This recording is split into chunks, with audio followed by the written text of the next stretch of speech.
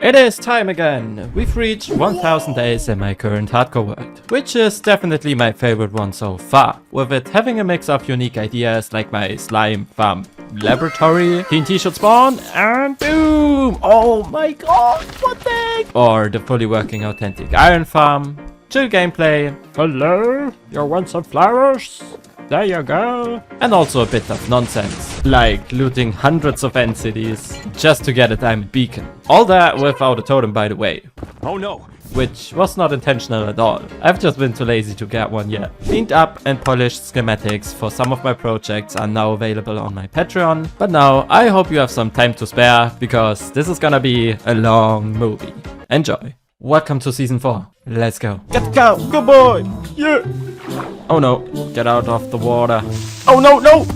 No. Get onto. Yeah. No. Oh god. This was not a good idea at all. Oh boy. Try to get there, but not die. Oh no. Oh god. Ooh. Come on. Stop. Get him. Get him. Oh my. Yeah. Wait. You're not the smartest. What a beautiful area to build. Oh hell. Buddy. No, we can't. Oh, ow. Okay, I wasn't planning to start at a village, especially not on a roof. But hey, at least the food is sorted. So, alright, I definitely won't take all of that hay, since I don't want to eat bread for this entire episode. So let's just go ahead and get that tree instead. Make ourselves a crafting table and some sticks, because that way we can make our first tool, which is not a pickaxe. Since I've seen an iron golem over there, which will give us 3 iron, just like that. We have ourselves an iron pick already. Let's get a crafting table and check out the houses. Oh, some more bread. A bundle. I take that. I don't need a compass. And look at that beautiful ocean. It's actually the first time I'm playing with Distant Horizons, and I gotta say, I love it. Alright, I'm basically done with this village, except this small little cave right here. Are there any mobs in there? Nope. Let's just go ahead and grab a few blocks. Any goodies down here already? Some copper? I'm definitely taking that coal, because with that coal, I can make myself some torches. Since I've decided to play with shaders, I gotta put that in my offhand so you guys can actually see what I'm doing here. That's it. Now there's some iron left. Give me that iron. Just in case we need to go to bed. And now let's see what else we got around here. Oh, ruined portal. No gold block for me, but hey, some flint and steel. Pretty useful golden helmet. The shovel, I take the gold, and the lodestone, I don't need cursive binding on the chest plate. With that flint and steel, why not go ahead and slay some cows? That's horses. Let me cook real quick.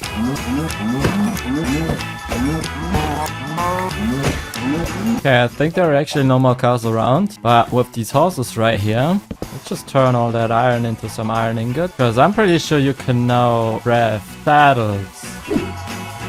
There we go. While the rest of my iron is cooking, let's try and get a good horse. Come on, buddy. Just be friends with me, huh? Don't throw me off again. Wait, are we friends already? No, we are not. This guy is kidding. And I bet you this guy is slow. Oh, there we go. We're about to find out. I'm sprinting. Oh gosh. Oh no. No. Yeah, that horse is literally the worst I've ever ridden in this game. Like, look at how slow. I'm running faster than that horse. Well, eventually I found myself a decent horse. Still not fast and unable to jump more than 2 blocks, but at least not this slow.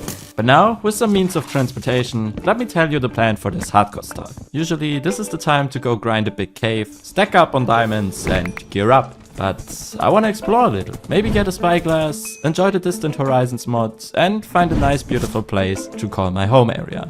Oh, okay, might not be a good idea to check that out without any ammo, but hey, what's the fun in that, huh? Oh god, this was not a good idea at all. Oh boy. The only reason I'm able to do this is probably the projectile protection for a golden helmet I got from the ruined portal. A horn? It's the best one, let's go. There's nothing else for me to get here, so see ya guys. Where's my horse? Please don't tell me he fell in there. Oh, hey buddy. I would love to have a spyglass. I need some amethyst shards for that though, right? Oh, some more cows.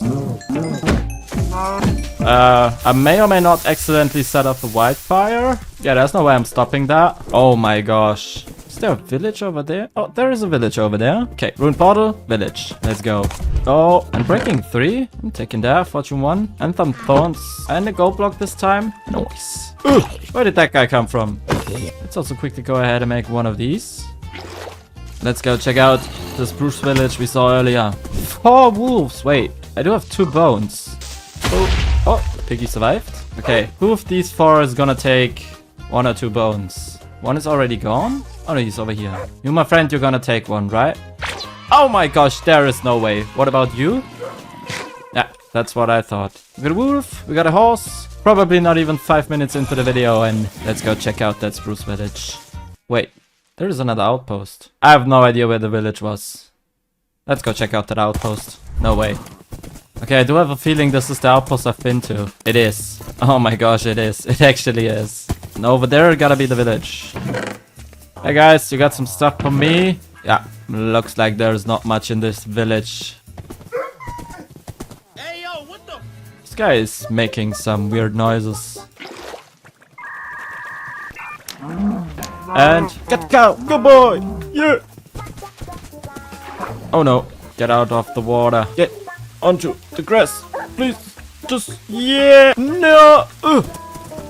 Ladies and gentlemen, I think we found another outpost. But also think the odds are high that I've just been running in a circle and that's the outpost I've been to twice already. Yeah, no, this is definitely a new one. Oh my... You gotta be kidding me. Nah.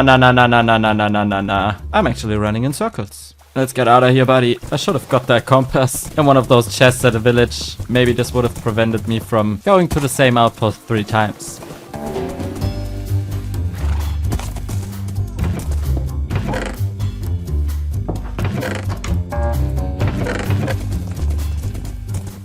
Oh, okay. I keep finding villages for some reason. Okay, I definitely didn't know this is a thing in spruce villages.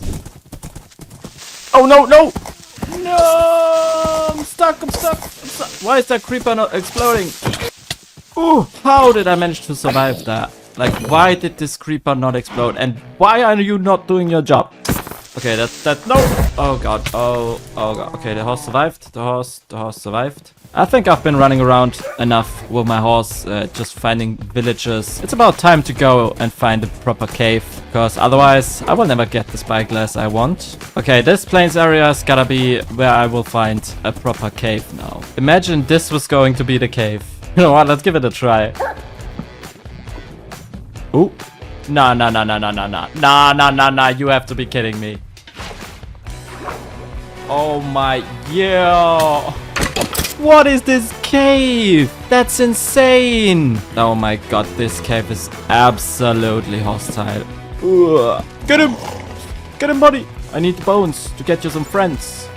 You're not the smartest, huh? Oh my god. I've seen big caves, but what the heck is going on here? Anyways, let's go collect some stuff. Here we go. First diamond of the season.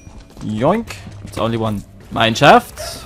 No more diamonds though, and still no geode. You gotta be kidding me. Hi. Ooh. Okay, that's been way too close. Thank god there was no skeleton around. Ooh. You don't see these quite often these days. Wait. Oh. Good boy. Imagine dogs would bring you the bones they get from killing skeletons. This? Yeah, there we go. Spyglass. Nice. You know what? Even though I want to make this a little more slow-paced, enjoy a nice little montage, because I think I just can't resist grinding this cave.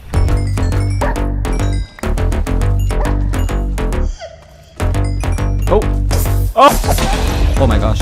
Oh, our first chest in a mineshaft. New pickaxe. This comes in handy. 2 chests next to each other. Still no name tag though. That's actually quite unlucky. What? Yo, you gotta be kidding me. Fortune 2. I can use that book. And Unbreaking 3 as well. Genanvil. Let's go. Fortune pick. That's gonna get us even more diamonds. Why are you running? Go get him. Ooh, come on. Stop. Get him. There's diamonds over there. Try to get there, but not dying. Oh. Holy moly, this was close.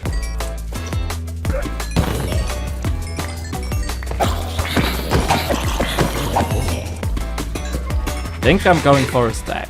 Oh, first dungeon. Maybe this thing will finally get us a name tag. Some horse armor? I totally forgot about my horse. We'll probably never find that horse again. Still no name tag. Found another 3. Oh, and I think I just found another dungeon. Let's see. No name tag in here. There we go. Oh my god. This took way too long getting a name tag. Okay, where we at? Ooh, oh my god. Slimes. Huge. Ooh. Alright, you know what? Let's get out of here. Out of... Oh. We made it. Oh no. Oh. Oh my gosh, thank god my dog survived that. This dog experienced a lot of creeper explosions already. Okay, didn't find my horse yet. Quickly go on top of that small hill, because I can't see it anywhere. Oh, you know what? I have a better idea. Okay. Do we see any horse? No, we do see another outpost, which I'm pretty sure this is not the one I've been to. Nope, that's a gray sheep, not a gray horse. No way! He's just chilling up there on the mountain. Hey, where did he go? You may not be the fastest horse or highest jumping one, but you sure are my first horse, and that's why you're a loved one. Let's go check out that outpost. I think over there, this looks like to be a pretty beautiful area, so we definitely gotta check that out. I don't see allies. We got nothing. Pretty much nothing. Now, thanks to the Distant Horizon mod, I found another outpost in the far distance, hoping to find some allies there for an early game XP farm. Let's hope that way was worth it, since I initially wanted to walk in the other direction, but oh, this is looking good. We got 3 cages. This could be allies. And it is! Let's go ahead and free those allies. Okay, buddy, get out there and leave alone my allies. Oh! Ooh, please don't kill me. No way. It's all 3 allies? We get 6 allies from that. Nah. You don't shoot my allies. Oh, yeah, let's not die here. Okay, I'm pretty sure I'm missing one. 5? Yeah, it's only 5. Where's the 6th one? Did we actually lose one? Oh, no. Oh, no, there he is. Look at that. We got him. Okay, what do we get? Nothing. Let's go back to our horse and find ourselves a place to live. Because these mountains look good from a distance, but do they also look good up close? We're about to find out. So, we're almost there, and this is looking absolutely stunning already. Oh my god. Oh my. Oh my god. This is insane. This is just insane. This is the perfect spot. That's it. That's where I'm gonna live. Like, I've never seen a wall of mountains this long. And I definitely think this is the point where many of you gonna ask what's the seed is. So yeah, I'm not hiding that from you. Here you go. That's the seed. And oh boy, I can't wait to start building my home right here. And the question I'm already thinking about is, do I build on top of this small hill or on top of this hill? Oh, and there's even massive caves around here. Look at that. This is the perfect home. Yeah, okay. Yeah. I've decided it's definitely gonna be on top of this mountain. And that hole in the wall right there, don't tell me this is not the perfect spot for a nether portal. Like, there's meant to be around nether portal. I'm in love with this area. Alright, I'm glazing this seed a little too much. Let's go ahead and start setting up the basics.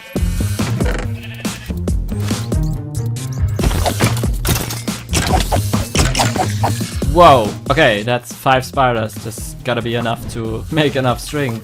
Leads, I mean.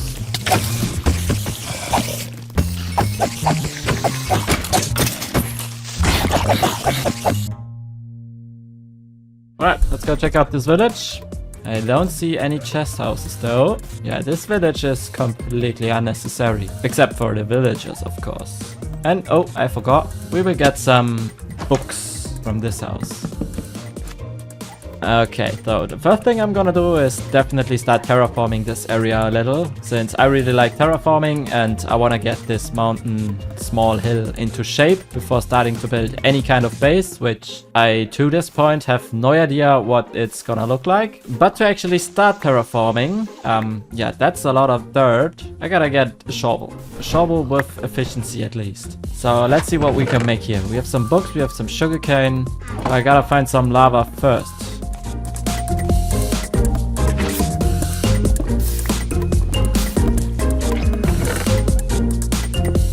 Yeah, I just found out I completely forgot to get some lapis. Time to go check out the big caves around. Going down, I didn't realize what danger I got myself into, paying the price after reaching the ground of the cave. Oh no, he didn't even have a name. I gotta get a new dog. Anyways, after getting some lapis, I decided it would be best to set up an early sugarcane farm for paper, just so I can get the level 30 enchantment table faster. And while waiting for the sugarcane to grow, I chopped some trees to also stack up on building resources. But let's head back onto the mountain and start terraforming. Luckily, there is no efficiency needed to insta-mine snow, and with my shovel almost broken, I made a new one, enchanted both, and combined them using my anvil, ending up with efficiency 2 and unbreaking 2, which was enough to insta-mine the dirt blocks, but not the grass blocks.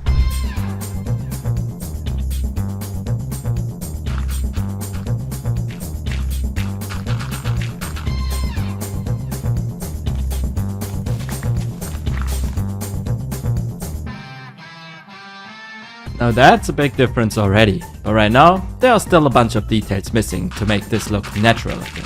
So for that, I cooked up some clean stone to make the cliffs look a little better. Right now I'm just using clean stone, but later on we can add other stone blocks to give the cliffs a bit more texture. Let's also make all the edges look good by adding a little bit of overhang, and voila, this is why I love terraforming. Alright, now here's what I'm gonna do for the base. Instead of simply putting an entire house on top of the mountain I just terraformed, I want to incorporate the base into this mountain. So first thing we're gonna do is dig out a circle. Let's also make sure my shovel's not breaking. Oh no! Alright, there we go, fixed. Go ahead and make a new shovel. Enchant it. Oh, we need one more level. We're basically level 17 already. Which should now insta-mine grass as well. Yeah, look at that. Let's quickly go ahead and dig out that circle.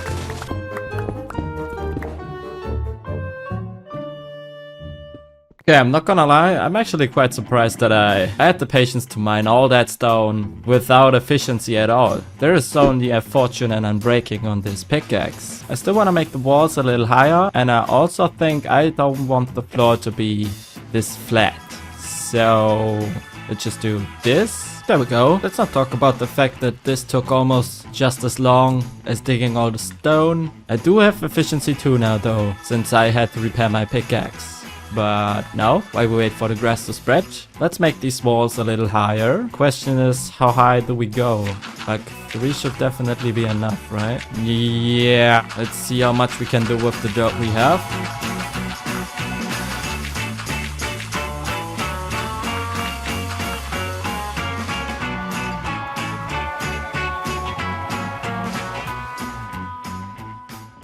Well, what a beautiful area to build a starter base. And with this terraforming now done, I also came up with an idea of the starter base, which is going to be a camp. Don't ask me why I left the emerald ore right there. I don't know myself, but yeah, I might just keep it right there for now. We still gotta do all the terraforming up here, but I think I'm gonna do that later. For now, I wanna focus on building the first tent and see what this actually looks like. And to build tents, we will need a bunch of wood. So let's just make some space in our inventory. Grab a few leads. We have 3 left. Can make 2 more. There we go. It's getting nighttime, so let's also go ahead and kill some spiders, maybe. Oh.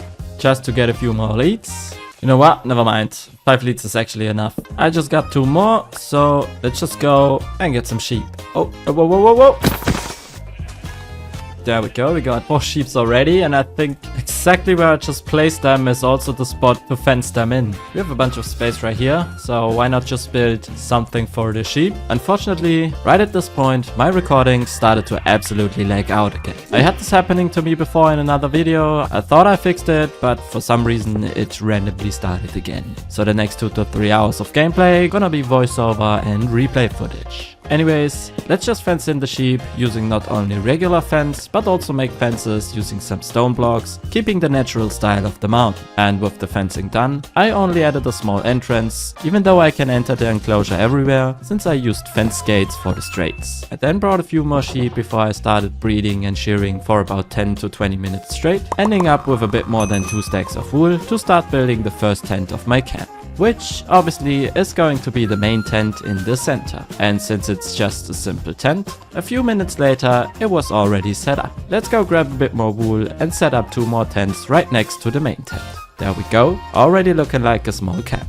But what is the single thing no camp misses? A campfire. And I actually took the opportunity to finally build this cool little idea, placing a composter on top of the campfire, making it look like I'm brewing some stew. I always see fun little things like that on Pinterest, and I want to make this world filled with stuff like that. Now at this point, I was surprised that I already used all my 4 stacks of wood I farmed earlier. Like, where the heck did all the wood go? I don't see 4 stacks of wood in this. Anyways, after setting up some paths, I wanted to surround them using some coarse dirt, for which I had to get some gravel at the shore. I also grabbed some more dirt to finish terraforming later, and after placing the coarse dirt, I also built a small wagon on the side, before I spent the rest of the day getting a bunch of spruce and oak wood, so I'm set for the rest of the episode, and finally, finish terraforming the top of the mountain. Voiceover, over. Alright. Today is a moving day, and like I said, I want to keep building funny little things like that, so let's just go ahead and start by building some furniture. Starting off with my bed.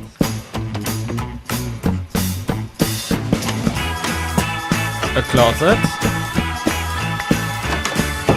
A kitchen.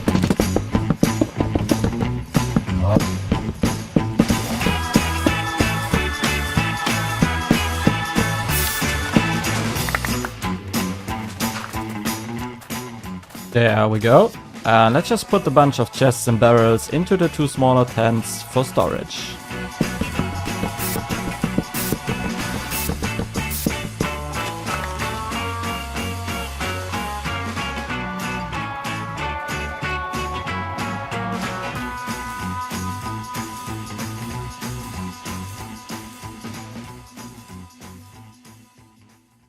Okie dokie, I think I finally moved in. I've put like all my valuable stuff in here, which is not much. I'm not rich at all. We've got our coal over here in the furnaces, and I've put all the stuff I have in here. Not really sorted, like that's a complete mess, but yeah, there's nothing valuable enough to be sorted already. And over here we still have nothing. Oh, hey. Okay, didn't expect this guy to be one shot. We also need to figure out a way to avoid all the snow. Definitely don't want the layer of snow all the time. So let's just place some torches again for now. I don't mind the snow being on the tents. And on top right here, I think I might just start building some farms, some farmland, which will also avoid the snow. But there's one final thing I have to do before finally moving in, since I can't sleep in this bed with some mobs being right here.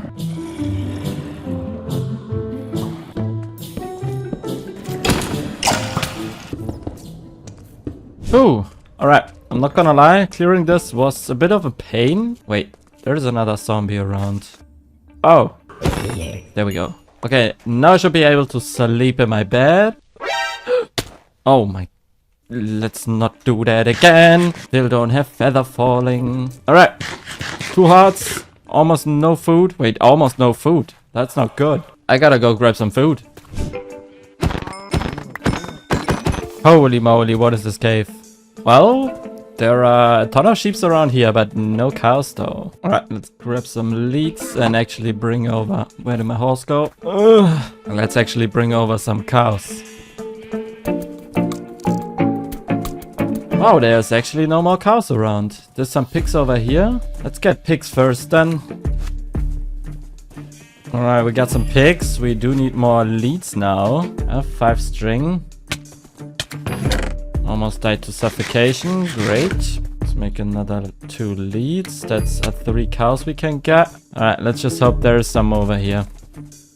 Yeah, no, this is way too far. I'm not traveling all this way with cows on some leads. I think I might just wait for them to respawn somewhere nearby camp. Yeah, should have saved some cows. Alright, let's just bring over our allies then. Let's put them right here for now, since I have no plans for them yet. I do have plans for the enchantment table though, so let's get that real quick.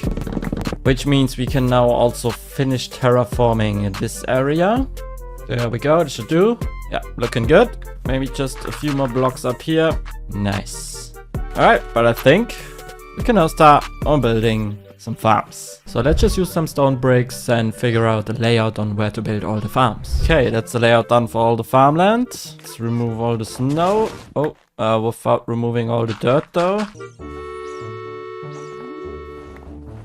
Let's also put the path in the middle. Alright, now we need a hoe. Oh, and I definitely need feather falling at some point. We do have a hoe with unbreaking 3 right here. Let's go. Okay, I should place all the water first. Time to use the hoe. Wow. Unbreaking 3 gold hoe. Got me this far.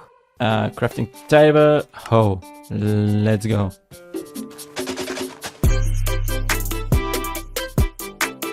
Oh, hell nah.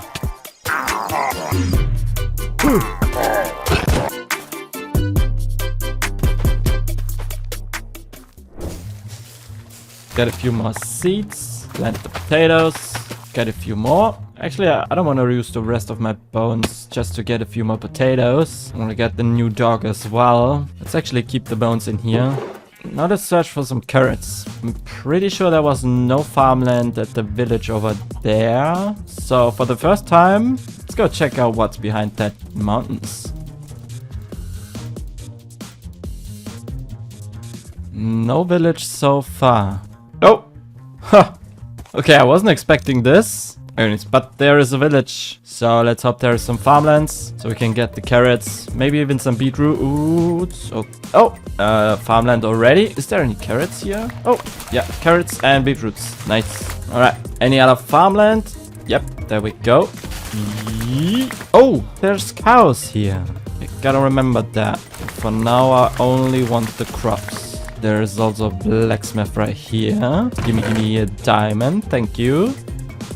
Wow, I can actually... nothing we actually need. Oh no, oh...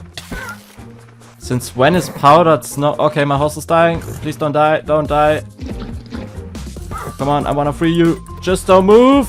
Ah, buddy! Stop moving! But your hitbox is way too big. Oh my gosh. Okay, stop moving into the powdered snow. Oh, yo boy, this horse is definitely, yeah, not the smartest.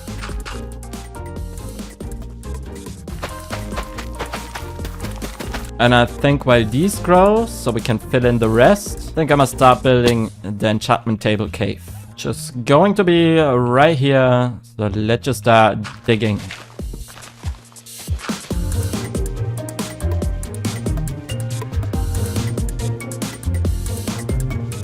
There we go. Cave done. Let's go grab a few details.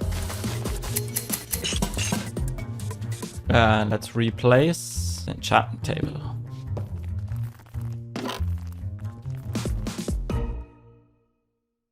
Now, for the next hour, I joined some friends on Discord by doing all the boring work to make everything we just built come together. Starting by adding paths all over the mountain and getting some more lanterns to light up the entire area.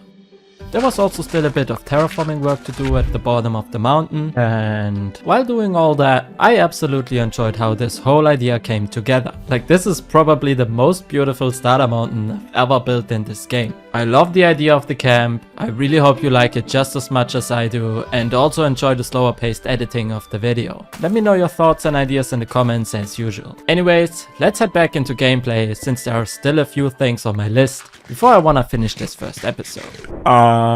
Stupid me forgot to press record after that voiceover. Luckily I didn't do much yet, but yeah, as you can see, I started building more enclosures for cows, chickens and pigs. But there are also 2 other things I still wanna do before finishing this first episode, but let's first finish this enclosures. We do have the fencing done for the chickens and pigs already. Let's do one more for the cows, for which I think we need a bit more room right here. Oh, there we go. Let's do the rest of the fencing. There we go. And let's start decorating, starting with the chicken enclosure.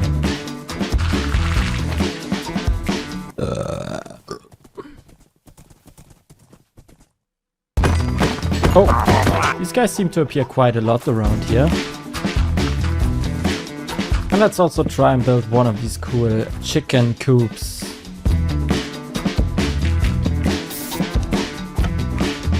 There we go. Maybe also some water. I'm pretty sure I do have some chicken eggs in here. There we go. That's only 10 though. Let's use some bone first and then use all the chicken eggs. Only 2 though. At least that's enough to start breeding. Chicken coop done. Let's continue with the pigs, for which I'm definitely gonna use way more coarse dirt since pigs used to be dirty. I just love the blue tone of the water with these shaders in this biome. Let's go put a bit of grass around as well. Let's also put some kind of feeding box, tray, whatever thing right here. You have some hay blocks left? I do. Let's just put them in there then. There we go. Wait. They should be able to escape right here now. Let's just shorten that by 1 block then. And boom. Yeah, now they can escape right here. Let's just put it right here then. Food, water, dirt. Only thing missing. Le pigs. Follow me. Get in here, guys. Nice. Remove the leads. There we go. And since I've been diligent already planting some carrots, we can already breed the pigs. Alright, next up, cows. Which definitely are not as dirty as pigs. But let's just add some small patches of coarse dirt for them as well. Let's finally also light up the area. Here we go. Looking beautiful. Now we just need to get some cows. Alright, where do I go? I could go back to the village where I've seen the 2 cows, but I think that's quite a long way. I do have the leads with me, so let's just go look over there. Maybe we are lucky. I will find some cows. I found some donkeys. No cows. No, there are some cows. Let's go. It's a long... let's... You know what? Let me just quickly build a bridge right here. Since we all know my horse is not the smartest. Alright. 1, 2, get over here. 3 and 4. Let's go home. I made you a beautiful home, so let's just follow along. Okay, this one is gonna be tricky. Oh, wait. Okay, it's getting nighttime. We gotta hurry, guys. Beautiful, beautiful. Don't fall in there. Don't fall in there. Oh, there we go. We got the cows in. Alright. Now that we have all the basic animals, there's only 1 animal missing. There is no way. Like, why are you so often around here? Okay, I don't have any silk touch yet. So if I remember correctly, we gotta put a campfire below, so the smoke will make the bees chill, I guess. And then we can, yeah, just break it. No, we can't. Oh, ow. Okay, I'll be back for you. I'm gonna need some silk touch. Where did my house go? Alright, let's start Operation Silk Touch. We just need a Fletcher table, a lectern, and get over to the village. A lectern in here, there we go. So to make a Fletcher table. We also need some wood, straight for sticks. And let's also get a book. Let's go over to the village. Hello, hello, hello. Who is ready to sell me some Silk Touch? Oh, that's not go. Is there a golem? Is he angry? Oh, he's angry. Looks like he's stuck. Can you move? Anyways, let me quickly get some bob. Alright, we got 13 emeralds. We still can get more, but now let's try and get Silk Touch for at least 30 emeralds. Okay, go into... Yeah. Boom. Alright, come on. There's a fresh lectern for you, my friend. Just pick your profession and trade me some Silk Touch. Come on, I know you want it. I know you want to trade with me. He doesn't want to get his profession again. Look at his face, like that's some devil's expression right there.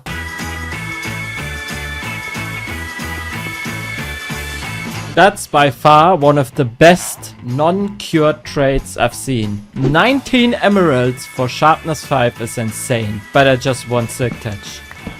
Just 2 tries after we get the Silk Touch, let's go. Oh. Okay, he's not mad at me, even though he looks mad. And let's actually wait for nighttime so the bees are all in their hives. And while we wait for night, we can already prepare the spots where we'll place the beehives.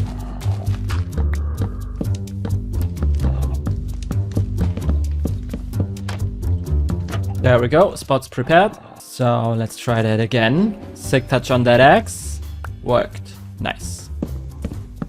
Boom, boom, boom, boom. There we go. Got the bees. Make a path right here. Add some coarse dirt. Let's also get some flowers.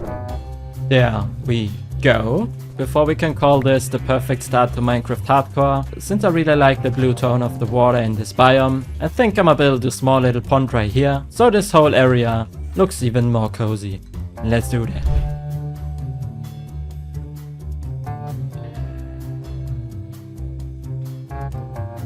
Alright, look at that. Look at that beautiful small little pond. Like, put some sugarcane around with some strings on top, just so that they all don't grow to the same height. And I've put, oh, I gotta fix that. Put some torches right here to prevent that from happening. I've also put some campfires in the pond to make it look like it's not only a pond, but also a hot spring. But yeah, the only thing I need to do right now is to get some more bones and bone meal some of the areas right here. And this is also the last 3 bread I have, so I gotta get some more food again. But that's a thing for episode 2. I think we can call this the perfect start to Minecraft Hardcore. I love this camp area. I really like my animal enclosures. We got the farmlands on top. Still need to figure out what to do with the snow over there. But yeah, I think that's it for today's episode. So when I started this world, I had to decide between these 2 hills on which I'm gonna build my starter. And as you can see, I chose this one. I still wanna use the other hill too. So today we're gonna prepare everything we need to build a giant bridge connecting the 2 mountains. I'm talking Enchanting. What is this enchantment? First Nether trip. I don't like this. A bunch of terraforming. Oh, wait, my bow! Building a stone quarry, producing all the stone we need to build the bridge. Yee, is it working? Oh. Not, and a bunch of other shenanigans. Come on, get in the hole! First spider jockey of the season. Why is he changing texture? What happened here? Oh my, what the heck?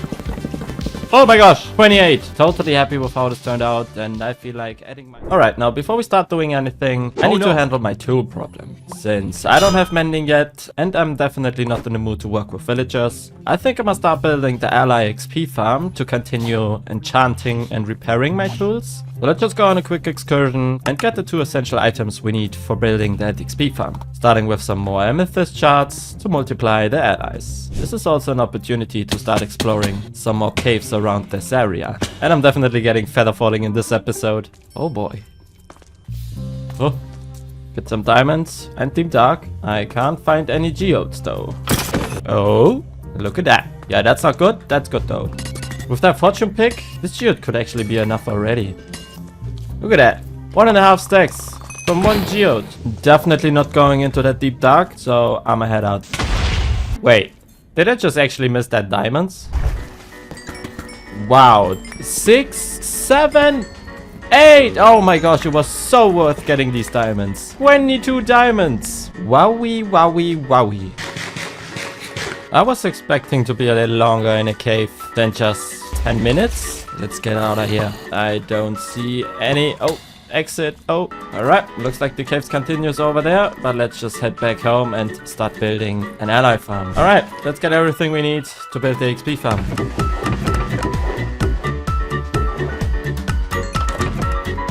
And start building it right in front of the enchantment table.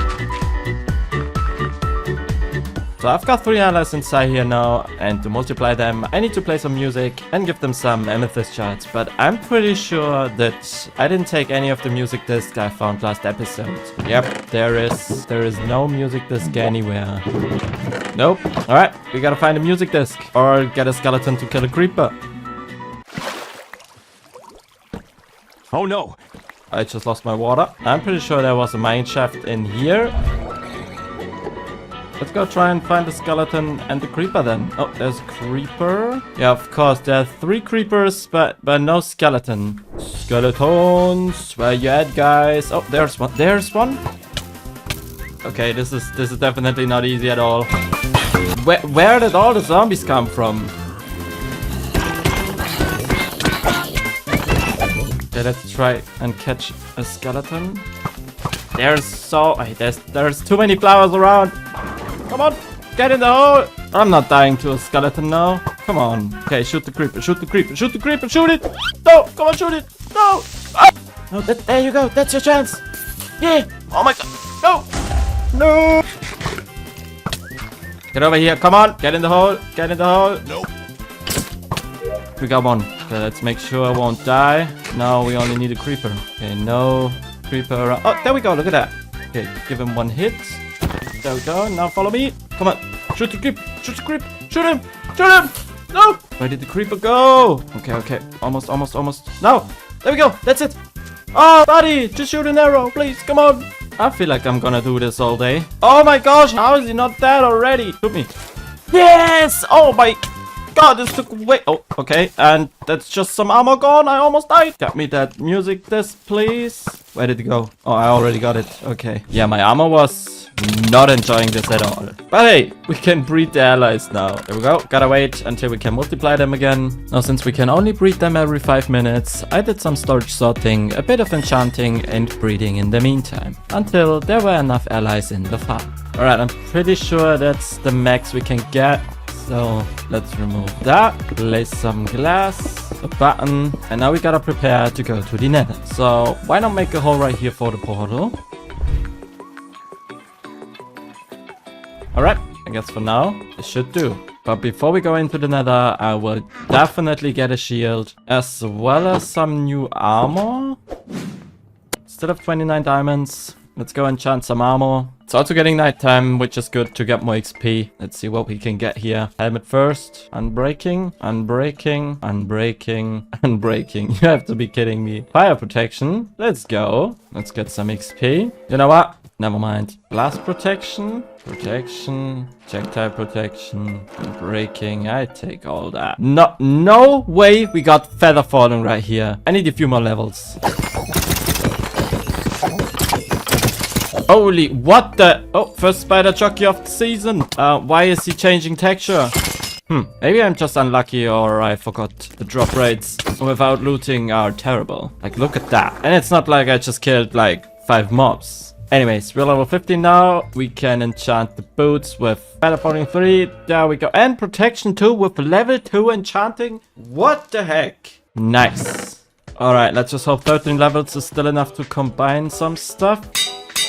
There we go. We're on level 1. But I think with the armor, which is quite decent, we're ready to enter the Nether. I only want blaze rods and nether warts anyways. We even have 34 arrows and a bow. Let's go. Oh, okay. I don't like the spawn. I can... Oh. Okay, this is looking a little safe. Where are we going though? I don't like this. I think I'm gonna try and get over there. The only problem is I'm running out of blocks, so let's get back home, get a few more blocks. This portal is definitely not on a good spot at all. Okay, this is looking way better now. Also get some XP by getting some quartz. I promise you this is not scripted content. Oh no. How do we get down there though? Wait. I do feather falling 3. Nice. There we go. We have a way up. And there is nether warts already. Look at that. You can't get more lucky than that. We just need some blazes. Hello. Oh my god. Nice. You already dropped one. Oh, there's more nether warts. Thank you. More blazes. Hello. There is actually no chests in here. And there we go, there's a blaze spawner. Well, 3 it is. Let's go back home. What a chill little nether trip. Let's cook up some potions. Kitchen, brewing stand, blaze powder. I've cooked some glass in here. Turn them into some bottles. Alright, we got 9 potions. Put a water bucket right here. Armor stand on top. Place the potions inside. Place this. There we go. Level 43 with 1 potion. Let's go. And I think I'm gonna enchant the sword first because a sweeping edge would work way better on this farm. Only got sharpness 3 though. Let's try that again. Okay, we're only getting bad enchantments. Let's actually go ahead and make some more tools so we can combine a little more while enchanting. Alright, let's go enchant some stuff. Protection 3. Oh my god! You can't make this up. What is this enchantment?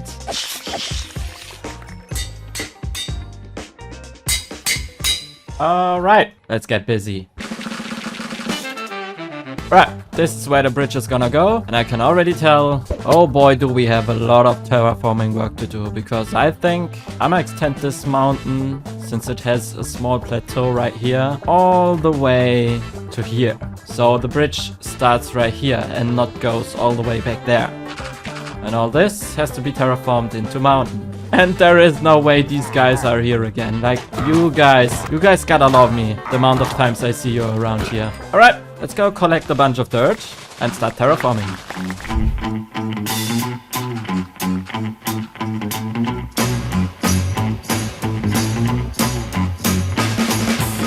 Okie dokie, now so far I'm happy with how this terraforming turned out, and definitely not happy with the amount of work we have to do on this side, which is gonna be way more than we just did. And I also gotta get some more torches and completely light up this mob farm I just created, because there are a bunch of endermans in there which constantly steal blocks from what I just terraformed, creating some holes in.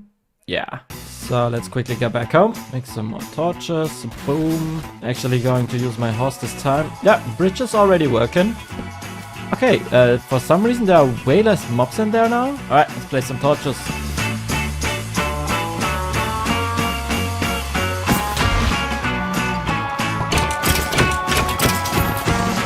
Okay, I think the area is lit up. And let's also get rid of the enderman. Whoa! Okay, I killed him with my shovel. Alright, but with the mob farm now removed, we gotta get a bunch of stone to, yeah, make these walls look good.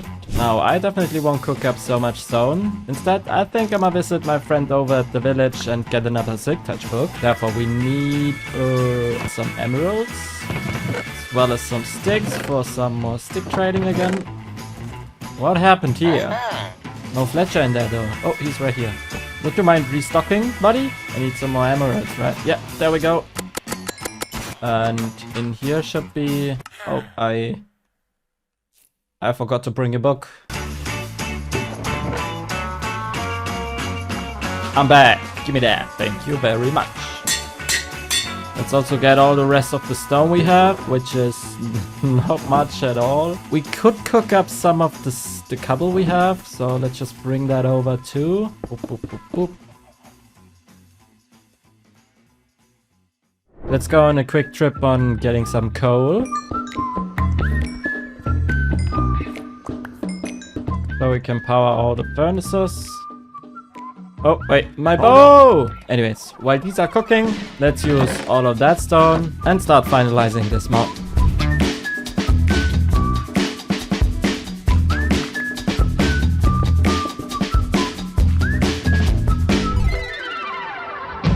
Wow, now look at that. This mountain almost looks just as beautiful as this one right now. But now we gotta do all this over there, which is definitely not gonna be easy with this giant hole inside the mountain.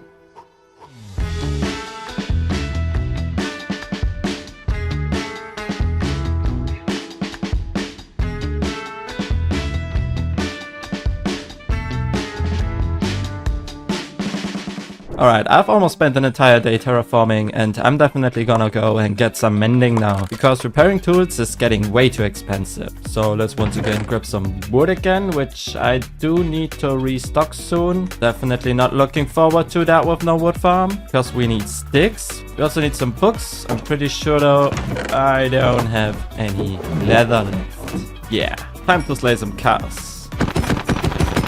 Yeah, this somehow feels illegal without looting. Only 7 leather. We got 7 books now. Where did my horse go? How did you get over there so fast? Okay, where did the Fletcher go? He's not in here. Let's free those guys. Yeah. Oh, he is in there. Give me some more emeralds. Should have brought another Fletcher table. Wait, is there any gravel around? Oh, he just restocked. Thank you. Alright, let's make another leg turn then.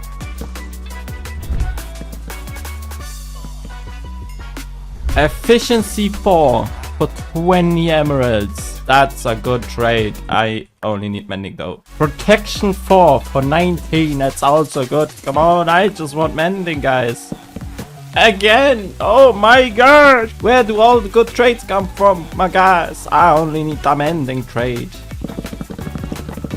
Oh my gosh, 28. I feel like we could get this a little cheaper. I can only buy 2. You know what? Even though this took a while, I'ma keep trying. 28 is a ripoff for mending.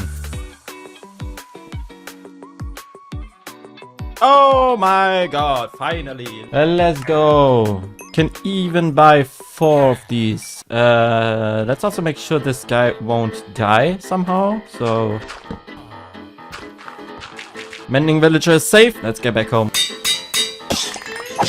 Actually, I only need 1 shovel, so I can just combine the shovels. Yeah, I can't. I've repaired this so many times. It isn't even worth keeping. Bye, have a great time. Okay, so we do have 1 mending book left. I might just keep it in here now until I need it. This horse is always running away. But now, since I've spent so much time terraforming already, and I also had the idea to build a stone quarry with an automatic cobblestone and stone generator right here. So yeah, let's just go ahead and prepare that area to build a stone quarry. Alright, area prepared. We can now simply go ahead and build a cobblestone generator right here. We do need some materials for that though, so let's grab them real quick.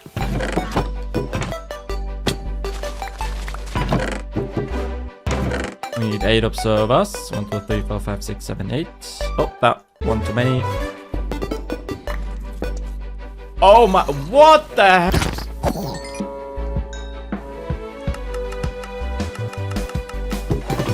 Okay, we got everything we need. Let's go build the first automatic farm of this series.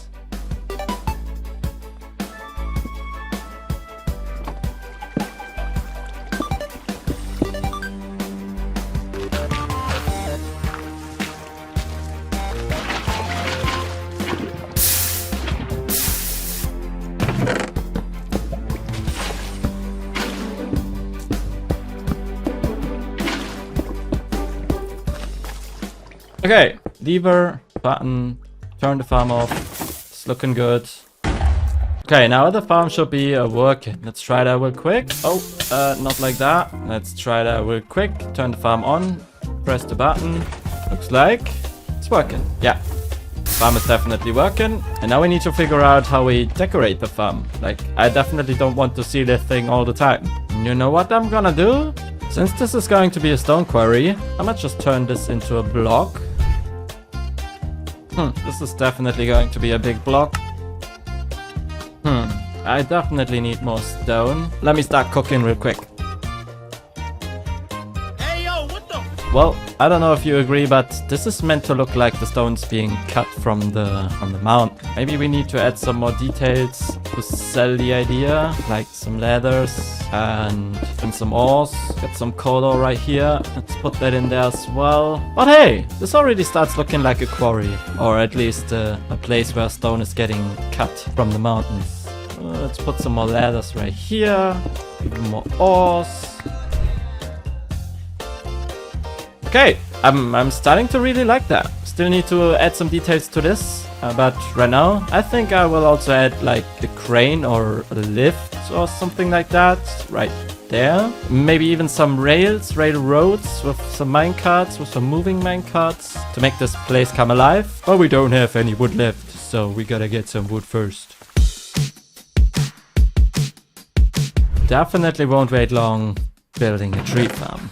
But not in this episode. Alright, let's start by building a tower. Now, so far I'm absolutely loving this hardcore world. This type of gameplay, combined with my style of editing, feels so much more creative, and I'm really enjoying what I'm doing here. It's just way better than chasing and copying any trend on YouTube. I hope you're feeling the same. Maybe show it by hitting that like button. Thank you so much. About the stone quarry, I need to mention everything I'm building here is highly inspired by builds on Pinterest. But I will shut up now because this song is about to blast its best part. Enjoy.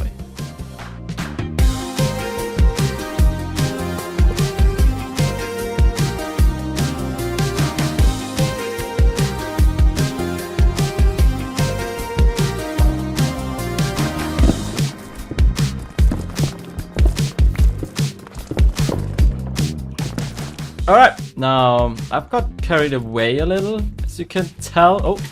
Oh, what a clutch. Initially I planned to add some minecarts as well, but with the details I've added already, I think this is definitely enough. Totally happy with how this turned out, and I feel like adding minecarts would just overcrowd this place. I've also been collecting some iron for the past 10 minutes, since I will need a few more hoppers. And as you can see, I've also made some powered rails, because down here, where the collection area is for the cobblestone generator, which is inside here, I also want to place some furnaces. I think 8 is a good amount, which is cooking up some clean stone as well. So we need a rail going on top of these furnaces. Gear hoppers below, rails on top. Ta-da! Alright, this should work now. Maybe add like some details like that. Oh, there we go. Yeah, this is looking beautiful. We do have one hopper left, but now we don't have enough iron to make another minecart. Oh wait, there's still some. Nope, there's not. You know what?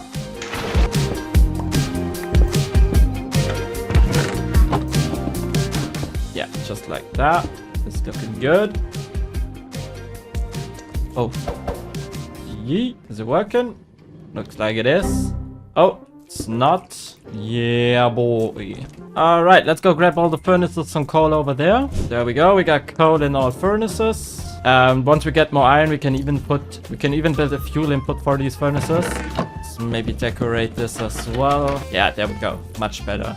Now let's start the generator. Click this lever, push the button. Cobblestone is coming in. Yeah, the furnaces should all be cooking. Yeah, boy, let's go. So this stone quarry should now be able to produce all the stone and cobblestone we need to build this massive bridge in the next episode.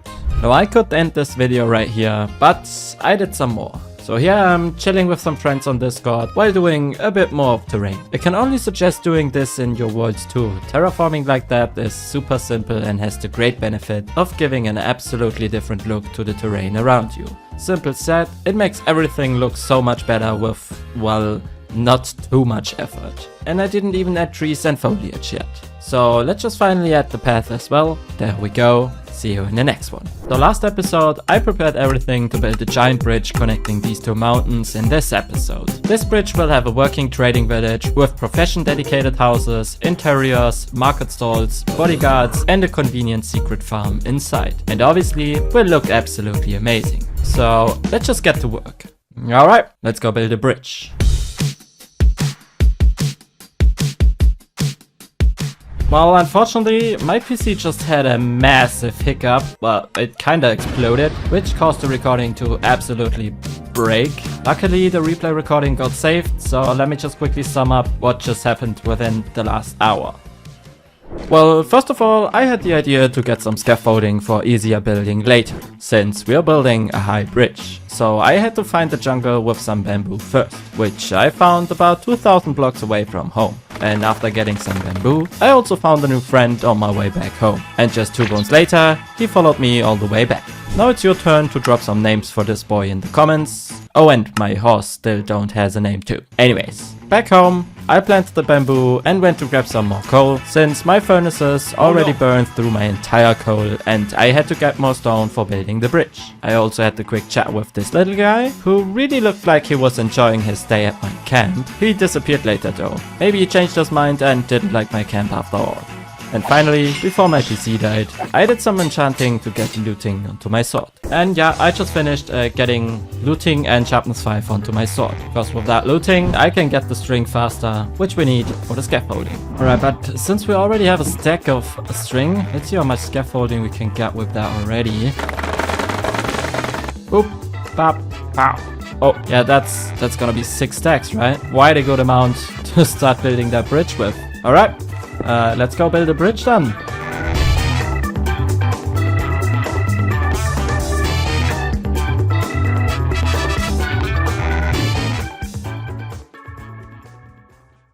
There we go, we got the rough shape of the bridge done. Now it's time for details. And as you can see, I've placed a cobblestone floor right here, but it's 1 block lower than the actual floor of the bridge, since I don't know yet what I want the floor of this bridge to look like. But we have another problem we need to handle first.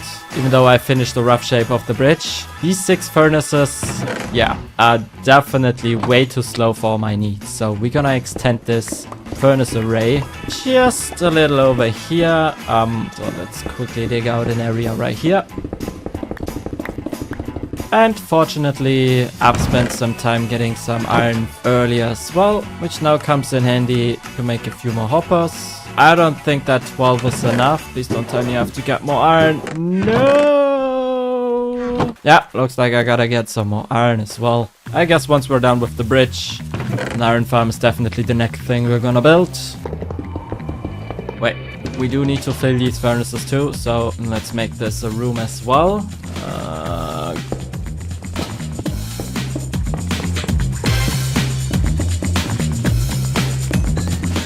Alright, let's hope this minecart... how do I get the minecart now? Nope. Let's also grab the coal right here. We don't waste any coal in this series. Alright, there we go. Let's run that minecart again. Uh-oh. I think we do need more powered rails here. No! Yeah, I'ma fix that later.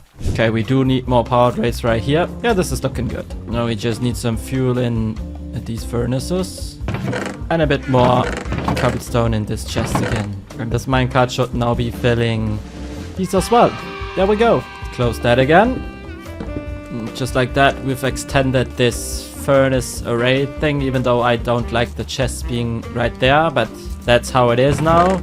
We got a bunch of clean stone in here. Great. Make some more stone bricks. Wait, we can actually do this, which is way faster. Boom, boom. Let's make some stairs. You know what? I'm taking that with me. And now, let's try and add some details to this massive bridge.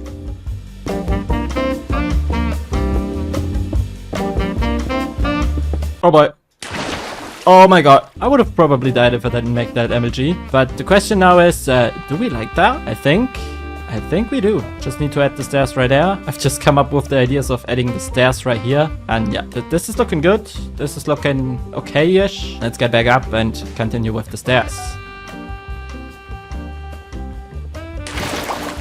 Phew.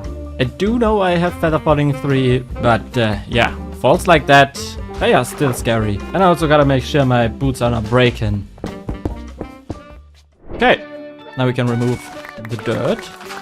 And on top right here is gonna be the railings. Let's just figure out what we're gonna do with this edge, for which I think we will also need the scaffolding. What about the furnaces? Oh yeah, they are way faster now. But looks like we need to get some coal soon again. Okay, so let's go ahead and figure out something for these. No, I don't like the look of stairs. Or what is if we just simply remove the dirt? Oh, I gotta fill some holes then. Hey, this could work as well. So let's just quickly set up some scaffolding.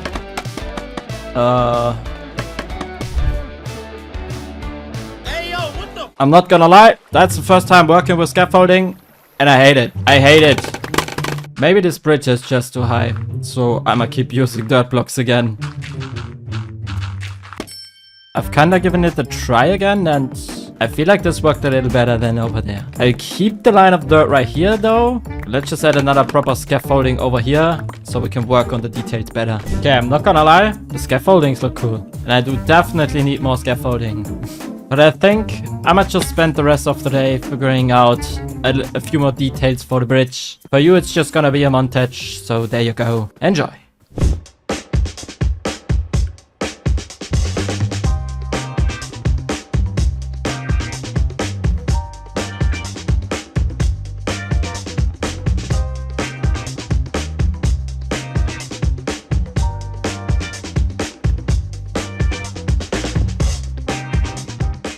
Alright, I've just spent a couple minutes grinding some more string at the spider spawner over there, which my armor didn't quite like, because with the bridge construction done now, I need a few more scaffolding to build a proper scaffolding in front of the entire bridge, because even though I quite like this bridge already, there is something missing. I want to add moss and mossy cobblestone, mossy bricks to each end of the bridge, making it look like this construction, the bridge, is soaking up some moisture from the terrain. And I also want to add some broken parts to the bridge as well. So let's quickly go on another trip, because we need some moss to make all the mossy blocks, and then we're gonna build the giant scaffolding in front of the bridge.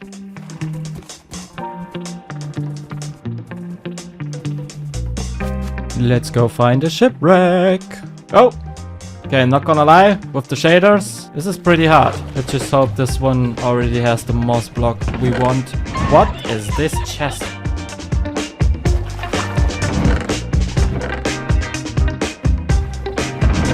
No moss in here. Nope, still no moss. Come on, I just want some moss. Can't be that hard. That's gonna be the shipwreck. No, come on! Bamboo? You gotta be kidding me. Guess we will be out here for a while. For some reason I can't find whole shipwrecks. Give me some moss. You gotta be kidding me. Please, please, please, please. Yes! Oh my god! Whew. This took long. Yeah. Just long. Let's get back home.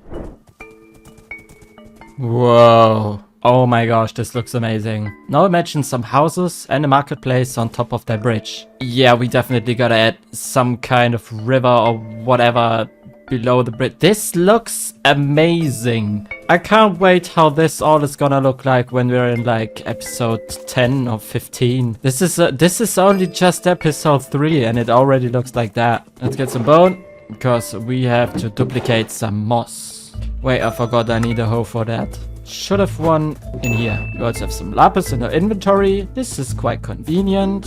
So, boop boop, silk touch. Boom, boom. There we go, efficiency 4. Okay, we only just need a place to duplicate the moss.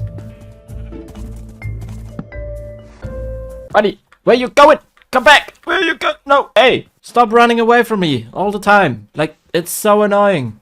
You stay right here. Don't do that again. Okay. Oh, wait. It's kind of dark. Okay. The hoe is almost broken. We got an inventory full of moss. Let's hope that's enough. Oh, let's just see how far we can get with that. Back to building. Let me just quickly set up the scaffolding again. And now let's start decorating.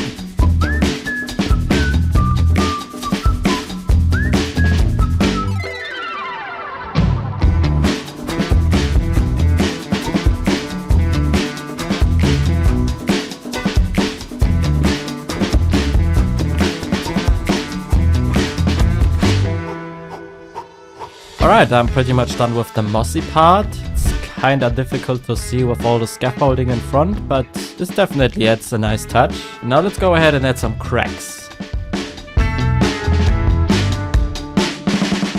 Alright, let's just hope this was a good idea. The problem is, we will only find out once we've removed all the scaffolding, because right now it's blocking the final view. But yeah, I think I won't add any more details, so let's just go ahead and remove all the scaffolding. Yes, look at that. Maybe a bit too much on this side, and the walls were definitely not a good idea, but I'm pretty happy with that. Before we go to the next step, which is building some houses and the marketplace on top of that bridge, we also need to figure out a path first, and I also gotta give my armor some care. And before I forget, let me satisfy your souls by fixing that hole. There you go. I hope you can sleep now. Okay, the problem with fixing armor though, I don't have any more diamonds left to, yeah, make some more armor parts. And I also don't have any iron except 10 in my inventory to make a new anvil, since mine already broke. So what we gonna do here? I think I'm gonna grind some diamonds, get some more enchantments. Let's go. What the heck is that? Look at that. 2 diamonds already and some coal. Oh boy, I don't like my boots being this low. Not good. Not good. I can't express my hate for dripstone caves enough. Oh boy. Oh my gosh. Whew. Not gonna lie, that's got me. Give me that diamonds and get me out of here. Let's see how many diamonds that is. Alright, where we at? Where's my horse? This is not the cave I entered. This is definitely not the cave I entered. I'm lost? Oh, I forgot to get some iron too, to make a new anvil. I just thought I'ma quickly get some more iron. Nah, what the heck? Like with all these dripstone caves around here, there's only copper in the caves. No iron. Like these 39 iron took me 20 minutes to get. Give me that, give me that. Alright, new set of armor. I know I'm wasting a bunch of diamonds. I could have made this way more efficient, but I'm just not in the mood to make one of these hardcore episodes where I'm just focusing on the perfect armor. I'm just upgrading my armor step by step, like back in the days. No grind at all. See, my armor is almost broken. I'm gonna repair it now, and while repairing it, I'm gonna enchant a new set, and when combining, I will probably get a few more better, good enchantments, and I'm a step closer to perfect armor. But I need an anvil first. There we go.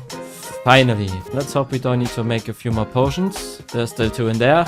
Let's go. We are level 30 though, so... And right there. Let's do the boots first. Unbreaking 3. Perfect. Protection 4. Insane. This is just what I need to make the perfect boots. Almost perfect. Only mending missing, and we need feather falling 4 too. Boom.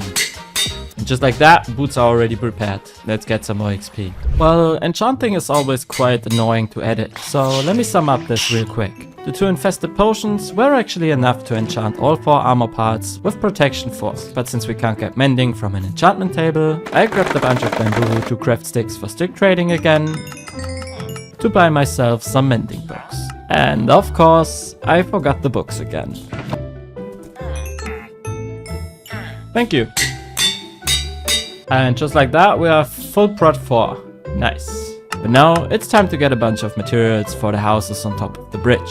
Starting off with the best looking wood in the game, and some of the oak wood of the local forest. Stone will be generated by my stone quarry, but I also wanted to get at least some diorite, andesite and granite before I made my way to a near dark oak forest and get some dark oak as well. And since there was a birch forest right next to it, I also grabbed a bit of birch, leaving a bunch of floating trees. Yeah, it's not my fault they grow this tall. Let's also get some cobbled deep slate, which took forever since my fortune pick still only has efficiency 2, and we can only craft deep slate blocks with cobbled deep slate. Gotta upgrade that soon, but with that done, I was set with materials to start building. Actually, we do need to build the floor first.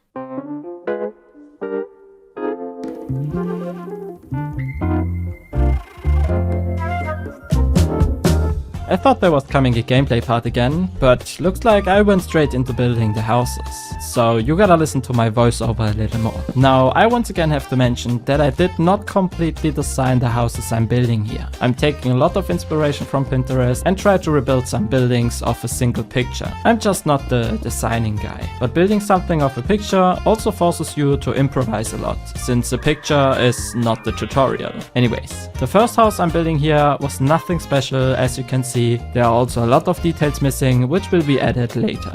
But hey, it's a good start. Next up is a tower, which I planned to put some clerics in, but ended up using it for the librarians later. I also had to make sure that the bridge was still working after building every house, which made it a little difficult to build the entrances. With the tower done though, I started to think a little skeptical about this idea. With these big houses on top of the bridge, it looked unrealistic. But hey, I just trusted the process as I'm not done yet. The third house got a little diagonal shape, different blocks and a little bridge to the tower. The last and final house didn't really fit in, but I thought it would blend in later once I had the market stalls. Yeah boy! I think I won't add any more houses, and I do feel like I need to change the roof of this one. But for the rest of the bridge, I want to go ahead and build some market stalls. And before we do that, let's go and take some leads, make some boats, and actually get some villagers. First time riding this bridge with the horse. Into the boat. No. Yeah, I don't want you in here. Let's put the boat over here. Maybe get some more space. Will you get in the boat? No, wait. Yes. Yeah. Let's bring these fellas over. Oh. Wait, what? Of course it's the path blocks. Move a little more. I think this is going to be the library. How do I get these guys in there now? Maybe like that. Yes! What is the horse doing up here? Can you... Wait, no. Can you just stay down here, please? Do we still have a lead? Oh, we do. Wait. Oh, wait. You know what? I can put him... Ta-da! Boop. Okay, they shouldn't be able to escape anywhere around here. I guess you can see I've put the trapdoors right there, so they can't escape here. Just use the... Oh my god, no, don't go in here. Looks like I forgot some torches. Guys, why? Okay, seems like they are struggling with some trapdoors. Yeah, buddy, there's a door right next to you. Oh my god. Anyways, we got the 2 villagers inside. My horse is gone, as usual. Let's remove that ugly tower of moss. Now we need some beds, for which we need some wool. We also need bread. Yeah, that's definitely not much, so let's just get some potatoes as well. Maybe it's also time to start extending the farms. Anyways, that's probably a good amount. Where's my horse? Not too far this time. Now let's make some beds. Boom, bada boom. Hey, oh, that's some. Because I can now temporarily place these beds in here to make these guys breed. Just so we can get more librarians in here. I forgot to craft the bread. Boom, boom, boom. What's wrong? Oh, I know what's wrong with them. They trying to pathfind to their lecterns. We need to get 2 more villagers anyways. That's 1 and 2 and 3. And where's my horse? Alright, let's put these 2 in here. Just need to make sure they can't get out somehow. Maybe just by placing a trapdoor on the floor. I think carpet also works, right? Boop. Can you guys get out of here with that carpet? No, you can't. That's good. I guess zombies can go in though. These guys need their lecterns, so let's just place them right here. And now you guys can breed. There you go. Take some food, bread, carrots, potatoes, all you want. And make baby. Let's give these guys some beds as well. I think 8 is enough. Let's get some more food. Oh no. You know what? Yeah, you go in there. There you go. Alright, and while everyone is breeding, I think I'm gonna go ahead and collect some materials I need for building the market stalls. Which is more wool. Some dye. There we go. Do we have wood in here? We do. Let's play some nice music and build some market stalls.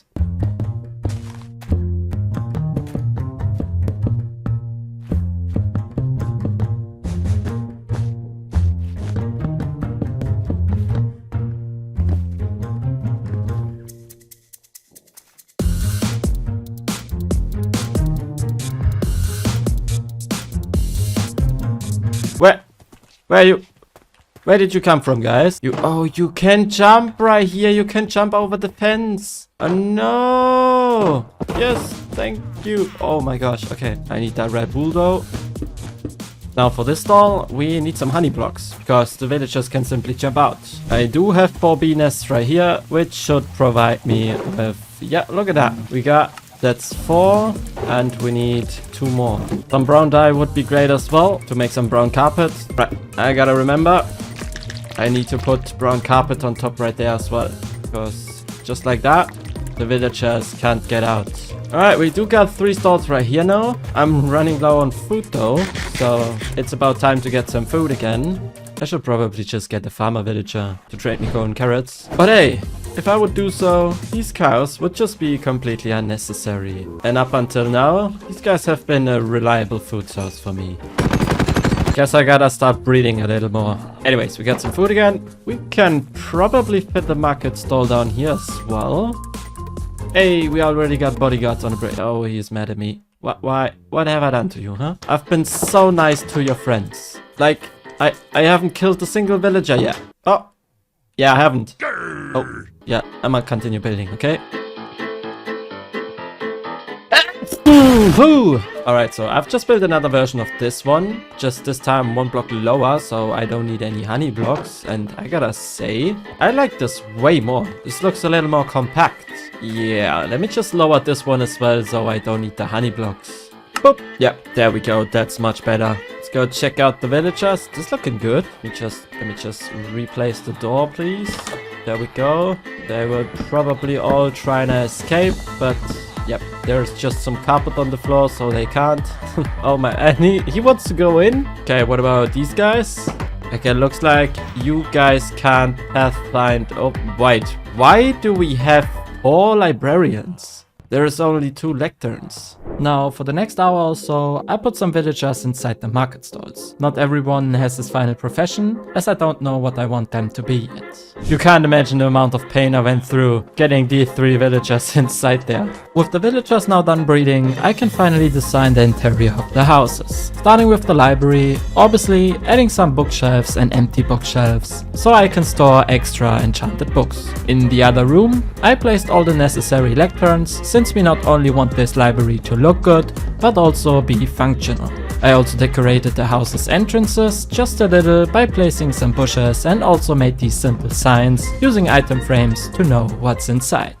I gotta pause working with the villagers and decorating the houses since we have one issue down here, because there are tons of mobs spawning, which also means endermans can spawn, and if I won't prevent that from happening, the bridge will slowly disappear with all these holes. Hey buddy, I'm gonna just quickly fill all the holes. Yeah, see, this is exactly what I meant. These 2 guys already made a mess down here. Look at that wall. There are 3 blocks missing right there. There we go. Let's get back into decorating. Oh. Okay, now I haven't done these guys yet, since I don't know what I want them to be. Same goes for all the market stalls, except the Fletchers, of course. But I had the absolute great idea now. Since we have so much room down here, why not build a bamboo farm inside of the bridge and then make like this barrel the output chest for sticks. I'm just gonna build a small piston observer based bamboo farm in here. And by using an autocrafter, sticks will end up in this barrel. I thought that's a pretty nice idea. So let's just go ahead, make some space in our inventory and collect all the stuff we need to build a bamboo farm. And looks like I have to get some more redstone. And iron, of course. Do you see that? He's not running away.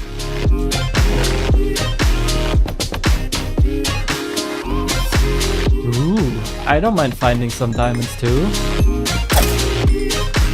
Whoa. Whoa. Alright, that's gotta be it. My inventory is full and I forgot my bundles. Hey, I can see sunlight. Wait, where actually are we? No way, did I actually go this far away? Oh, aha! That's been like 500 blocks. Look at that. This is gonna be so epic. Oh, yeah, straight to my head. Time to cook some iron with no coal.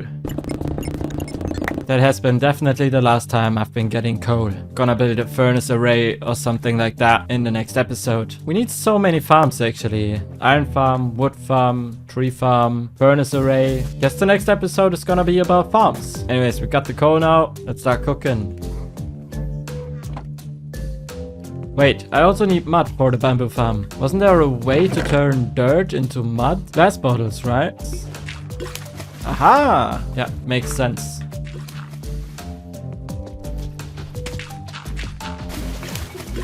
Well, that was easier. Let's also get the essential part, the bamboo. And we also need a crafter. Oh, no way, I just did that. I don't even need a dispenser, I need a dropper. Yeah, there we go. Time to build a bamboo farm. This should be working. Crafter right here. Let's hope we have enough hoppers, which I do believe we don't. We actually had enough hoppers. We got a crafter crafting sticks. And we need soul sand and kelp. Do we have soul sand? I do have soul sand. Oh, thank God I don't have to go back to the nether. Don't have kelp though. Soul sand right here. Let's pillar this. Oh.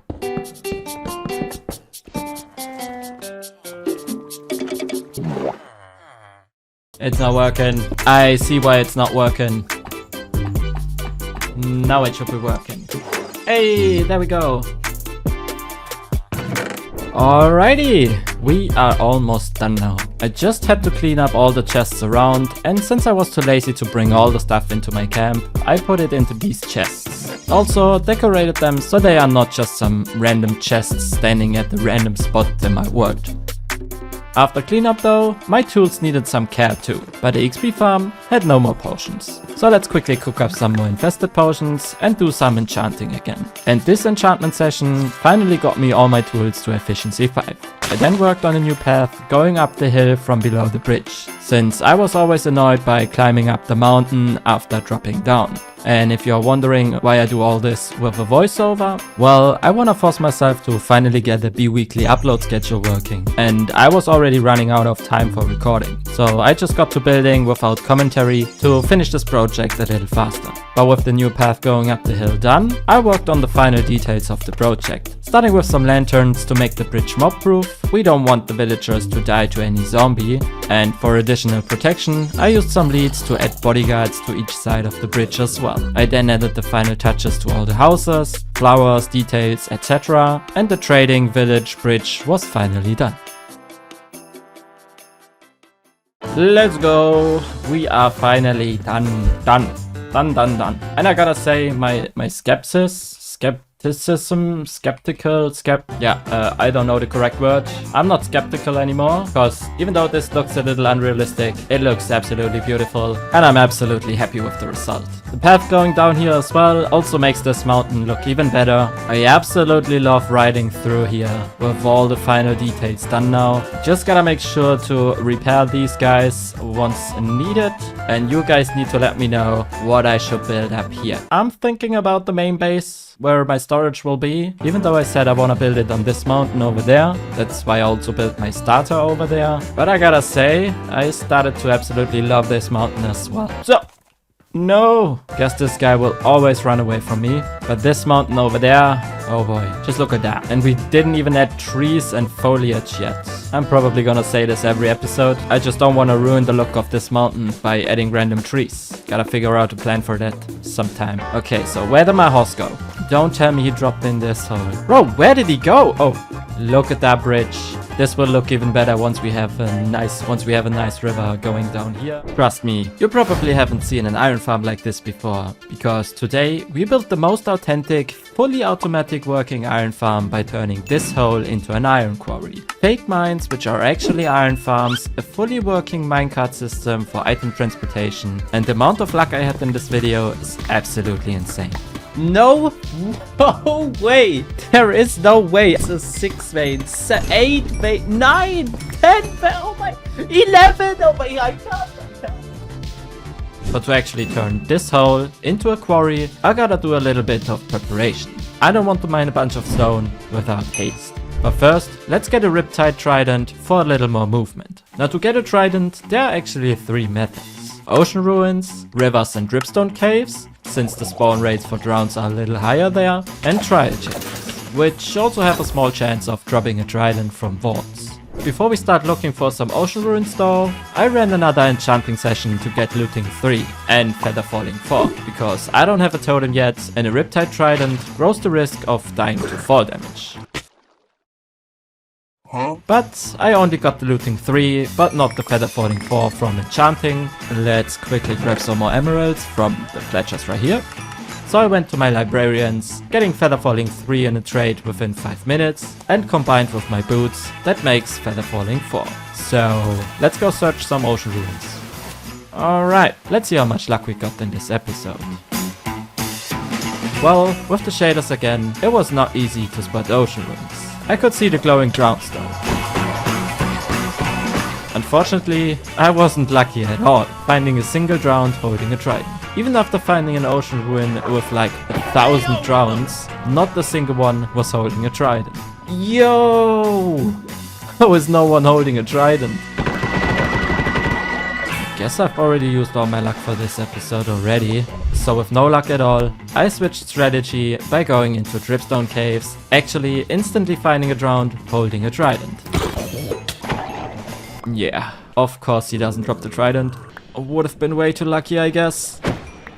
Rivers didn't work too, haven't found a single drowned, and since I don't want to waste a bunch of time to build a drowned farm just to get a single trident, I switched strategy again, trying to get a trident from walls. Alright, let's level up a cartographer to get a trial explorer map.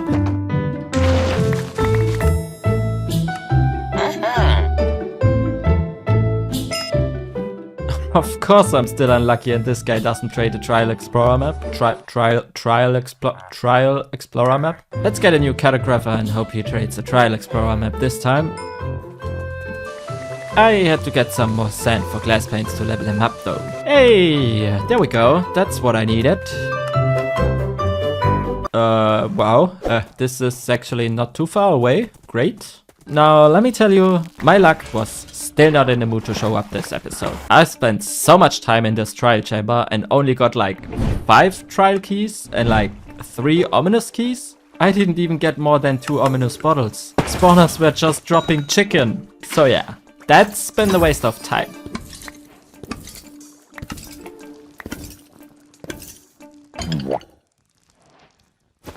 Yeah, trial chambers. Definitely not worth trying to get a trident. I didn't even get good loot in general.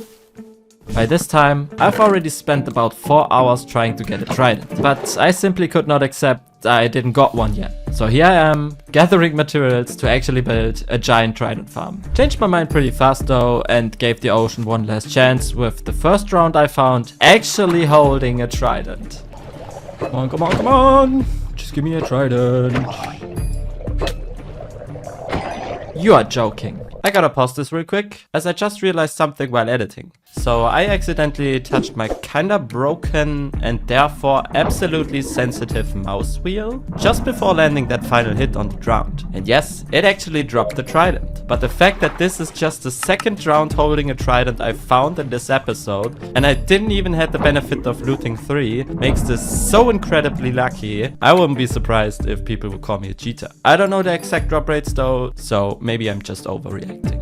Phew, thank god I got a trident. Definitely not in the mood to build a farm yet, but I didn't want to give up since otherwise I would have wasted 4 hours. 4 whole hours just trying to get a trident. Luckily we did get one in the end though. Okay, let's see. Level 38. What's the first enchantment we're gonna get? Loyalty? See, this is exactly what I don't want.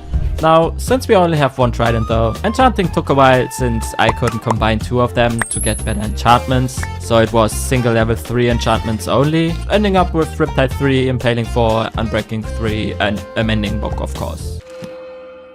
Holy moly, I guess our luck is back. Only that Mending Book missing, and it's not Impaling 5, but I don't care at all. I totally sucked at the launching technique though. Bruh. I've never done this. Yeah, this is kind of difficult. Way! Well, I don't know how much of the last 5 hours I'm gonna cut into this video, since getting this trident only meant to be like an intro part of this video. But yeah, it just took 5 hours. But now let's finally move on and start expanding this hole, for which I need a beacon. We got looting 3, so let's get into the Nether.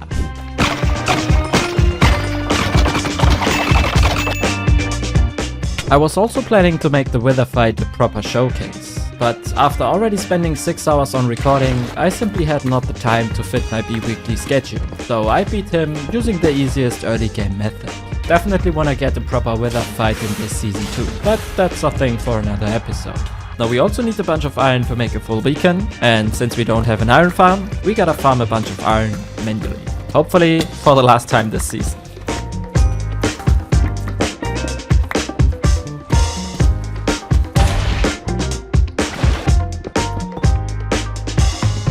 Yeah, looks like we gotta farm some more.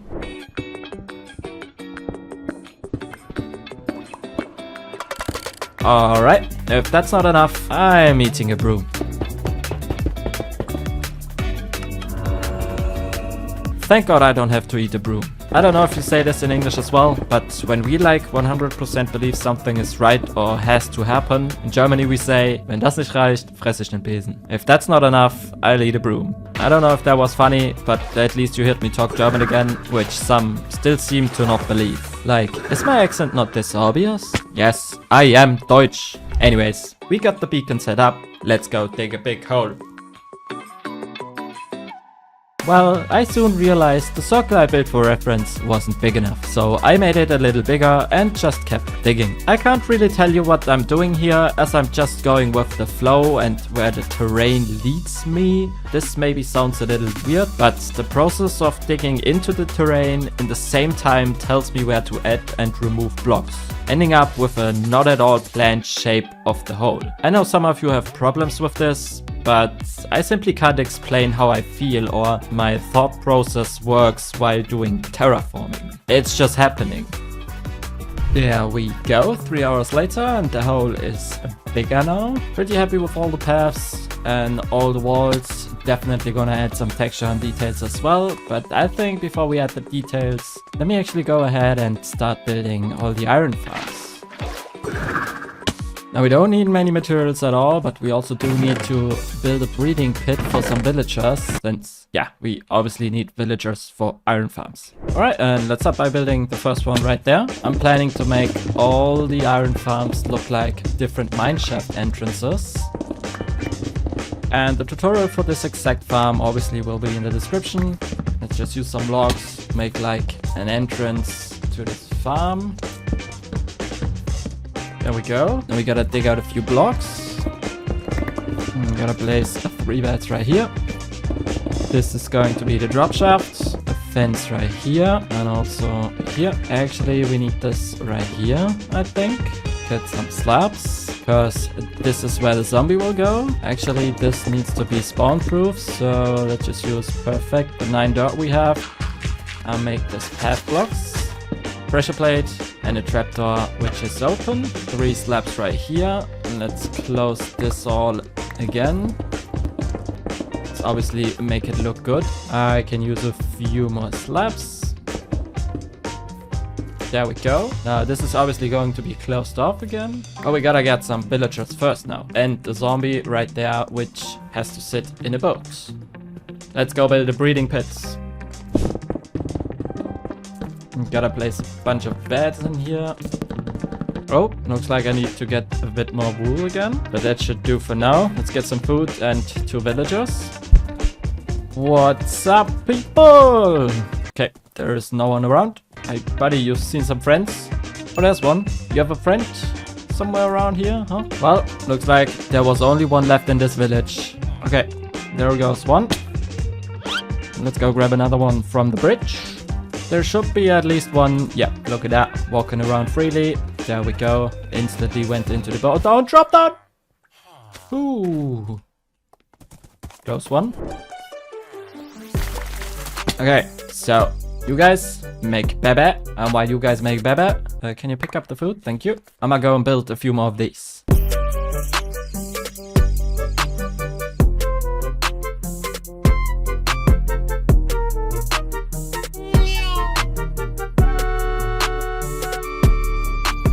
Right, so I've just prepared them all to put the villagers inside now. So let's quickly check up on these guys, which do seem like to be enough. We just need the boat and the lead again. Okay, and if I do break the boat now right here, they should probably just go in there. Nope. Which they are not. Maybe over here? No. Maybe they are still linked to their old beds. Can this guy... Oh, he's going in. What about you? Let's try that again. You know what? Just get in here. No, no, no, no, no, no, no. Oh, seems like that just needs some time. Yeah, there we go. That's 2 more. No. Okay, that one is dead. What about you? You want to go in there? Yes, you want. Okay, we got 3 in here. We can remove that. We can remove these. And I'm pretty sure that we can remove that and place a slab right here. Now, before we put the zombie in there, we gotta do the collection area, which obviously is going to be some lava. But since we have so many small iron farms, I don't want to pick up all the iron from every single farm. Instead, I want to get some minecarts and bring all the iron over there. And my plan to make this work is with some bridges like that. Like here's a minecart coming out of the farm. Yeah, that's gonna be some annoying work, but I'm pretty sure it will look absolutely amazing once we're done. Just imagine, besides all the mine entrances, also some bridges, like there's one coming out right here, coming across to here, and then there will be the storage for this mine, iron mine, whatever. Yeah, let's get busy.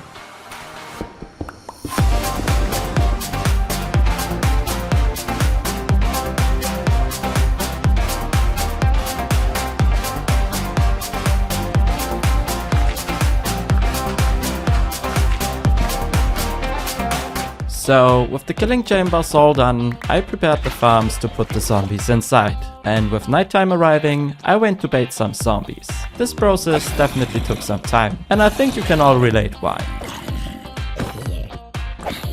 But eventually, I got my first zombie inside a farm, so I just need to remove the dirt and trapdoors, and voila, golems are already spawning and the farm is already working. Well, not perfectly, since we still need to do some spawn proofing to improve the farm's efficiency. But first, let's spend 2 more nights getting 7 zombies inside every farm. Having some trouble with the already spawning golems. I somehow kept my patience though. And when I had a zombie in every farm, I finally put the rest of the missing villagers inside the farms. Obviously, not without any trouble as well. I tried making my life a little easier, blocking the villagers from walking away, which helped a little, but not too much, since villagers always find a way to annoy you. Why is it always one who's going in and the other one likes to stay in the corner? Just go in there. Please. Nope. But with the farms now basically done, I did a little bit of spawn proofing, well, just so that the golems stop spawning at the cliffs, and then went to work on the collection area, so the farm is working fully, while I'm continuing on the cosmetic things of this project. So I simply built a station for 5 arriving minecarts and 2 chests. One for iron blocks, yes, I've added the crafter to turn the iron straight into blocks, and the other chest has a composter to turn all the poppies into bone meal. And with the collection area done, we only need to add all the bridges and rails to make the farm finally fully working. At least some kind of working, as it's still not completely spawn-proofed. I soon ran out of rails though. Luckily I got this beacon down here, so let's get the bottom layer, craft a few more rails, and finish building the rail system. 7 farms, 5 minecarts, which means some of the minecarts are visiting more than one farm. And this was not fun at all, but oh boy, the result is just so cool, it was definitely worth it. Show me any other iron farm with this kind of concept.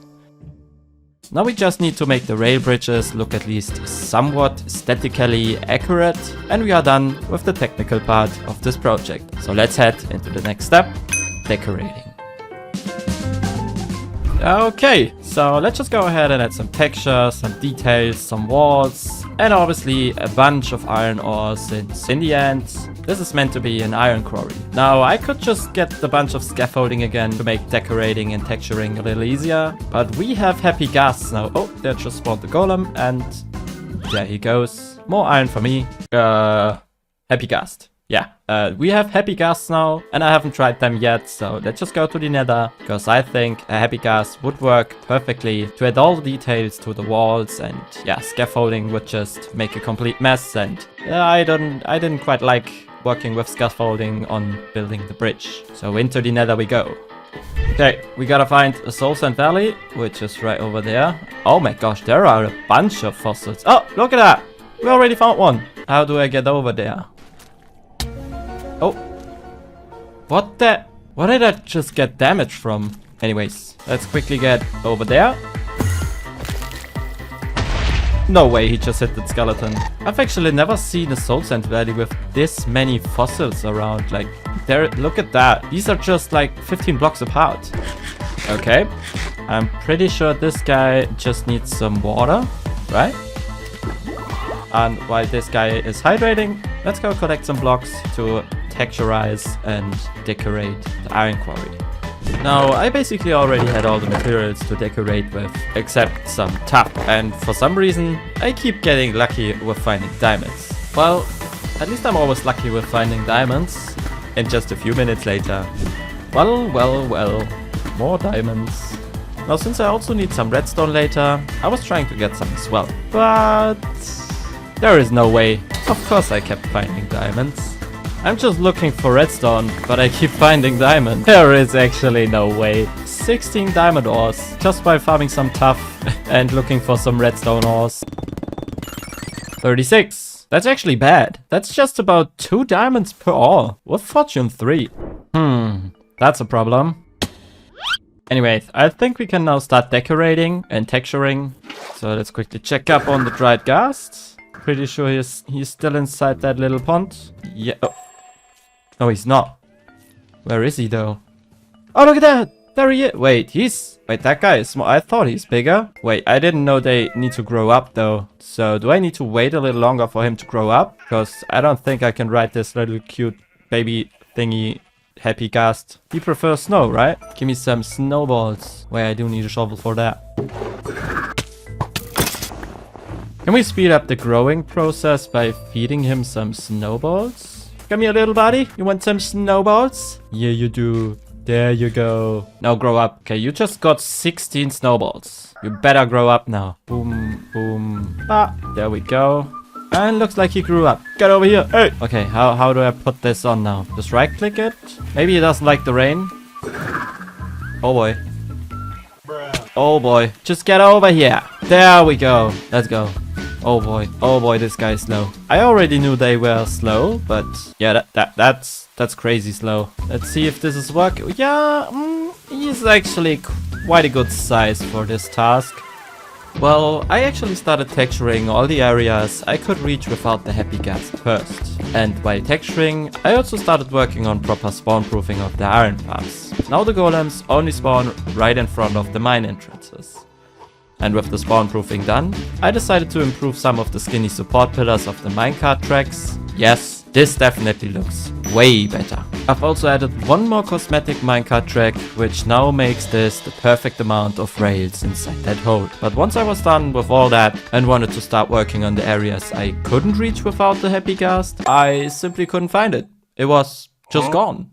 Alright, it's actually been a while. The farms are all working way better now with all the spawn proofing. But I was about to get my happy ghast now and add some tuff with some iron ores to make like iron veins on this wall. And believe it or not, but this minecart is actually the reason my happy ghast died. Let me show you the replay file. Oh no. Yeah, that's what happened. So let's just basically go ahead, get some more iron ore for decoration, then go back to the nether, get another happy ghast, and finish decorating this iron quarry. Starting with some iron veins using tuff and iron ores, also some piles of iron, all while waiting for the new happy ghast to hydrate, and then finally use happy ghast 2.0 to finish all the texturing and iron veins. Now at this point, I was already quite happy with how everything looks. But I felt like there are still some details missing. Adding decoration wasn't easy though, since I had to keep in mind that everything I built within the area of every farm has to be spawn proofed, which made it a little difficult. So I tested a few things, and when I came up with the idea of adding some color as well, I added a little water stream, which was also a nice detail. Now let's work on some stairs so I don't have to always get out with my trident, and make some paths to implement this quarry into my world so it's not looking like just a random project somewhere in my world. Alright, now that definitely looked like an iron quarry, and decorating definitely felt way harder than I thought it would. Simply because I couldn't place something anywhere near all the mine entrances because of the spawn proofing. And I absolutely love this boy. Like, happy ghasts, they are just great. In terms of efficiency, I would say this farm is pretty good. Definitely gotta do the math on what's the rate per hour of this farm is. Oh, why did this guy just spawn? Oh, there's a slab missing right there. Push that guy a little over and bye-bye.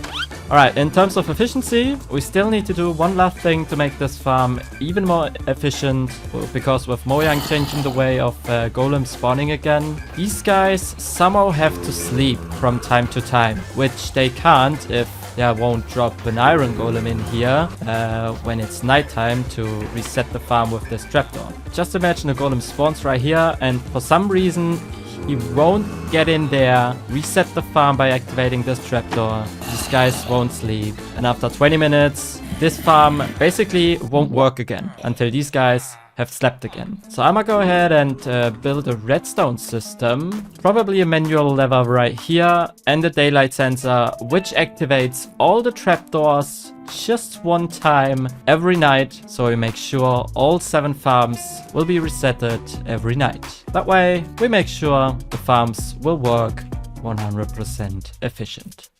I'm pretty sure I don't have enough redstone though. I've brought some from my earlier mining sessions. But I think with the repeaters we need to craft for that, yeah, I think I'm gonna have to go and get some more redstone. Let's get to work to finish this project.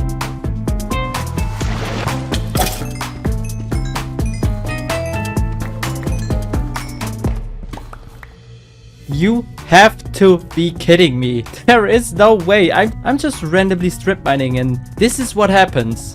I'm just looking for redstone. No way.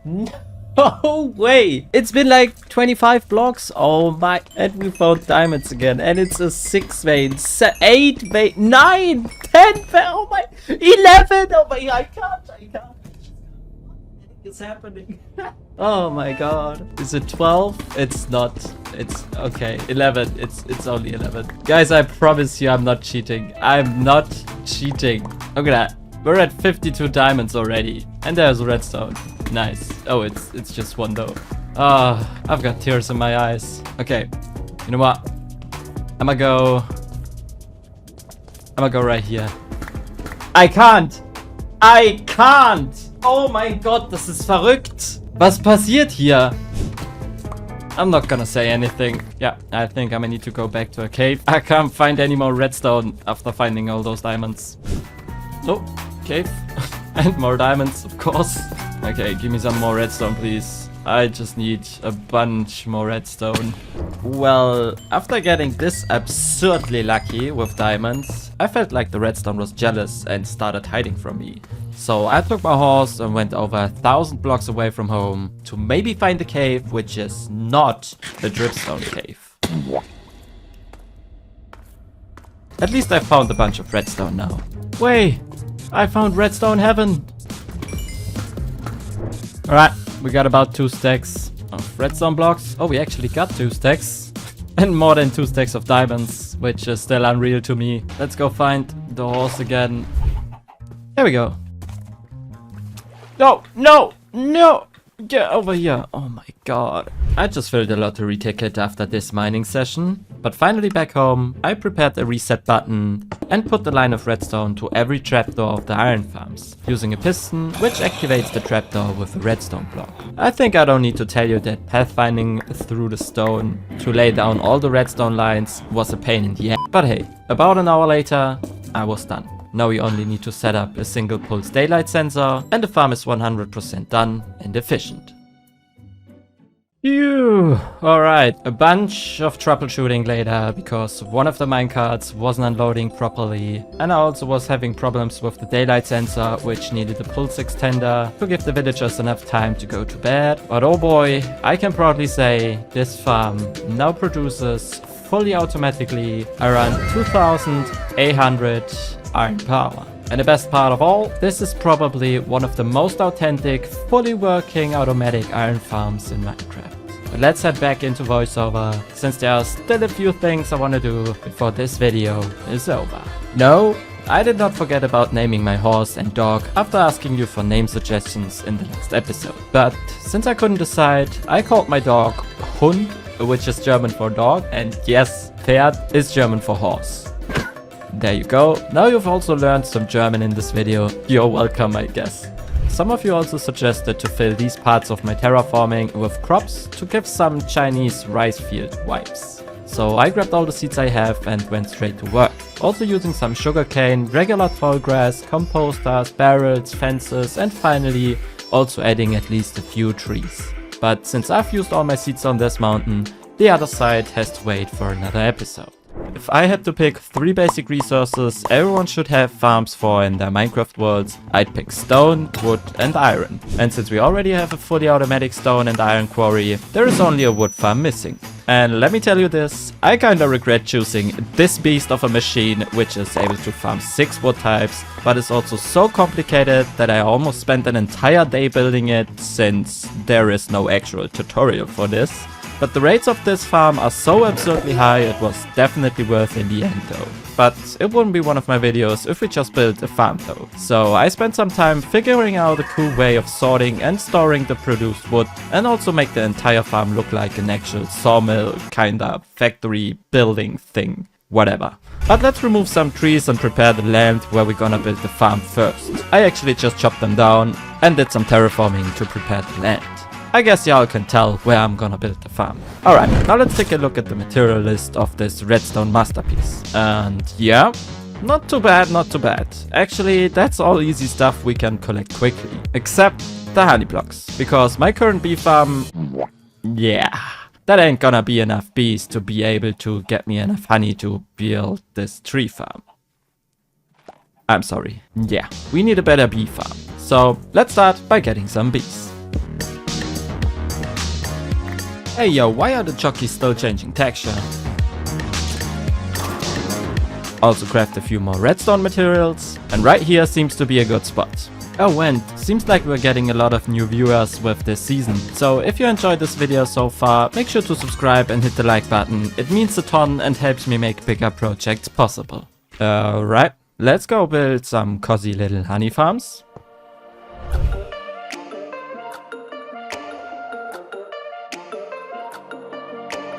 Yes, I decided to make the bees roam freely and not lock them in a farm to maximize efficiency. I also started to love instantly adding the crafter to simple farms like this, which in this case obviously turns the honey straight into blocks. And let's also once again take a few cool ideas from Pinterest, such as this tomato field, using some rose bushes and armor stands to make them look like tomato plants, and turn this area into a cool looking flower garden for the bees to roam around.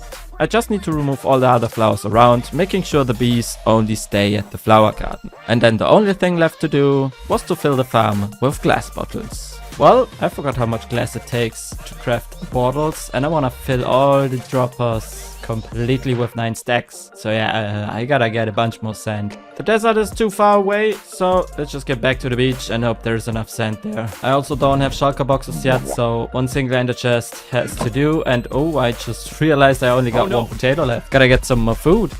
Oh, there is 34 left in here. You know what? Let's actually make 2 more shovels. Quickly enchant them both. Unbreaking efficiency. Let's go. Amazing.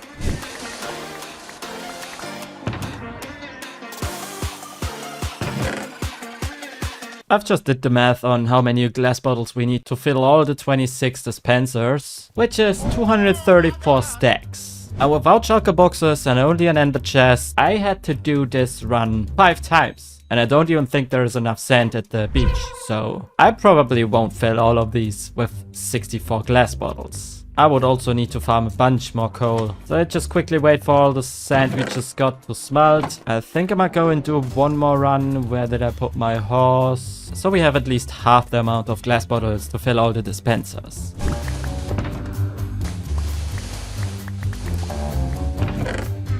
Alright, even with only 2 runs, I don't think that half a stack of coal in every furnace is enough to burn through all of that sand. But yeah, I've seen a bunch of coal over at the beach, so let's go grab that as well, just so that we have a bit more fuel.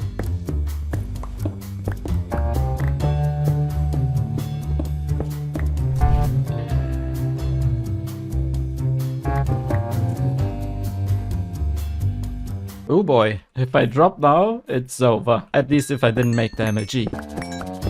Alright, let's put that coal in here, and then it's basically waiting time.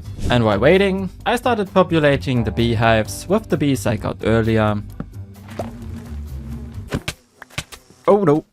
Probleme? And step by step filled the dispensers with bottles. I also had an oopsie building the first farm, and after fixing this, I also had to do some troubleshooting with the hoppers. Yeah. This redstone, yep, there we go, that's the problem. but after a few more minutes, the farm ended up working just fine. Well, almost. Why is he not crafting? Maybe there's a block missing down here? Yep, that block was actually missing. Okay, he just crafted a block of honey, which is, yep, the 8th one is in here. And we got a few more glass bottles in here. There we go. And then I filled every slot of every dispenser with at least half a stack of bottles. Obviously also kept breeding the bees. And after about an hour, I was done.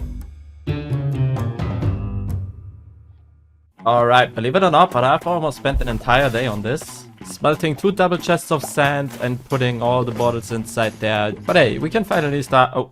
Oh.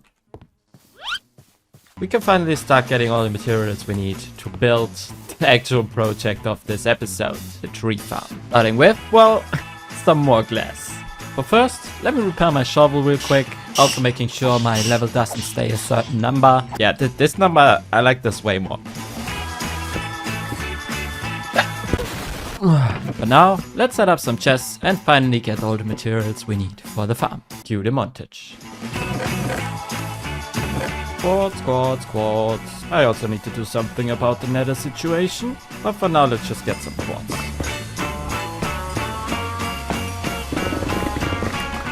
Well, the amount of observers I needed made me use all my leftover redstone. So we gotta go get some more. For those wondering why I don't trade with my clerics, well, I don't have a good enough source of emeralds yet. Let me just kill some cows on the way into a cave, just in case we ran out of potatoes. And now let's find a proper cave. Let's go. There was actually not much to get in this cave. Maybe over here? Let's go.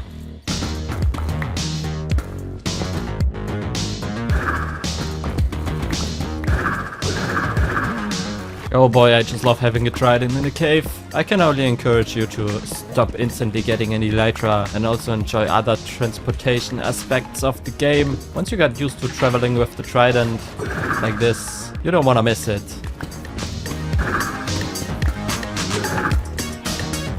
Alright, I have absolutely no idea where I'm at. Let's quickly get to the surface and see where we are. Okay, looks like we're not too far away from home. Where's my horse though?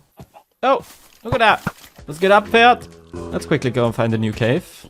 Now, before going to look for another cave, let's quickly check on how much redstone we already got.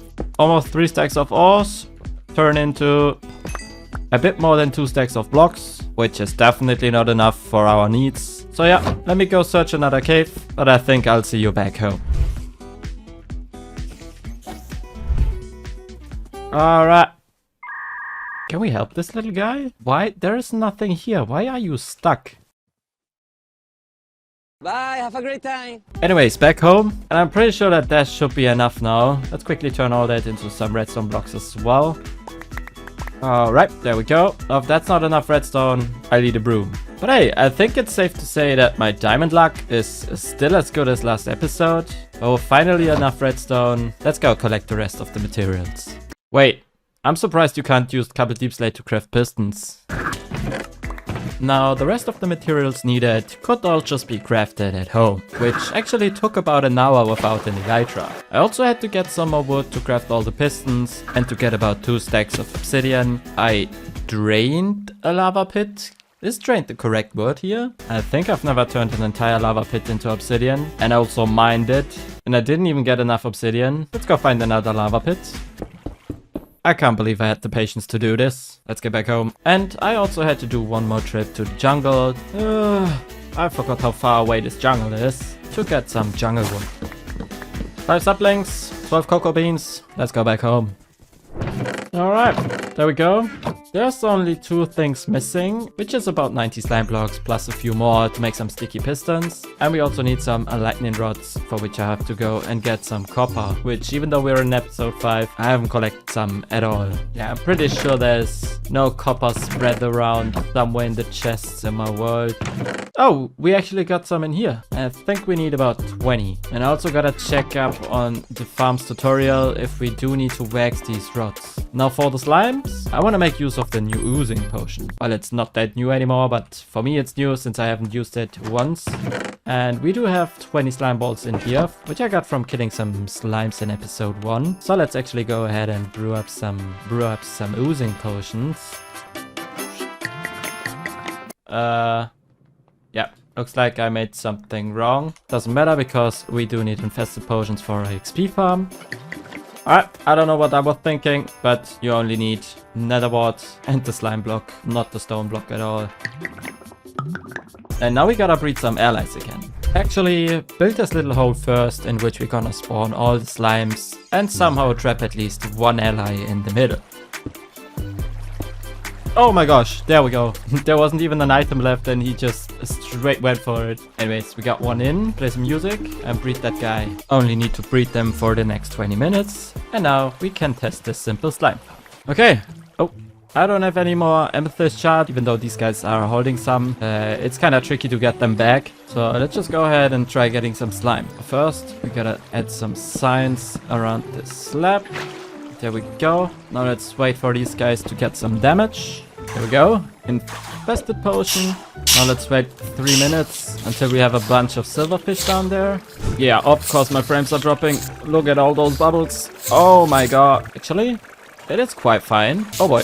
Hey. Oh god, I forgot about that. Yeah, let's just quickly do this. Oh no. I forgot about the oozing potion. Wait, looks like they only can get through the sides. Oh no.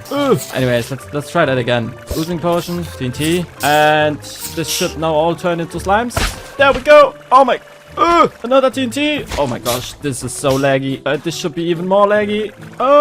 Come on. Look at all the slime. I don't even have sound anymore. Wait, the infested potion is still working? How is that still 3 minutes? Okay, I think the infested potion is done. Yeet. Oh. That's a stack of slime blocks already. Let's do that once again. Don't screw up this time and we should be set with enough slime. Oh, look at that. That's just been 6 oozing potions. Anyways, with all that slime, we're now set to actually start building the tree farm because we now have all materials, except the shulker box, of course. What shulker box, you're asking? Well, the material list of the farm includes 1 shulker box, which I obviously don't have and also won't get in this episode. Luckily, that 1 shulker box is only an already placed shulker box at the shulker box unloader for the bone meal input, which we don't necessarily need for now. But yeah, let's get to work. Alright. Now starts the painful part of the video. For those unfamiliar with the Litematica mod, what you see right here is a blueprint of the farm. So I exactly know where to place which block. So I took my stuff and just started building. But just 15 minutes in and things were already looking bad. See, I need to make sure none of the blocks I place turn yellow or red in the blueprint, which means they are in the wrong block state or completely wrongly placed. Which happens a lot because as I build the farm without knowing what to place first, pistons and observers are updating, messing things up, which I need to find and rebuild. Oh boy, I hate all of this. In the end though, I decided to start again, carefully watch the introduction video of the farm again, and then, this time, not building layer by layer, but different parts of the farm first. And it seemed to be a good idea to always place the redstone blocks first. I still had to come back and replace a ton of blocks as there are still pistons updating while building, but a whole day of building, checking and rebuilding, and obviously a bunch of pain. Oh boy, I can't tell you how annoying this is. I'm not a redstone genius, so I don't know what's happening here. No! You gotta be kidding me. I managed to set up the farm and only had to follow some steps of the introduction video to place all the hopper minecarts correctly. Let's not forget about the bone meal farm, since every tree farm requires bone meal, and even though the bone meal farm I built only has a small rate of 3000 per hour, while this tree farm literally burns through 50k bone meal per hour. I added 2 chunk loaders using ender pearls to make this farm run 24/7 though, and since it's a small and simple one, we don't even get any lag from it. Phew, it's been a while since I've used my mic, a couple of hours actually, almost an entire day, but as you can see, this is my last steak and I'm definitely too lazy to go around and get some more cows. I've also been too lazy to care about breeding my own cows, so I think for the first time I'ma go to my trading bridge and turn a farmer villager to trade me golden carrots. Actually, let's also quickly check up on the iron farm, which is still working pretty well. Sometimes the minecarts stop working. I don't know why that is. Maybe some kind of chunk loading bug. With the production rates this high though, I don't care at all. See, this is what I mean. Why is there a minecart right here? Anyways, let's go and get some golden carrots. What are you offering, my friend? Let's go get those. There we go, we finally got some golden carrots. Farm seems to be running still, which is great. Now, I just kept the bone meal farm running for the rest of the day, since there was not enough time left to fix the farm if it was going to be broken. And I simply didn't want to go to bed knowing it is broken. So, I will find out tomorrow. Okie dokie, new day for me, same video for you. I just woke up, which is probably why my voice is still a little rough. However, the bone meal farm produced quite a lot of bone meal and I filled up these chests with enough bone meal to at least run the farm for a bit. I've also created a backup just in case anything messes up when we start running this machine for the first time. So let's just hope I don't have to spend half a day troubleshooting the thing before we can actually build the building around this tree farm. So let's just go ahead, grab a few saplings, which I have absolutely no idea where I put them with my mess or oh, there we go. All right. Let's go test that thing. It's been a while since I've been this nervous. So let's just set it to spruce. Okay, that worked. That block moved, but this is all looking fine so far. And I think I just have to stay in here, go down, and then it's not working. Why is it not working? Oh my, let's not talk about that. I didn't even activate the farm. Oh, do we hear TNT? I heard some TNT. Okay. Okay, let's hope this is working. Please work. Oh my god. Let's go. I don't have to troubleshoot an entire day. Well, what can I say? It was definitely worth spending hours making sure every block of this farm is placed correctly. I was definitely not in the mood to build this thing again. And oh boy, the raids. The wood you see right here is not more than 5 minutes. And this is already enough to build the house around the farm, which I want to build out of 3 basic materials. So let's quickly get the beacon, set it up somewhere to farm some deep slate, and of course I have to find diamonds. I then went to the beach getting sandstone, having to realize soon that there were only single layers of sandstone there. So I went again 2000 blocks away to the desert, getting all the sandstone there. Not paying enough attention though. Shit. And since it was my Silk Touch pickaxe, I had no other option but to break my ender chest with my Silk Touch axe, almost being 100% sure I won't get anything, not even obsidian. I'm not gonna lie, that surprised me. I could have bet I would get nothing even though my axe has Silk Touch. Actually, I have to try this real quick. Do we get obsidian by breaking it with a Silk Touch diamond axe? Is this even breakable? How does this make any sense? An ender chest is made out of 8 obsidian. And there you go. You don't even get an obsidian. This just took solid 5 minutes. Anyways, back home, I quickly made myself a new pickaxe. Didn't get the Silk Touch from the enchantment table though, so I visited my librarians again. Really glad I built this, by the way. And now we can start building the lumber mill, sawmill, factory, whatever. And as you can tell, I started using a bunch of wood beams for this build to make it look like, well, it's Fachwerk in German. I don't know the English term. Half-timbered house. Okay, from all the words, I wasn't expecting this one. Now watch this build come to life while adding all the sandstone walls. Now there are just some details missing. Once again making use of the Happy Ghast, which still don't has a name yet, so drop him in the description below. And the sawmill, factory, lumber mill, tower, building, whatever is done. Let's go. Also filled up the bone meal from time to time as the bone meal farm was running constantly while building. But now that the building is done, it is time to set up the storage system.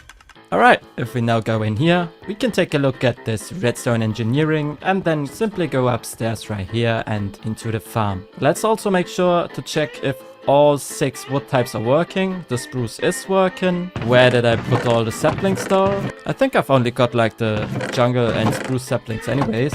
Let's actually hope that 5 jungle saplings is enough. Set it to jungle. You know what? I'ma keep this last jungle sapling. Let me grow this tree manually. And now I need a hoe with fortune. Let's just use the pickaxe. hope we get a few more saplings from that. There's 1, 2, 3, 4, 5. We got 6 from that. Let's repeat that a few more times, just so that we have enough saplings to run the farm. Wait, don't I have a fortune villager? Nope, no fortune. You know what? You have to be kidding me. This is insane. My enchantment luck is still awesome. What the heck? Alright, give me them saplings. Drop rate's still been bad, even though we're fortune 3. But let's just try if 27 is enough. This should be enough jungle wood. I mean, look at that again. It's been 2 minutes. Let's do all the other wood types too. For which I first had to grab the saplings as well, as I was only getting the wood earlier and not think about the saplings. I am missing my horse, by the way. Luckily, birch, cherry and acacia saplings are not as rare as jungle saplings. And once I had all the saplings, I ran the farm with every of the 6 wood types, which worked without any trouble. Alright, sounds like we're running low on bone meal. Oh, there's actually quite a bit left, but I'm pretty sure we got enough wood now to start building the storage system I have in mind. Yeah, look at that. It's not even nighttime yet. I've been using this farm for not even 10 minutes, and this is the wood we got from it. And most importantly, the farm is working for every wood type. Anyways, let's get to building. Now, like I said in the intro, I don't want to make a main storage for all the 6 wood types. Instead, I decided to place 6 different wood piles around the farm, which will be the storage for every wood type. Okay, now we just need to find a way to hide chests in there. Oh my god, you know what? I have a genius idea. Now place this minecart and push it to the middle. Oh, there we go. Yeah, no, almost. Yeah, there we go. Just like that. And if we now use some sort of piping system with water streams, this hopper minecart will evenly split the input into 4 chests, which is good to handle the high rates this wood farm produces. But now let's do this for all 6 wood types around the farm.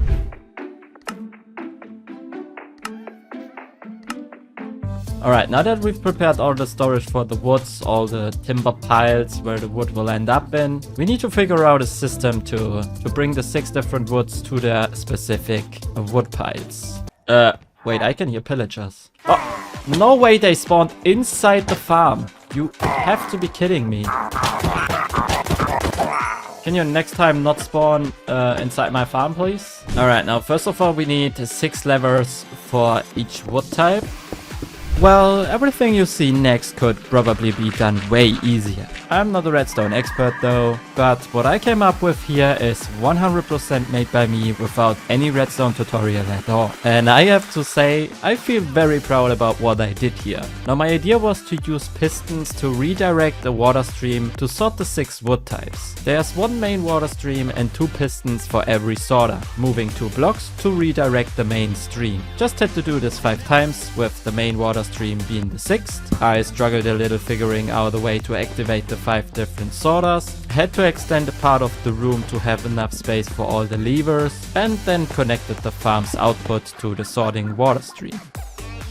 And now we should be able to test the thing. So let's just get a few more birch saplings. Why not birch? Activate this one, run the farm with birch saplings. And all the logs should now be right here. Look at that, it worked. Now we just need to bring these water streams back into the building, because we obviously want the pipes to come out of the building and not somewhere random from the ground. Let's get busy. So let's go grab a bit more ice to lay down all the water streams, ending up with some kind of sewer system with all these water streams. But hey, there are now 3 of each on each side of the building, so I can start building the pipes to the wood piles. And this might not be the most authentic way of storing wood, but hey, this is Minecraft, and this is also way cooler than just having a boring basic sorter for all 6 wood types. And I learned some redstone again, but with the first pipe done, I needed more spruce to build the other 5. So you guys already get to see the sewer system and pipeline working. But I'ma go to bed now and build the rest tomorrow. Yep, I am very sorry, but my tiny brain forgot to press this button this morning, so there is no time lapse for the other 5 pipelines. Which at least are all working great. Look at that. All the technical stuff about this farm is now done. The wood is getting sorted and we can start decorating around. Because right now this looks a bit lifeless. Ah, no way. I found my horse. Hey buddy. Oh, he's definitely not happy seeing me. Why have you been hiding from me? But now you gotta come back up again. There you go. But now let's plant some trees. Actually, before we plant those trees, I think I'm gonna prepare the terrain a little more and add a bunch of coarse dirt, maybe gravel or paths around this area. Because overall, this is a wood factory and there have been lots and lots of trees around. So there's nowhere there's just plain grass around this building. Let's go grab some gravel to make some coarse dirt. Alright, final stretch. So once I had enough gravel, I went back and finally moved these chests to have a proper entrance to the building. Bro, even though this project is decently sized, I would have never thought it would make a mess like this. Oh my god, that's a lot of items. Anyways, let's craft a bunch of coarse dirt and prepare the land around the building to make it look like there has been trees planted and cut down for decades. I just used my shovel to randomly remove grass and refilled it with coarse dirt before going over again, pathing some of the blocks too. Only some bone mealing left, and there we go, land prepared. Let's go plant the trees. Now I was planning to add tall custom trees here, but then I thought tall trees would just cover up the pipelines, so you can't see them anymore. So I only made the birch trees a little taller and also always placed tree stems and some laid down trees for the extra detail. And finally, let's go grab a few leaves to add some color to the building itself. There we go, project done. No way! Please tell me you see this too. A white copper golem! The odds of finding one of them is 1 in a trillion. Let's get him in a minecart and put him to the rest of the copper golems, spending their entire life sorting my stuff inside the secret storage room, behind the fully working airlock, and underneath a lake. Because my storage situation is getting out of hand. I have multiple chest piles scattered around my world, some are even decorated, others are not. We need to change that. Also, to make this new storage convenient, I built a multi-chest input system too. So let's start with the lake, since right now there is none. Just need to make some allies suffer a little to repair my shovel first. Your suffering to fulfill my needs is very much appreciated, guys. Just a few more episodes and I build another XP farm. Actually, don't tell him I'm too lazy to build another XP farm. Anyways, let's go prepare a lake.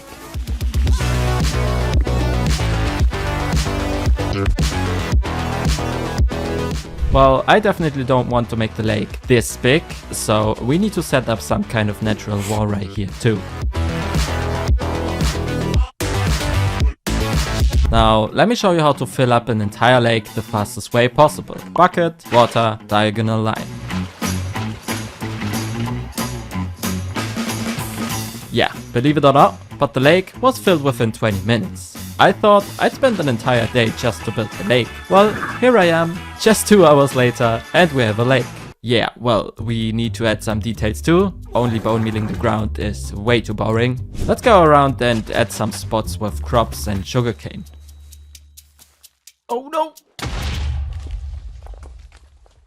To Clanna Penna.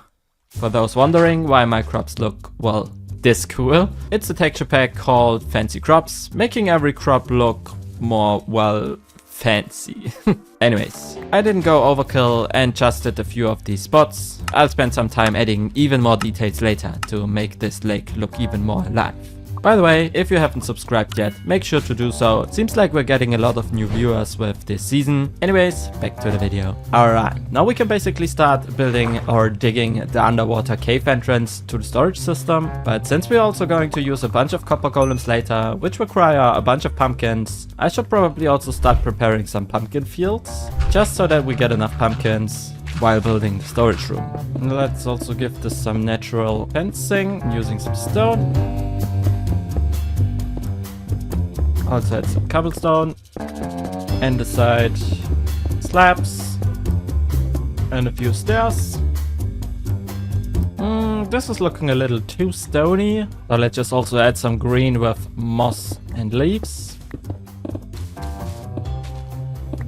There we go. Time to add some water, a path, then start with the fields.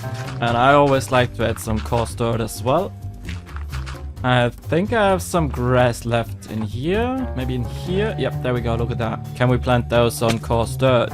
Oh, we do. Wait, you can even plant them on farmland? Wow, I didn't know that.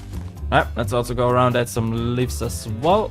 Because I'm pretty sure some pumpkin plants can also get really bushy. Alright, there we go. And now there's only pumpkins missing. So, pretty sure there's some over here. Aha! Gimme, gimme, gimme.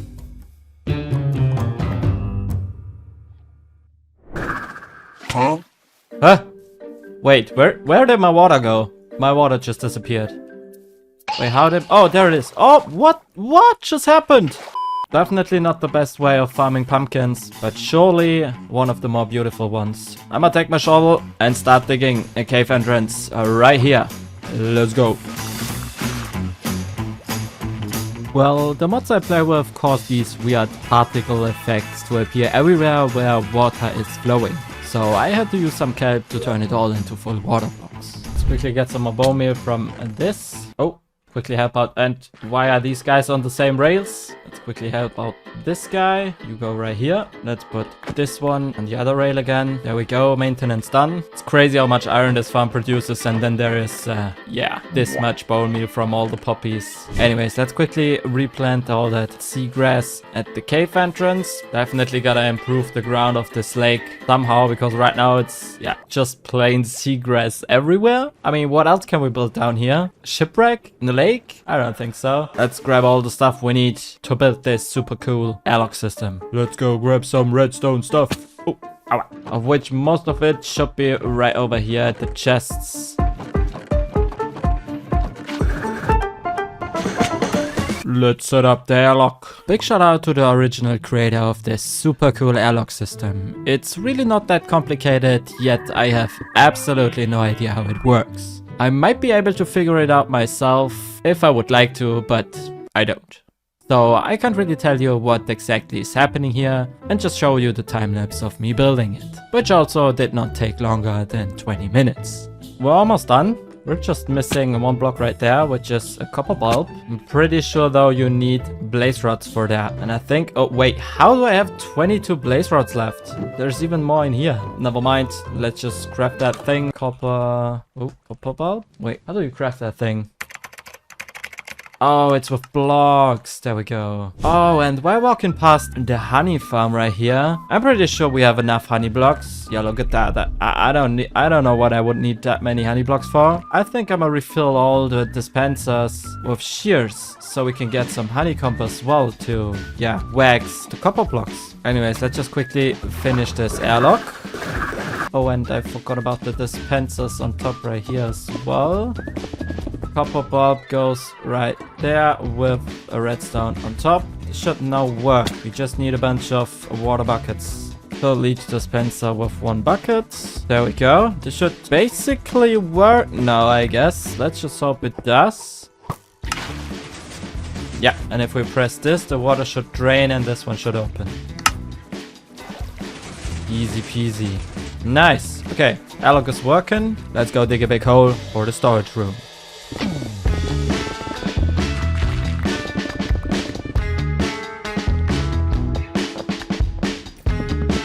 I have no idea if this is deep enough of a room, but let's just go ahead and grab a bunch of chests, which we don't have to farm at all since I've built this amazing wood farm last episode, which you definitely...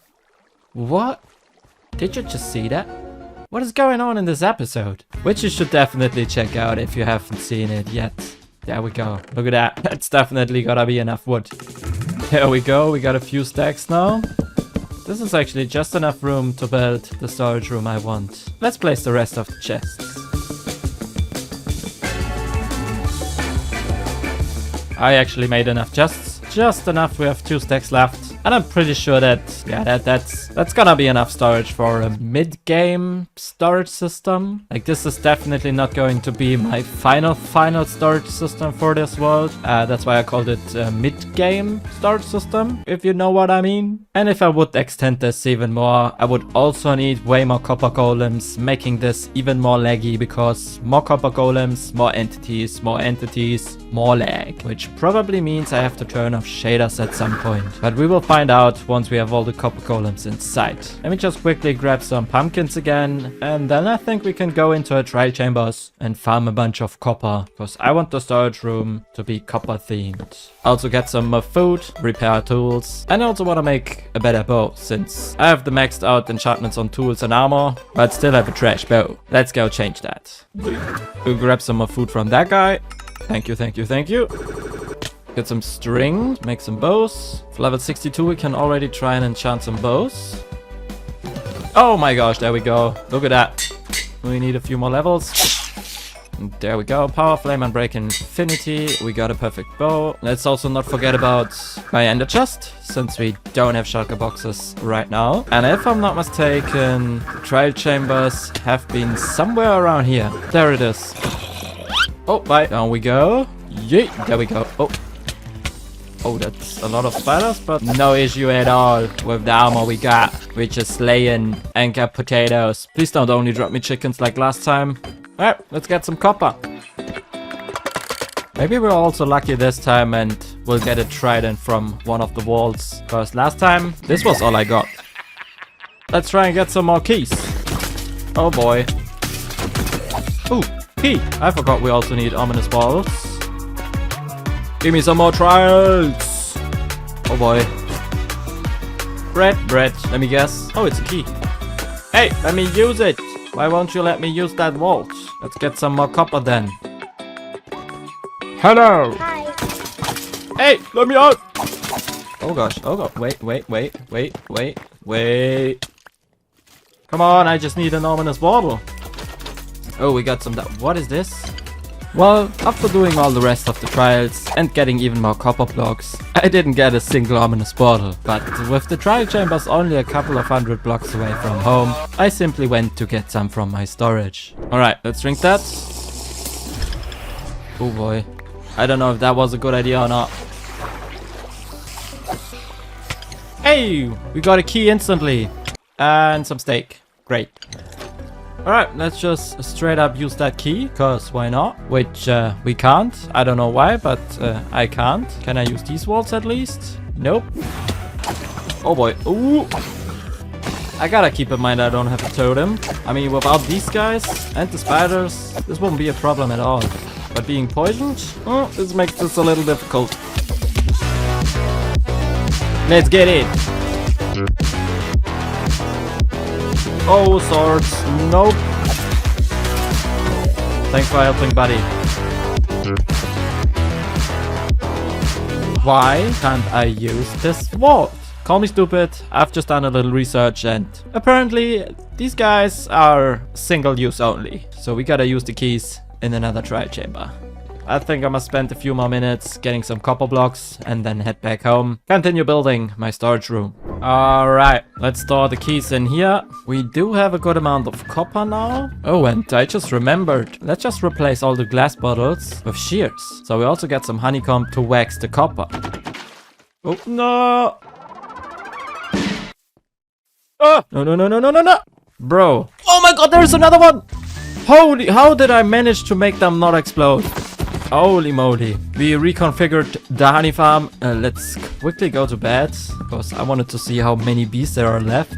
Oh, there's actually quite a lot of bees left here. Time to start with the copper golems. Now, I'm planning to make the lower 9 chests copper golem sorted, while keeping the upper 9 chests for regular hopper sorting to also have some mass storage. Making all 18 chests copper golem sorted would mean more golems and more lag. So let's just make all the carved pumpkins, stairs and some fences and start placing the copper golems. Okay, so this is where the copper golems will sit on. Then we just need some fences like that. And that's it already. Dirt block right there. Another one right here. I forgot about the rails. There we go. Put some rails right here. I forgot about the minecarts. Now we're ready. Copper golem. Break the chests. Minecart. And now we... Oh, wait. There needs to be a rail down there. There we go. Now we break this block. That guy drops down. And we repeat the process. Okay, that's 4. 5, which makes this 80 golems in total. Now we just need to break this. And these guys are pretty much set up. So let's just go ahead and do this for the rest. I forgot to wax all the copper golems. Even though they're in minecarts, I'm pretty sure they can still oxidize. Check up on the honey farm, which we specifically changed for that purpose. Oh, that's not too much. Should be enough to wax all the copper golems though. The only question is, since they all sit in the same spot, are we still able to wax them all? Oh no, they all sit in the same spot. Look at that. The hitbox is not moving. I gotta redo all of this. Oh boy. Yeah, I have to redo all of them. Yep. Since they all were sitting in the same spot, I could only wax one of each golem. And since I didn't want to kill them all and redo the entire process, I just pushed them out of spot, built the rail up, waxed them, and even added 2 more, so it's 7 each. So another annoying 2 hours later, and we finally got all the copper golems set up. I hope this was worth it, and the storage system is working great in the end. But hey, at least all the copper golems are waxed now. But hey, we can now build the redstone part of the storage system. So let's just grab some redstone and a bunch of hoppers to build the hopper sorting system for the mass storage. This is nothing new, and I'm pretty sure most of you have built a storage system like this before. And I have built this so many times by now, I could probably do it blindfolded. Anyways, for the input line, I decided to use hoppers too, simply because I was too lazy to build another water stream after building an entire sewer system for the tree farm last episode. But I made sure to place composters above the hoppers to reduce lag. And with the input line for the mass storage done, I only had to continue this with the chests for the copper golems and then rename some sticks to use them for the sorting configuration. Because obviously, we also have to test the system. So let's put different items into the first copper golem sorted section and throw the same items into the inputs. And now we just need to wait. And oh, this is actually looking. Look at that. There is a stack in each chest. Did they also use the overflow chest? 7 golden carrots in there. There we go. Which means I can replace these hoppers. Sorting system is working, so I guess it's time to decorate. Let's just grab some more tuff though, as it's the perfect match to copper blocks before starting to lay down the floor. I will definitely add some more details to the floor later, but this is a good base for now. I then started freestyling the parts in between the chests, alternating between regular and oxidized copper for the extra contrast. Also added a little curve to the ceiling and blended the parts where regular copper meets oxidized copper. I left a block of space up here to designate the different mass storage, and let's not forget about the airlock, which obviously has to be only oxidized copper. The trapdoors have to oxidize still, but hey, this finally looks like an actual airlock. Had a little incident with a creeper. No, please! Oh money. But there was no issue fixing the creeper's damage to make the airlock work again. Okie dokie. So far, I'm pretty happy with that. Don't know what I want to do with the backside of this storage room. Maybe I'll just keep it like that so I can extend it whenever I need. Or maybe just build a copper golem statue. I don't know yet, but we're definitely missing some light in here as well. So let's just quickly go ahead and make some copper lanterns. Now for the sorting, as you can see, I left some space up there. Like for example, this could be stone, this could be cobblestone, this could be dirt. And for these 9 chests, I want to make use of the new shelves. And the shelves looking the most like not oxidized copper is acacia. I have no idea how to craft them though. Wait, I think I do need to rip the wood. Yeah, there we go. Look at that. We already got the receipt. I was about to say these are expensive, but getting 6 from 6 wood is kind of fine. And they are perfectly matching the copper. Nice. Let's get some more. And now I think I'll spend the rest of the morning starting to sort some stuff in this storage system. Which also meant that I finally removed all the random chests around my world and put all the items into the storage system. I only had to add an actual input chest inside the storage room, and about 2 hours later I just went AFK waiting for the golems to finish sorting. Okay, I've been AFK for a while, so let's just quickly check up on these overflow chests. There is actually not too much in there. Why are the droppers in here? Didn't I? Nope, I forgot to put them in here. There we go. Sorting system is working. The lanterns started oxidizing. So does the trapdoors in the airlock. Look at that. Did forget how long it takes for copper to oxidize though. Anyways, I think I might just build a copper golem statue at the end right here and maybe add some details to the floor. And yep, just like I said, here is the copper golem statue I was talking about. I think this very much fits the storage room. Credits for the statue though goes to this guy. But with the statue done, I also wanted to improve the floor a little. And since this storage room is behind an airlock, underwater, I thought it would be a great idea to also add some water features to this room. So I just added some stairs to the floor, making these cool little water veins. Only a bit more lighting missing. Crafting tables and workstations and the copper golem storage room is finally done. Last thing we need is a cool input system, because right now I only have this one chest at the airlock and I don't want to always enter the storage room to input my stuff. So let's gather around some more input chests around my world so I have simple access to the input of my storage no matter where my world I'm currently working on. This time though, using water streams. Oh boy, I've had a couple of different storage rooms over the past 5 years, but do I love this one the most. Oh my god. This one is just special. Like the mix of old school hopper sorting and copper golem sorting. Like I just instantly fell in love with the fact that copper golems can store multiple items into one chest. It's just amazing. The cool airlock system. And the different input chests I scattered around my world are just a convenient side feature of this cool storage system.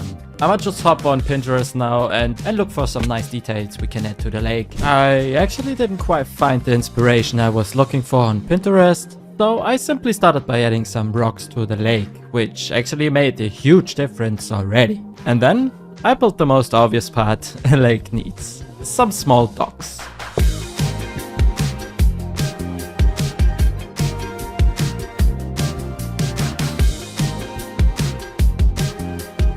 After realizing I have a bunch of bamboo growing over there, I also thought bamboo would work just as great as the sugarcane. And hey, isn't the lake looking finished already? I would love to still add some lily pads as well, but up until now, I haven't found a single swamp or lush cave. And I've traveled a lot in this world already. But that's gotta be it for this episode. Today I'm finally doing what many of you been asking for, and I actually tried to avoid for as long as possible. But we're on episode 7 now, and it's about getting tired. We are going to max out every tool, weapon and armor to make the ultimate tool shulker box. Sounds a little boring at first, but the amount of pain and times I almost died in this video is just crazy.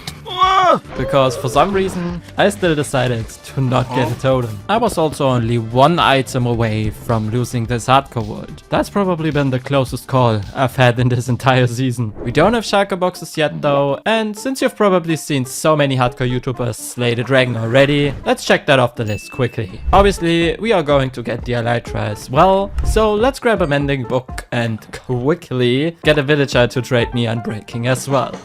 Yeah, screw that. It's almost been an hour and I don't get Unbreaking 3. So let's just go get all the ender pearls, grab the Eye of Ender and find the stronghold.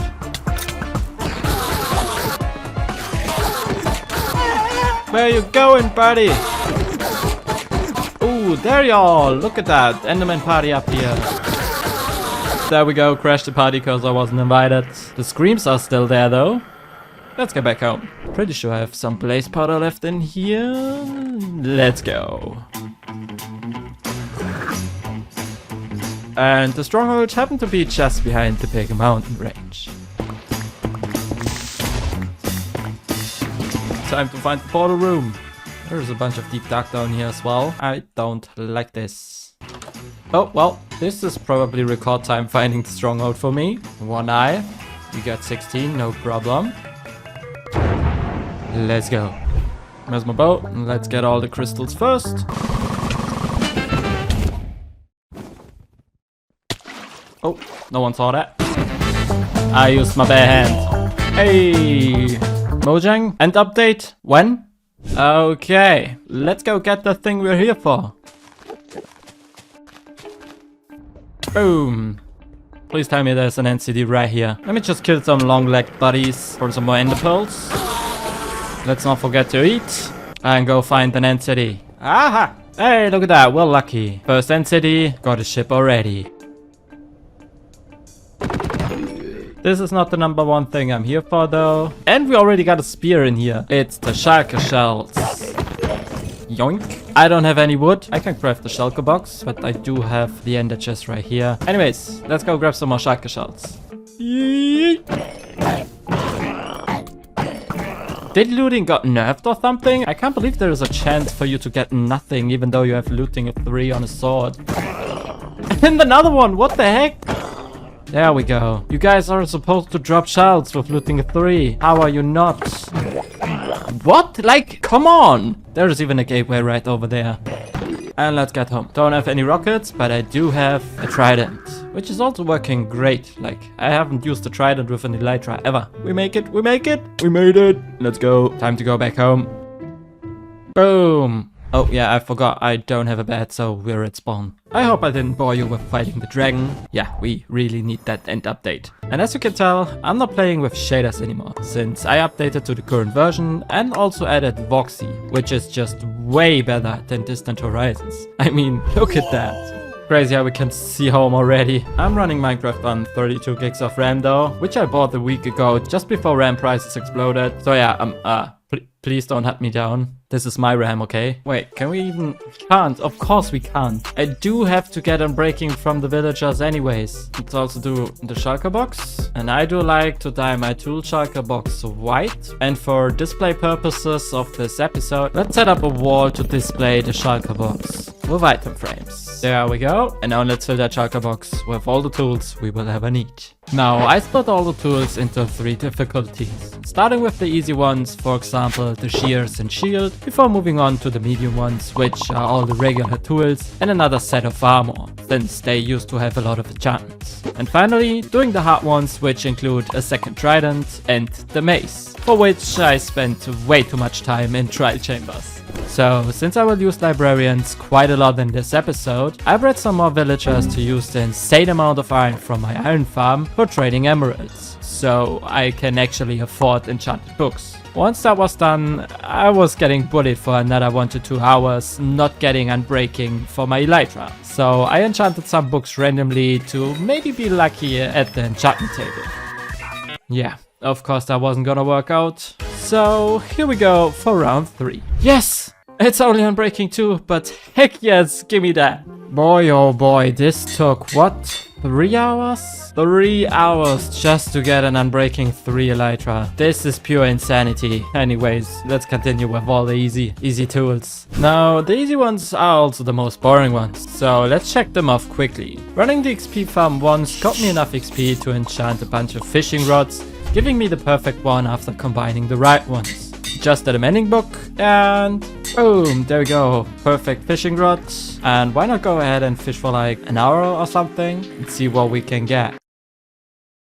Oh hell no, I'm way too impatient for that. Now, the flint and steel, brush, shield and shears should not take more than 5 minutes, right? Wrong. The flint and steel, brush and shield were done within 5 minutes, since they only hold unbreaking and mending. But yeah, the bullying kept going while trying to get efficiency for the shears. Oh boy, that's quite expensive for efficiency 4 only. Question now is, do I continue or am I taking this? I've spent half an hour with this guy already. You know what, I'm actually continuing. Yeah, just don't do this. Don't do this. Don't make me regret this decision, buddy. Just give me efficiency, buddy. Please, I haven't got a single efficiency yet. Are you sure about that? Okay, we actually got a cheap density book, which I will need for the maze later. So I think I'm actually gonna buy that. Come on, just give me the efficiency book, please. At this point, I'd even take efficiency too, I'm not gonna lie. Oh my god. I'm not gonna lie, the regret is, yeah, definitely kicking in. Oh my god, I'm not gonna lie, I don't have the patience anymore. I'm taking this. And now we need a new anvil. Combine efficiency and unbreaking and mending. Now we need more XP. Let's go. Finally, we also got the shears. I gotta check the replay file to see how long this actually took. Anyways, let's continue with the medium tools. Alright, for all the medium stuff, we basically gonna spend all the time at the XP farm and the enchantment table. We will do lots and lots of enchanting now. To make this not completely boring though, I'm also gonna upgrade the XP farm soon. But let's start by running a montage, cause we definitely don't have enough land.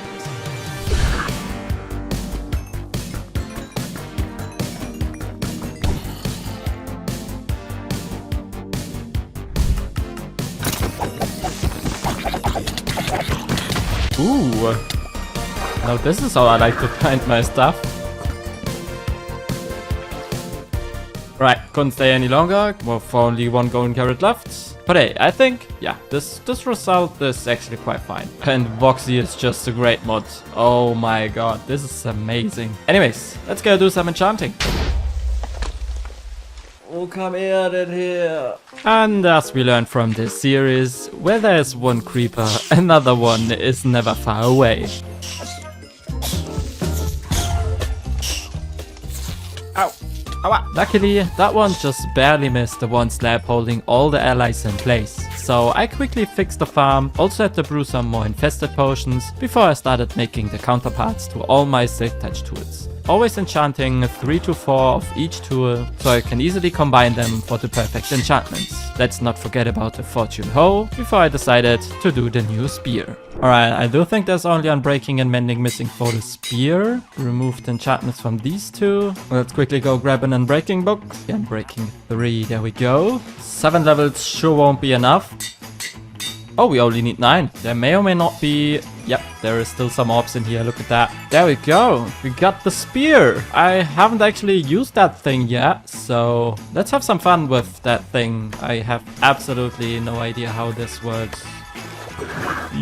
Okay, let's try the sheep right there. Of course I used it wrong straight away. Try that again. This is fun. This is... Ooh. Bye-bye. Yeah, that's hella cool. Whee. Okay, it's almost nighttime. Let's see what that thing can do to mobs. Okay, so it doesn't one-hit if I stand still, right? No, it doesn't. Oh! Okay, let's not die here. Whoa! Okay, I forgot I don't have my chest plate on. Let me quickly deal with that guy. Yeet. Oh. This is hella fun. Anyways, let's not get distracted. Oh boy. Let's continue with the rest of the tools. Spear goes right here. Nice. Now, before moving on to enchanting all the swords, I think I'm gonna expand this XP farm right here. And just to make it a little more entertaining, I thought, even though I'm definitely not a tutorial channel, I'm gonna make a tutorial. Or at least try to make a tutorial. So yeah, let's improve that XP farm a little. Alright. Cue some tutorial music and let's give this a try. I designed this myself, by the way. So let's start by putting away all the allies first, before we start by making 4 holes, each 3 blocks deep and 3 blocks apart. Then go ahead and remove all blocks in between, this time only 2 blocks deep though, while keeping 1 block 2 blocks tall on the middle of each side. Make sure there is no exposed stone inside the farm as well. Now we added dispenser filled with 1 water bucket to every corner, just like that, and buttons on top of the grass blocks above each dispenser. Add a block of your choice in the middle, make sure it's not stone, and place 4 more dispensers facing down like this. Now get at least 1 ally into every corner, which is 3 blocks deep, by throwing the item the ally is holding, and quickly place a top slab to lock him in place. Fill the top with glass, add 2 lines of redstone connecting the dispensers, and a button. There we go, that's my design, but we do need to breed the allies first before this farm is actually done. So let's go grab some amethyst shards. And let's start multiplying the allies. Oh wait, I forgot, we need to play some music. Breeding the allies obviously takes some time, so in the meantime I brew some more infested potions to fill all the dispensers, and also kept trading iron for emeralds. just until the allies started dying from entity cramming, which means we reached the maximum allies possible. Alright, let's go check if this is working. First we're gonna activate all the water, then we gotta wait for the allies to get damage. There we go. And now we just press this button, and there we go, we got instant silverfish. XP farm upgraded, so let's do all the 4 swords. Why 4, you're asking? Well, I'll make 3 maxed out ones for Sharpness Smite and Bane of Anthropopods, or whatever it's called. Did I actually just say that? Including Fire Aspect and Knockback, of course, while keeping my main sword without Fire Aspect and Knockback, since these enchantments can be unuseful sometimes. So about 30 minutes of enchanting later, we had all 4 swords done. And I moved on to the final 3 medium weapons, which are a bow and 2 crossbows. Only had to add punch to my current bow, and then made a piercing and multi-shot crossbow as well. Oh, now the last medium stuff I wanna make is a completely new set of armor, including Thorn 3 on all 4 parts. But I've spent about 3 hours on the enchantment table now, so let's switch things up a little and try getting the first hard tool of this video, which is a second trident. Because my current one is obviously a Riptide one, and I also need to get a loyalty channeling one. Now, when I tried getting this first trident, I tried all 3 methods on getting a trident, ending up with getting it from an ocean ruin. So this is what we're gonna do now. We're gonna hunt some ocean ruins again, which was way easier this time without the shaders and having an Elytra. Hey, trident guy! For a moment I thought, oh my god. Look at this, huge ocean ruins. Oh my god, insane. Oh, there was a drowned one? No trident though. Hey, trident! But he's somehow in the ground, like, what? Why are you in there? What? Okay. And after that weird first impression of the new zombified Nautilus mob thingy, I got just as lucky as getting my first trident. Oh, there you go. No, don't die in the sun. No! Did he drop it? He dropped one! Yes! Yes! Let's go! It's not been the second trident guy I found like with my first trident, but it's only been the third. So with it only taking about 20 minutes to get the second trident, I kept going to maybe get even more. Back to back! Ooh, big ocean ruins. Give me a trident. Nope. Unfortunate. Wait, there's another one. Another rider. He's even holding a Nautilus shell like... And he didn't drop the trident. And when I was about 5,000 blocks away from home, I decided, even though I didn't get more tridents, I had enough. Now, since I can only enchant 1 trident and not multiple, I had to get channeling and loyalty 3 from the enchantment table, and add Riptide from a librarian, since you can't even get Riptide 5 from the enchantment table. So when I got the enchantment, it was about time to get bullied by a villager again. Now let's go stand some pain, trying to get Riptide from a villager. Do we even have an unemployed left? Wait, there's one. Alright buddy, please don't make me do this for half an hour. I only need impaling. And impaling 4 is totally fine. Oh my god. It's not even been 3 minutes. What the heck? Like, this guy's making fun of me. You know what? I'm not gonna take it. I don't need it.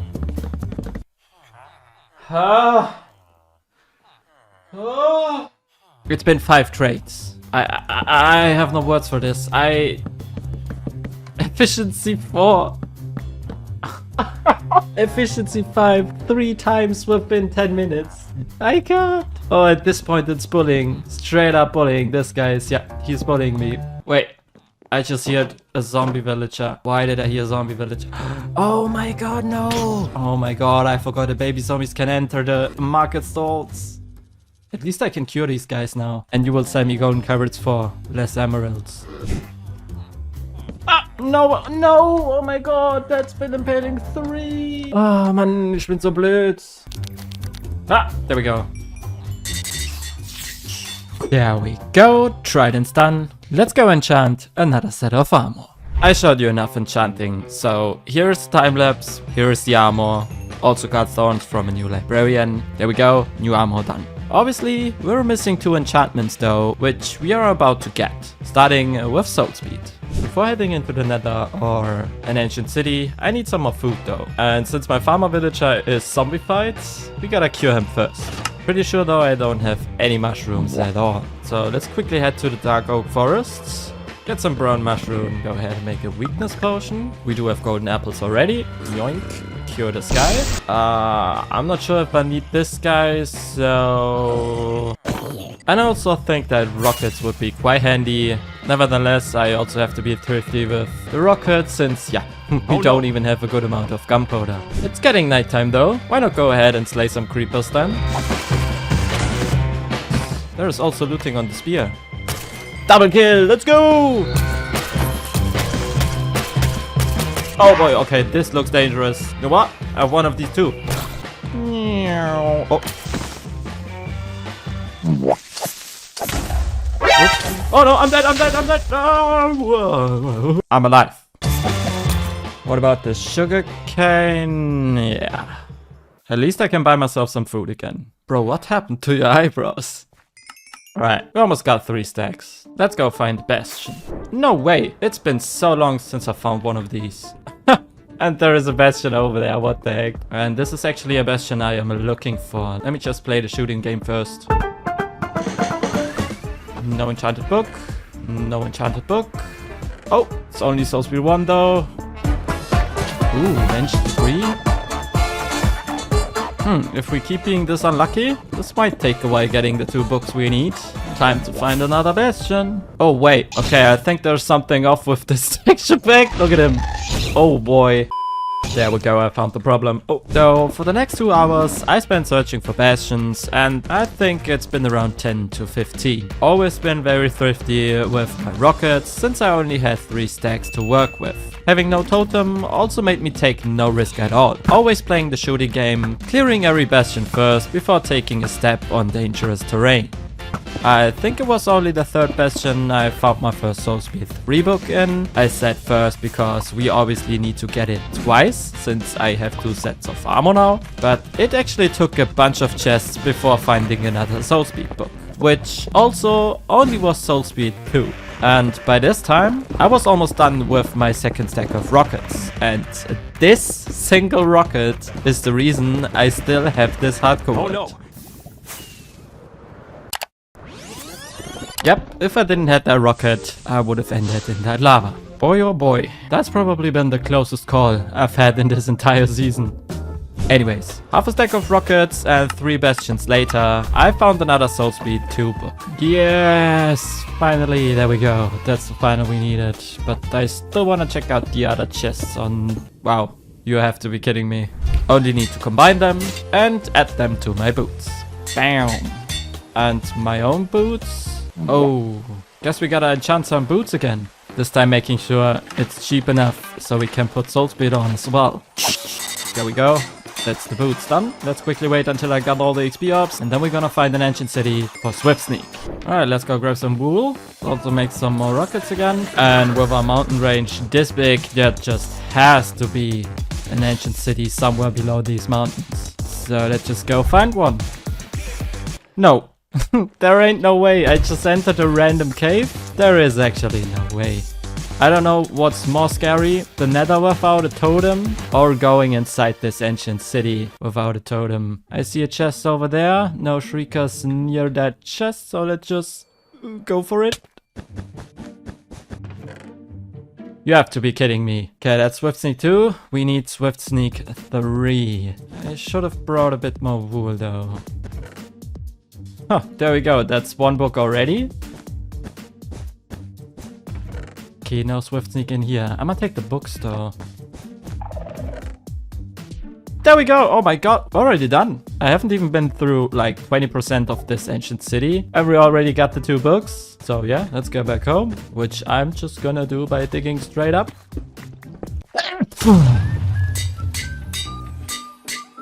Oh boy, did I miss Swift Sneak. Let's go get the mace.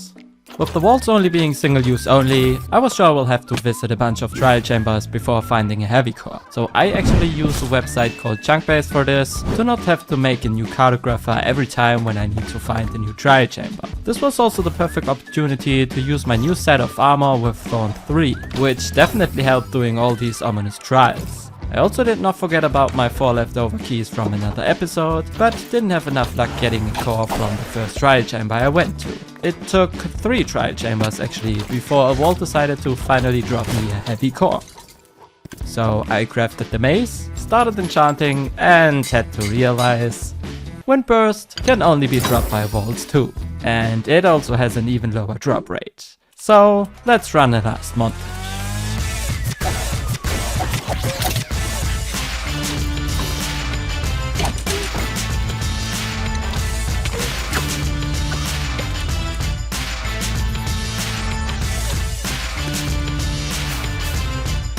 Hello! A book! Please, please, please. Oh man! Hey! Wait, at least we got the music disc. It's gotta be pretty rare as well, right? And I'm also pretty sure this is a banger. Oh my god. Oh! At least. Oh. Please, please, please, please, please, please, please. Heavy core, and now imagine Windburst, not 1, not 2, but 3.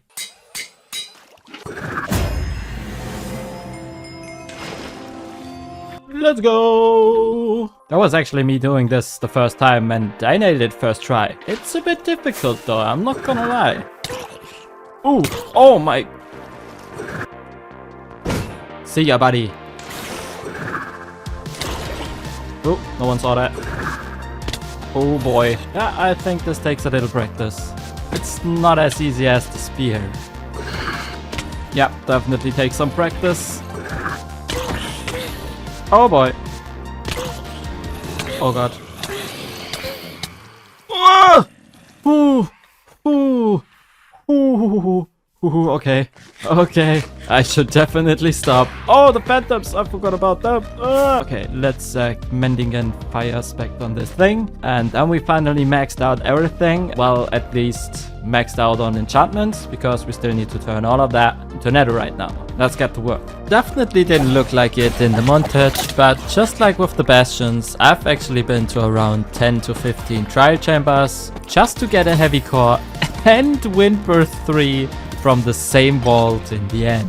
Anyways, let's grab some wood so I can use the bats technique to get some ancient debris, of which I needed 80 in total. So I'll definitely be down here for a while. Also getting some gold and always repairing my pickaxes by mining the quartz. When I had no more beds though, I settled with my favorite non-explosive technique, mining straight for a while and then going back and forth, mining out the sides. This always works quite well for me, but I actually had to switch locations once, since this nether is basically the definition of the floor is lava. Like, look at that. There is lava everywhere. But after mining for about 3 hours at the new location, I got all the ancient debris I needed. I'm not gonna lie, I was about to head to bed and continue tomorrow, but even though I'm only missing 17 ancient debris, but hey, look at that! I completely forgot about the 10 ancient debris and 3 netherite ingots we got from looting the bastions earlier, which should actually be just enough to turn everything into netherite. Let me quickly do the maths. Yeah, we got 21 ingots. I can go back home, let's go. Alright, the other question is, do we have enough diamonds and gold? Got a bunch of diamonds in here, we got some left in here. Let's also turn all these ores into diamonds as well. There we go, let's get that upgrade templates and turn them into 21. What about the gold? Yeah, we definitely have enough gold. And while these are smelting, let's run a quick repair session. There we go, everything repaired. These should be done smelting. There we go. Now we just need one of these. And we can turn all that into netherite. And there you have it. Every tool and weapon, including another set of armor, maxed out in Minecraft Hardcore. And I'm not gonna lie, I'm quite proud of myself doing all of this without a totem. But I'ma keep having some fun with this spear, cause doing this Yeah, this is hella fun. Behind this door is probably the coolest room I've built to date. Before I tell you exactly what's inside though, let me tell you why I built this. See, last episode I spent multiple hours at my XP farm and enchantment table making a maxed out toolbox. While doing so, I always had to see the simple, terrible looking slime farm I have down there, which is not at all decorated and looks completely out of place. So I was looking for a good way to improve this slime farm, or rebuild it completely. I could just build a proper slime farm, digging an entire chunk, but I've had one of these in my last hardcore world, and never needed this much slime anyway. So after a bit of exploring on Pinterest, I came up with the idea of making this farm an experiment inside a laboratory with an operational desk in front from where I can operate the farm. I wouldn't say this revolutionized the way of farming slime, but oh boy, this definitely is the coolest way possible.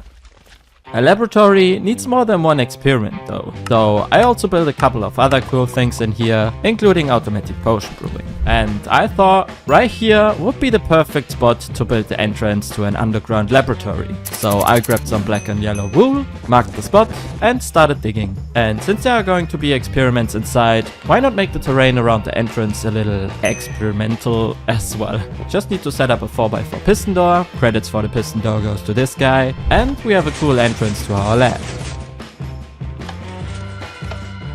Now, since I only do little to none planning for my projects in this world, I had no idea what I want this room to be shaped like. So I just started by digging around the beacon I placed. Wait, how on earth did a cat end up down here? There is no village or villagers or whatever, but I guess we got a lab cat now. Are you trying to leave, buddy? Ha! You can't leave. Realizing the piston door is 4x4 and therefore doesn't have a centered block, I didn't want to make the room 100% circular to create a symmetry. So I widened the circle, making it obvious the entrance isn't meant to be centered. Before, I started working on the final shape of the room. Once again, not taking enough attention at the durability of my pickaxe. There goes my Silk Touch pickaxe. Alright, we've got the walls cleaned up, already dug the hole or marked the spot where I'm gonna build the slime farm. The thing I'm standing on is going to be some kind of operational desk where I can press all the buttons to operate the farms. But now, I think we gotta figure out a design to make this laboratory look like an actual laboratory. Because right now it's just a stone room. So let's start designing this room. Wait, before you all spam the comments, I just realized this is not symmetrical. There we go, now it is. Gotta remove some blocks on this side. Alright, let's go get a new Silk Touch pickaxe, which kinda felt illegal being done within 2 minutes. Also finally give it its iconic name, and obviously turn it into Netherite again. Before checking how much quartz I have to design the lab. Oh no! Yeah, no way that's gonna be enough. So, time to go back to the area I found all the Netherite last episode and get even more quartz. Believe it or not, but it felt like I was only finding ancient debris, even though I was primarily looking for quartz. Let's go! Back to back, you just have to be kidding me! Nice. No way. Ending up with 22 more ancient debris after not even filling one shulker box with quartz blocks. And this shulker includes the quartz I already had. Alright, let's see how far we can get with this amount of quartz.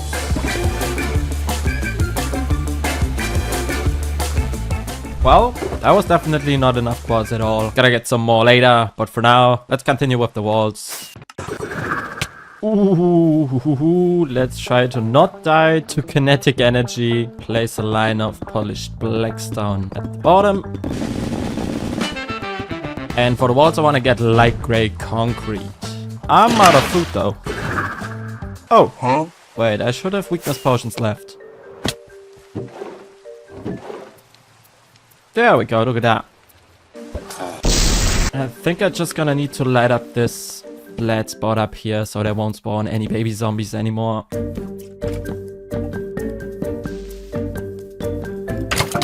There we go, that should do.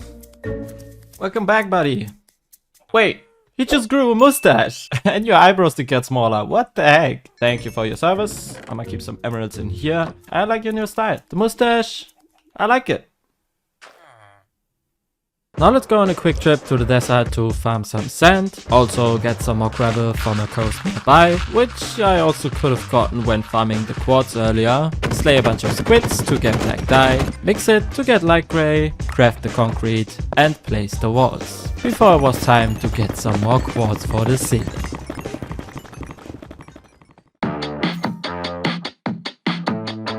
Now the lab also needs some light, so I designed these weird looking structural support pillars, which are also going to be the light source of this room.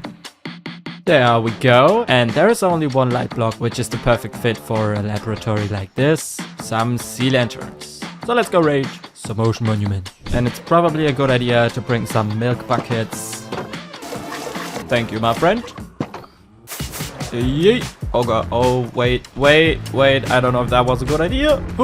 Oh, there's so many beams. Oh my god. Okay, why are there actually so many guardians? This is what we're here for. That's why I got the milk.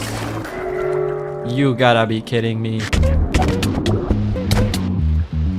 I gotta be a little more careful, I guess. Let's drink the milk.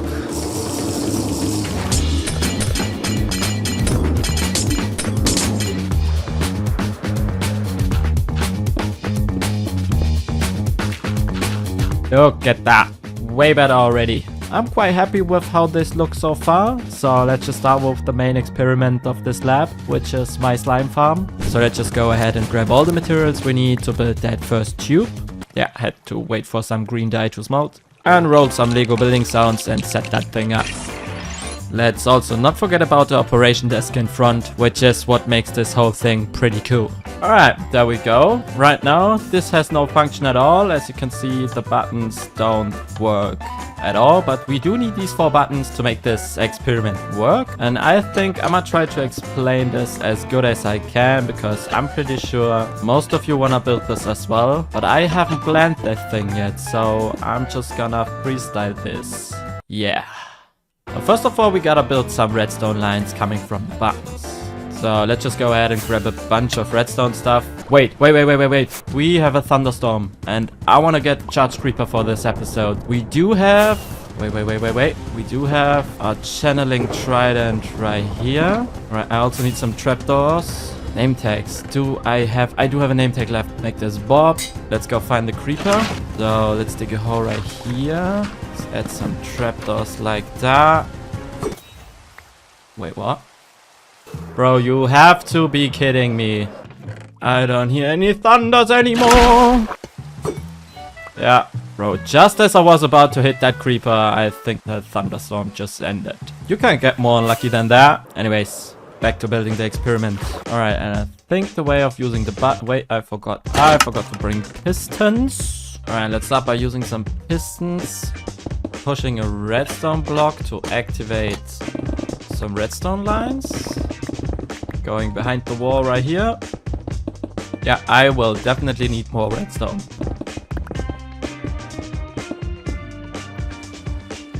Alright, we got the 4 redstone lines coming behind that wall. Let's get the redstone blocks up again. Okay, these lines should all be turned off now. Looking good so far. And let's start getting some allies up there, of which we do have enough over here. Let's get these guys over. Come on, buddy. Get over here. Hey. You have to be kidding me. Get in here. There we go. Oh, how did I didn't meant to connect them. How do I unconnect them? Wait, what? Ah, there we go. You get dirt. You get dirt. We need these guys to be in there. A dispenser right there with a water bucket inside, which I don't have right now. We also need another dispenser for the infested potion and one more dispenser for the oozing potion with no glass block beneath, so the oozing potion will shoot straight down. Alright, this should be everything we gotta build up here. Let's add hoppers to these 2, because these will have oozing and infested potions. Okay, jukebox. Music disc. There we go. Now I think you get the idea how this is gonna work. I only had to connect the redstone lines with the dispensers, but first placed another dispenser at the bottom, which will dispense the TNT. Also had to redirect one of the 4 redstone lines to this dispenser. And right below the center block has to be a hopper minecart to collect the slime.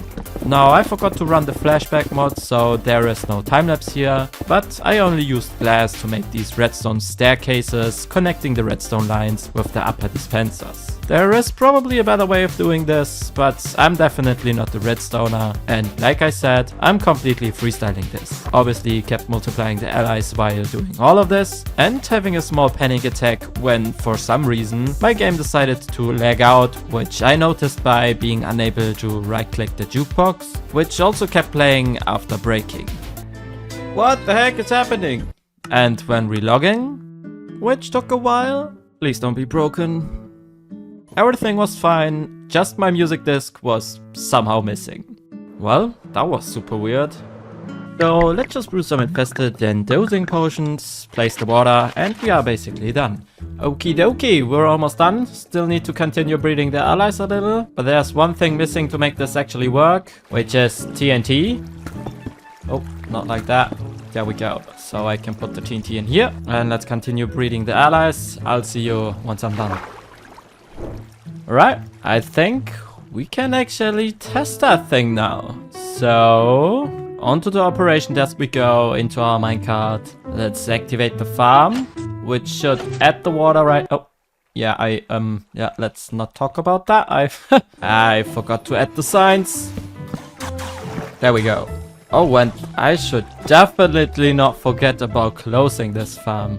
If everything is going to work fine and I didn't close that hole, I would have ended up with a ton of slime walking around here. So let's try that again. Okay, water is off. Let's turn it on again. There we go. Let's wait for these guys to get damage. There we go. Getting damage. Now we go for the infestation. Look at that. We got the silverfish dropping. So let's just wait 3 minutes until the infestation is over. Look at all these flashes. Alright, we don't get any more silverfish. Time for the oozing.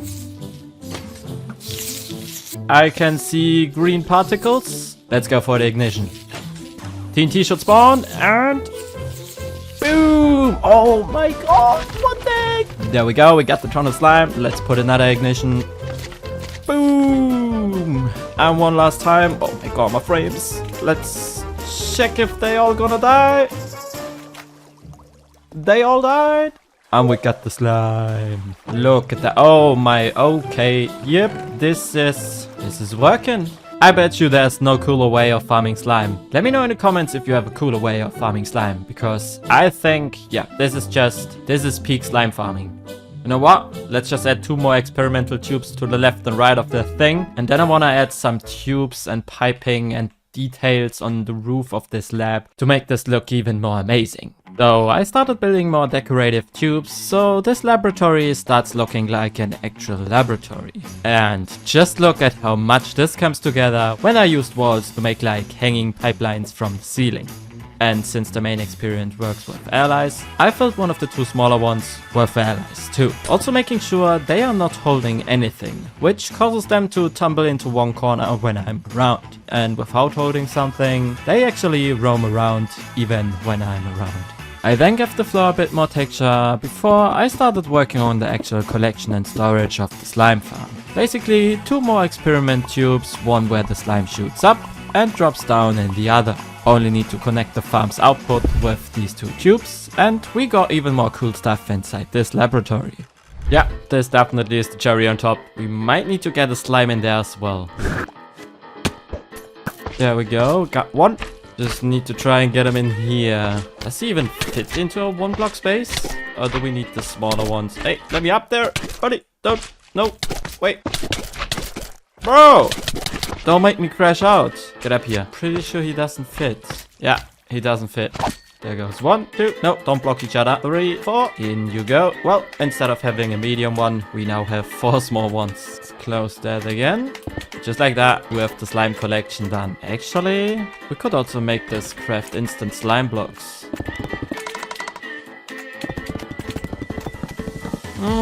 Not my best work, but it does the job. Oh, do we need to cover up that thing? I don't think we need to.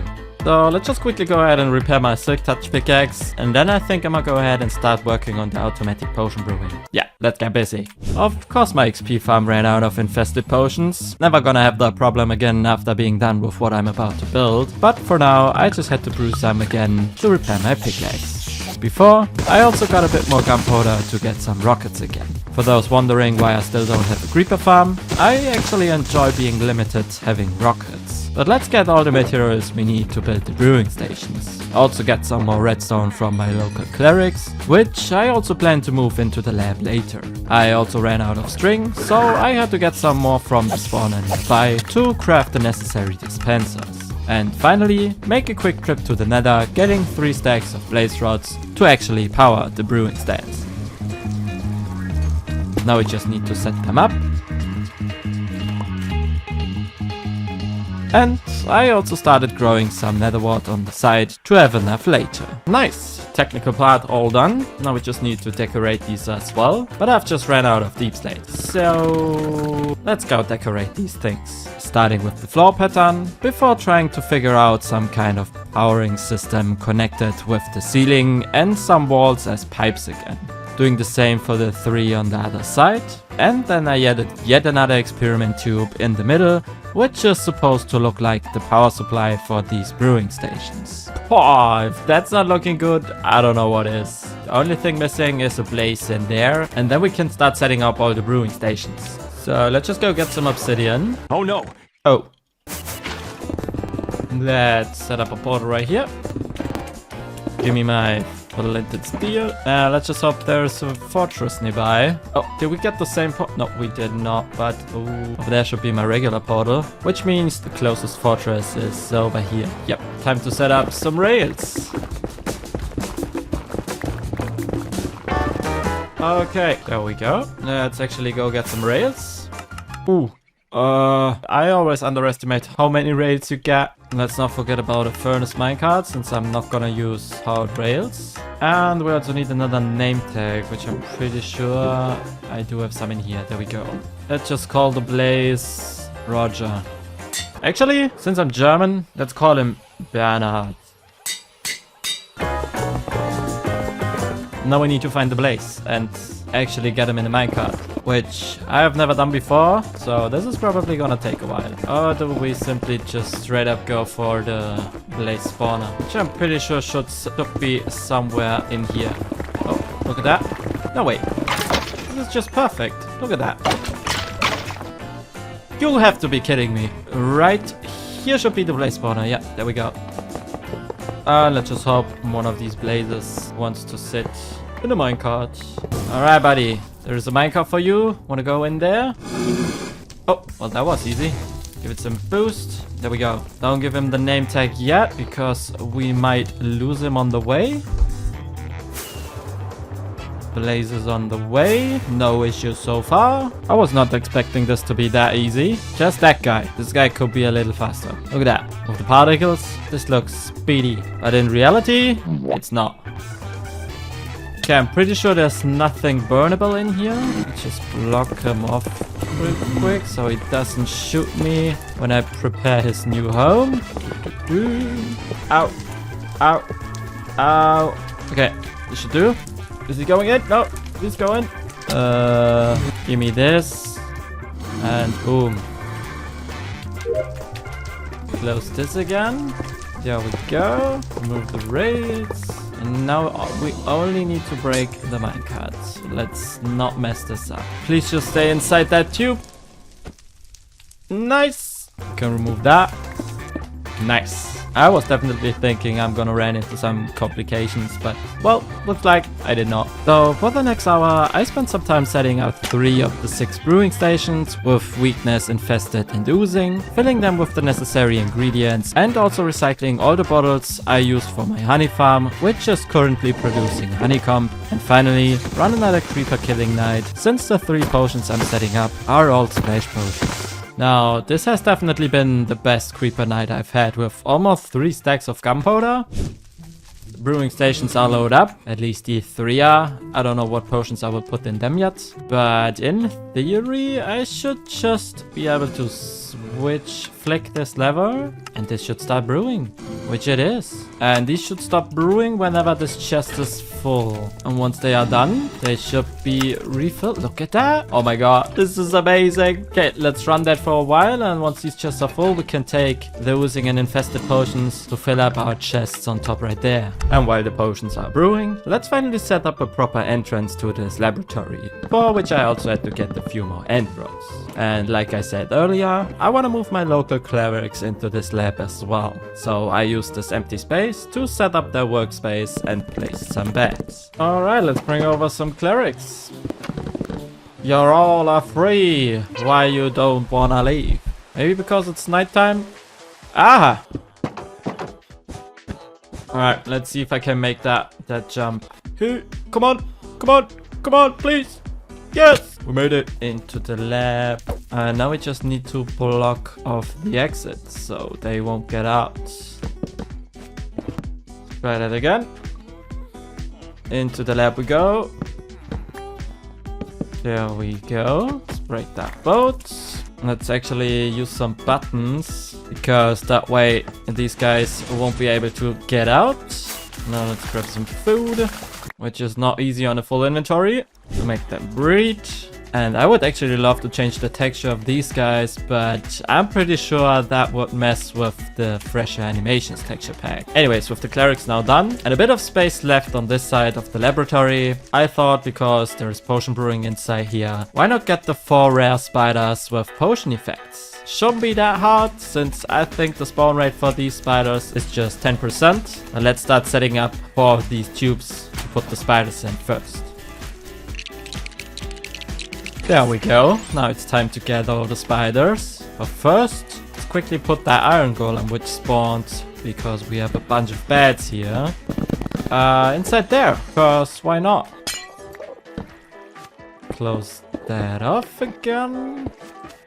There we go. Right, let's go find some spiders. I forgot we need 4 name tags for that. Do have 1 left, so we gotta buy some. So it's time to level up one of these guys. 19! Since when are name tags this expensive? Regeneration, speed, strength, and invisibility. Boom! Alright, and since it's daytime, it's almost nighttime though, let's quickly head to the spider spawner, which should be down here actually. Yeah, look at that. Let's see. Maybe we instantly get lucky. Oh, no, there is one. Again. Oh, not good. Not good. Not good. Not good. Don't die here. Okay, let's try to get her in a boat. Huh? Why? What is happening to this boat?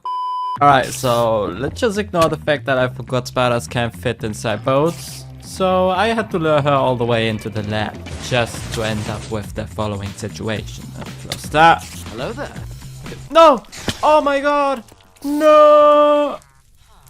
Oh, we got another golem. Why do we get another golem? Like, I thought golems won't spawn without beds. Nah, this is not good. Just so he won't attack my spiders again. Alright, let's go try and find another spider then. Nope. Nope. Nope, nope, nope, nope, nope, nope, nope, nope, nope. I just realized there's no way I'm finding an invisible spider at night. Definitely gotta get that one from the spawner. Ooh, look at that! Zombie horse. Aren't these guys like a 1% chance of spawning? Ooh. Oh, okay, that was quick. Oh! Oh! Oh! Okay, actually, you know what? I think I might just dig a tunnel from these enclosures straight to the spider spawner. Give me my beacon. And I gotta fix this problem. I need to find a way for these guys to not go up the stairs. Oh, and what did I just witness? There we go. Before we actually start trying to get the spiders, let me just quickly check on what particles indicate which potion effects. It actually didn't take long at all before I got the first of 4 spiders. It's only been like 6-7 spawns, and we already got the invisible one. No, what you... Okay, a little dance, nice. Don't climb the walls. Don't climb the walls. No, no, please don't. No, no, don't die. No! And go in. Yes! Yes! He's in. Is he? Close that. She's inside. Okay, let's give her the name tag. Is he named? I don't see the name tag. Why don't I see the name tag? Oh, of course. She's invisible. Alright, that's been a little harder than I expected, but we got the invisible spider in there now. Let's go get the others. Maybe I got lucky or I totally underestimated the 10% chance. Come on, another strength. Oh, we got the speed and the strength one from this. Don't need the strength one though. This one. We need you. It not even took 40 minutes to get all 4 potion effect spiders from the spawner. With only getting the strength one twice. Best case scenario would be getting all 4 spiders after each other. Like getting none of them twice. Look at that. Yeah, that's what I meant. We got another strength one, which we don't need anymore. It was also funny they all did the quick little dance at the exact same spot in the tunnel. I have no idea why. And he's also gonna dance. Yeah, look at that. Alright, buddy. You're the final one. Don't climb up the walls. Just go in here. No, no. There we go. Just need to add the name tag. Right, let's close that hole again. We got the 4 spiders, which actually didn't even took an hour. But with that, I think I'm pretty much done with this laboratory. Only thing left to do is get the infested potions up here.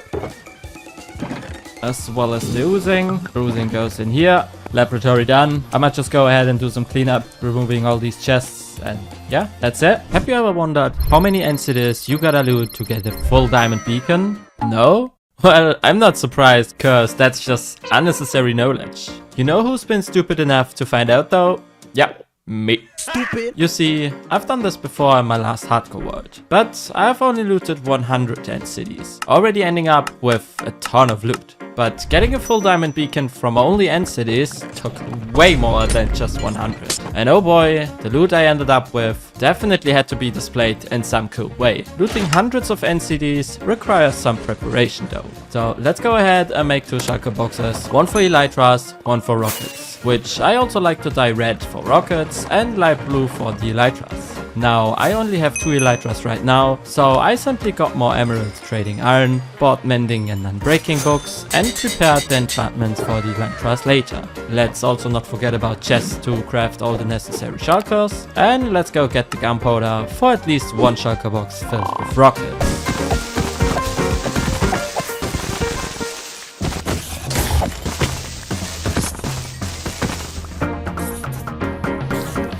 Yeah, that's never gonna be enough. That's why I already prepared materials to quickly set up a super simple creeper farm.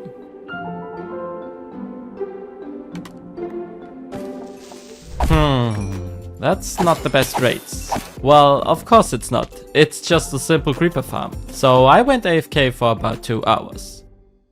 Alright, it's been a couple hours. Let's see what we got. Bruh. Well, at least that's enough to make 1 shulker box of rockets. What about the sugarcane? Yeah. Well, let's just see how much this gets us. Yep, guess it's time for some expansion. Yeah, I'm building a manual farm here since I'm actually too lazy to build a proper automatic farm now and do have other plans for automatic farms anyways. I only had to wait for everything to grow. Alright, that's surely gonna be enough now. Which luckily it was. One last trip to my laboratory I built last episode, which you should definitely check out if you haven't already, to get some infested potions to restock my XP farm, so I can repair all my tools and also get more XP, so I don't run out of XP enchanting the Elytras later. Alright, let's go loot some end cities. Oh wait, I forgot one important thing. I want to have some red wool to mark the cities I've been to already. So let's go get some wool, red dye, and now let's loot some end cities. Let me pause this real quick, as there are probably many of you asking right now why I do have this insane render distance and already see multiple end cities. See, I'm using a mod called Voxy, which gives me basically infinite render distance, or at least the amount of chunks I set it to. The chunks also have to be loaded to be seen though, so I'm using an additional mod called Chunky to load chunks via command, giving me this absolutely amazing view. I think I don't need to mention that this makes looting end cities also way less time consuming. But now, let's start the first montage and loot the first 100 densities.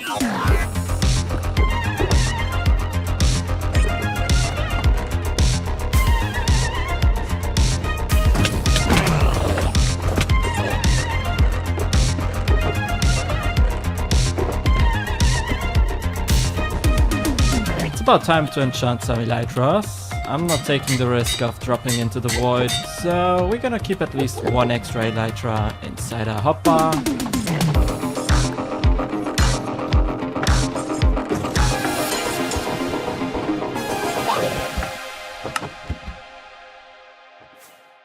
Alright, I think we're a little over 100 entities, and I'm surprised I not even took 2 Elytras. But my ender chest is almost filled with shulker boxes full of loot, so let's go ahead, find an end gate, and return back home. We also still got a bunch of rockets, look at that. But let's just try and find a gateway. Oh, there we go. Yoink. Home sweet home. Now, I'm definitely not gonna sort all that stuff by hand, because we can make ourselves some helpers. I'm just gonna use copper golems for this. So let's quickly build a little setup right here.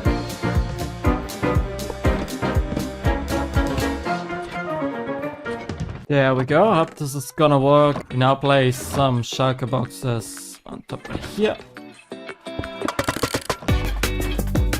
There we go. That's been all. Right. Let's wait a bit and see if this is working. Yeah, it seems to be working. There's 2 pickaxes, 3 swords. Ooh, I like what I see here. Alright, I'm gonna grab a snack while these guys are sorting. This is probably gonna take a while.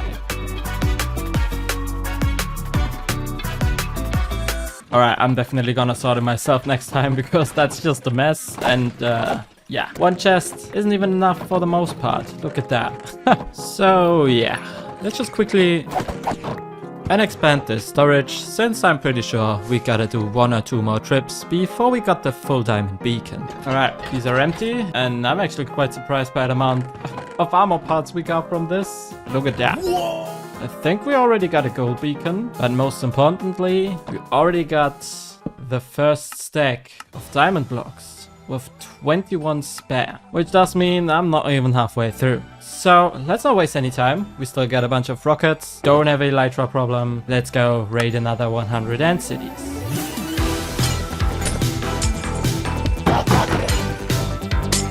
Whoa, okay, what the heck happened here? I've never seen something like this.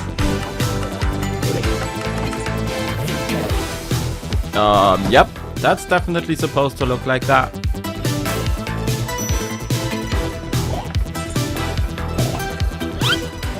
No, I've just accidentally dropped my rocket shulker.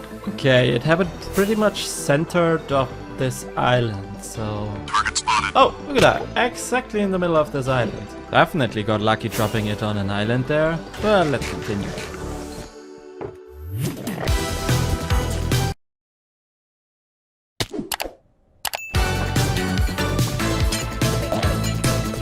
Oh, that's definitely the record for the smallest one. Like, they definitely all got that main base building thing. But this is the only one I found with just a small tower on top. But we're almost done with getting another full ender chest. So let's quickly fill the last 2 shulker boxes I have.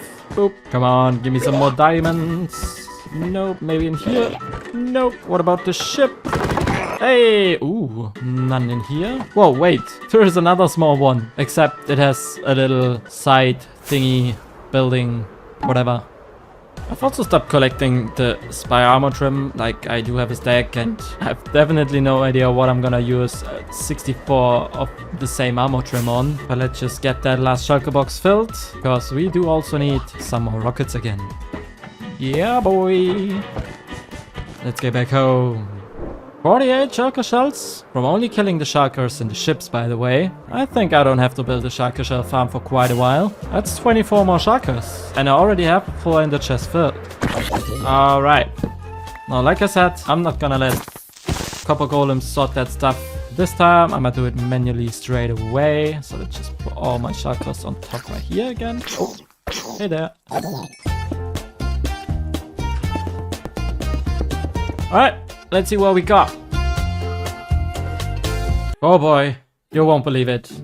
We almost got the exact same amount of gold in this second run. We're just 3 gold off. but we did get a little less diamonds. And look at the chest filled. Like, chest plates are definitely the armor parts spawning the most in end cities, and I can definitely make myself a full shulker box with perfect pickaxes. Second chest of Elytra is also filled up, and I definitely gotta make some kind of display with all these armor parts. Like, there is no way I need this many armor in a single player world. But hey, we still do need to make a third run, since, yeah, that's just not enough to make a diamond beacon. So let's go grab some more rockets. Luckily, we still have some gunpowder left in here. Yep, there we go.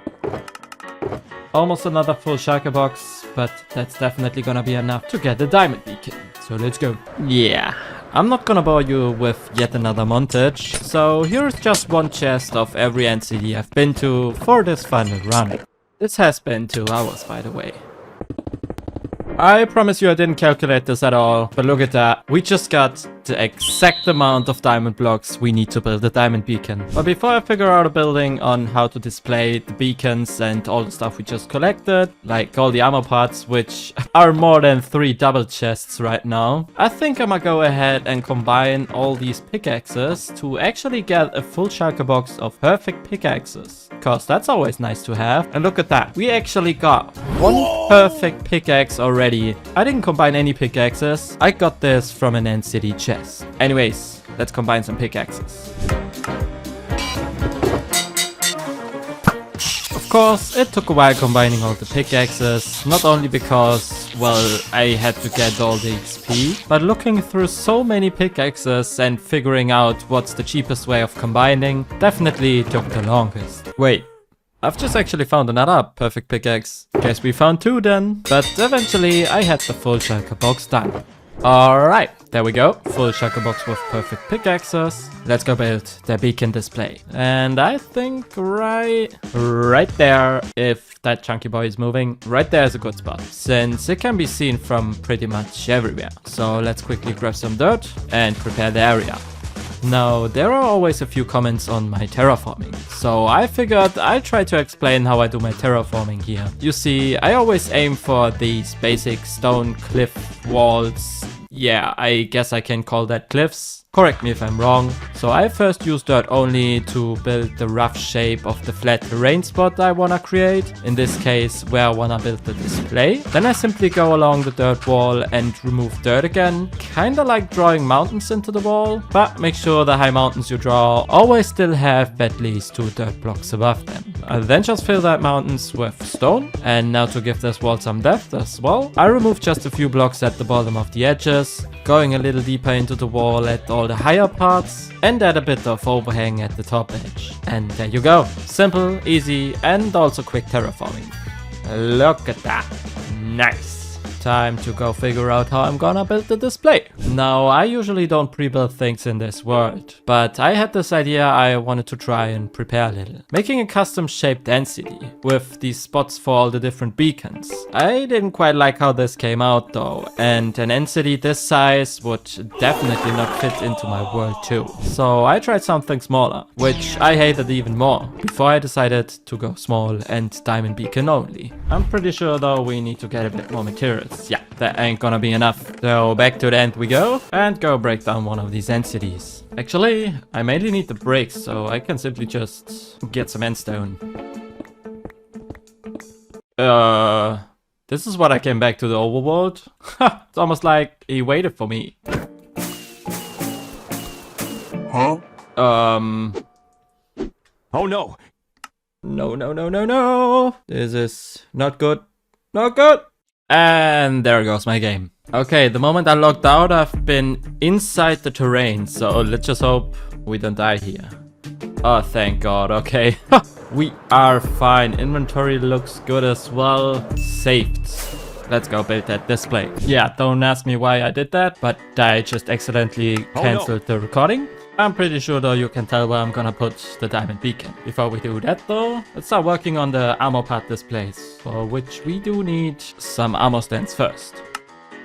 Alright, that's only 32, gotta do a few more, for which we need to hook up stone. The armor stands are gonna be placed on this stairs, just like that. And if you haven't noticed already, I'm using a mod which gives armor stands arms as well. So I can actually put weapons onto them as well, which is pretty cool. Now we just gotta get some armor parts. Let's make sure we don't use any curses, because I'm not taking the risk of accidentally putting some curse of binding onto myself whenever I'm misclicking on an armor stand. Alright, and for the last layer, let's actually make use of the spire armor trims we collected and also get some gold, I guess.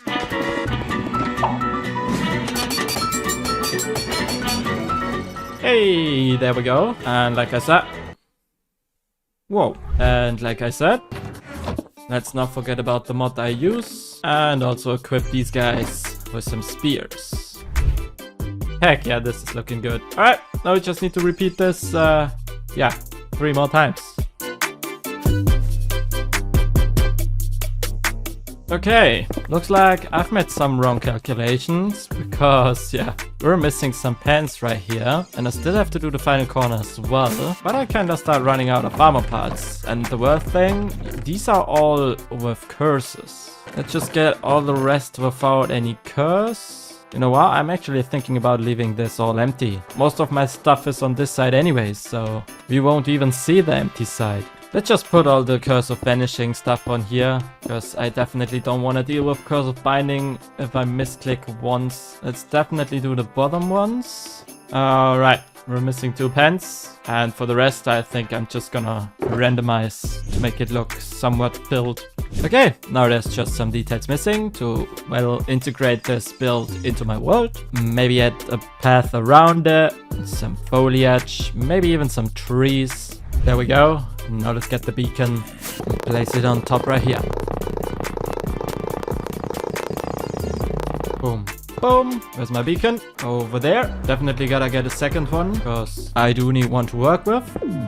Because this one is gonna stay right here. Yes, look at that. With the mountains in the background, all the armor stands in front, make it look like they are part of the beacon itself. Now I would say this is a diamond beacon worthy display with all the armor stands, but let's quickly go into the Nether and get a new beacon. Now this turned out to be a shorter episode. Well, I was already expecting this with the main part of it being looting and cities only, which is just a repetitive task, but I made sure to edit it as entertaining as I can. Especially the montages with chests felt super satisfying to me once I was happy with the editing, but feel free to let me know your thoughts as well. I don't know, but I just woke up the other day and was motivated to do some kind of grind job in Minecraft, which made me get a diamond beacon from End Cities Only, which, by the way, I never even had in over 10 years of playing this game. I must stop yapping now though. Here is me getting a new beacon.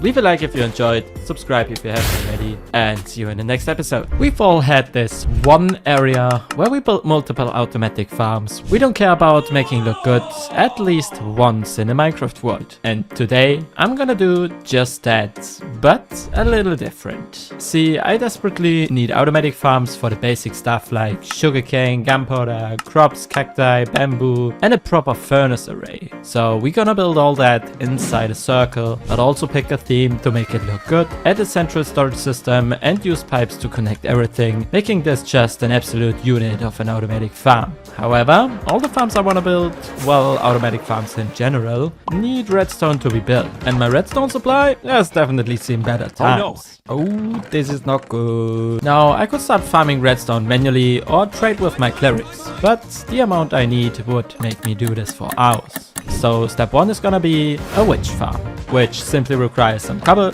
string, scaffolding, hoppers, trapdoors, and tripwire hooks. I don't know why I just said that like that. And most importantly, a spear with looting 3 and sharpness 5.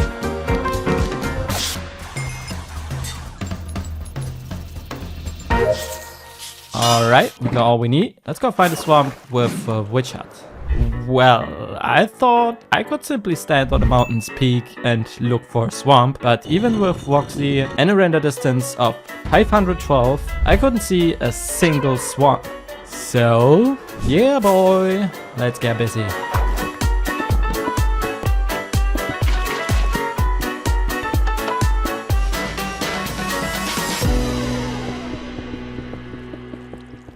With the farm set up, I only had to get a pigman from the Nether. Come here, buddy. Come on. Yeah. Oh, ow. Give him a spear and put him in the minecart. This guy will now kill all the witches with looting 3, which is just insane. You can do that now. But let's go AFK and see what this farm is capable of. After checking and sorting the loot for the first time, which by the way is already insane, I noticed something really weird. Wait, what? Hey, yo, what the? How? Where? What? Okay, so why do I have a duplication of my toolbox now? Time for some investigation. So I went back and checked the recordings, and I think I figured out what happened. See, right after I entered the Nether to get the piglin, my game crashed.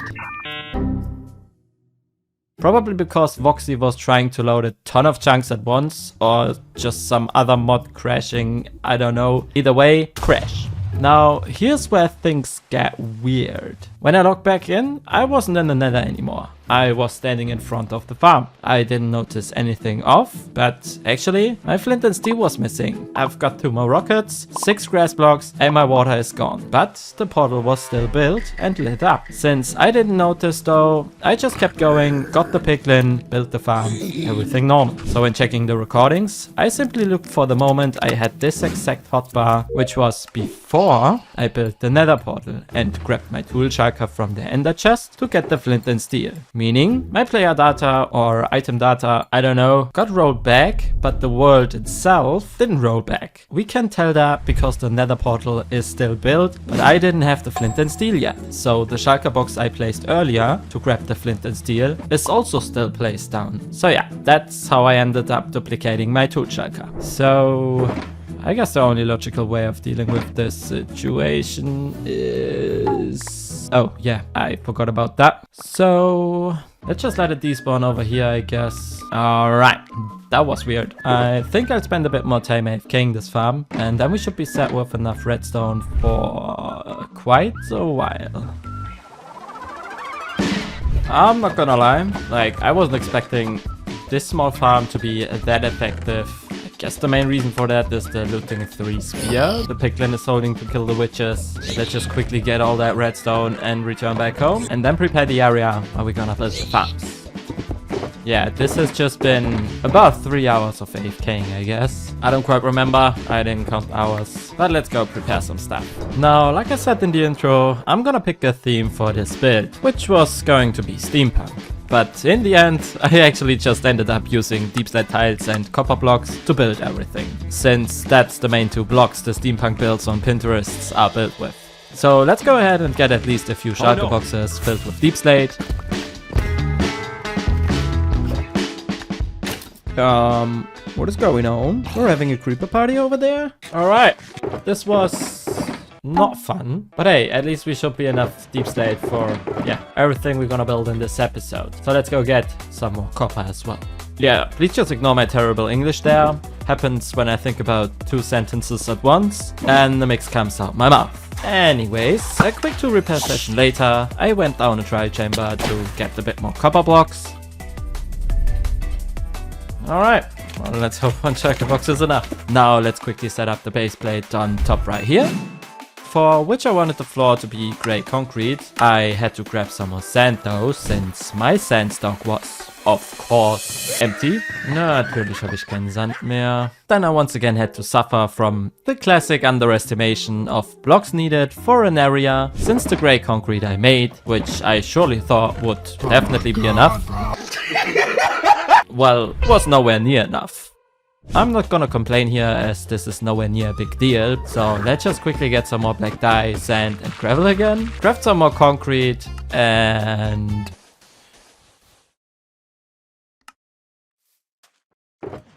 shit. And of course my gravel is there, and of course I have to repair my shovel first.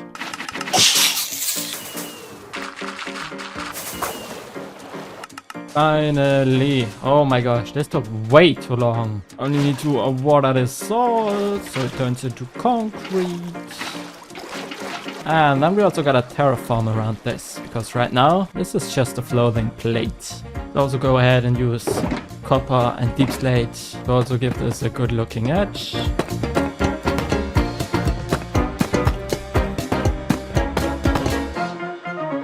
Now, let's just make this floating luxury looking plate, well, not floating anymore.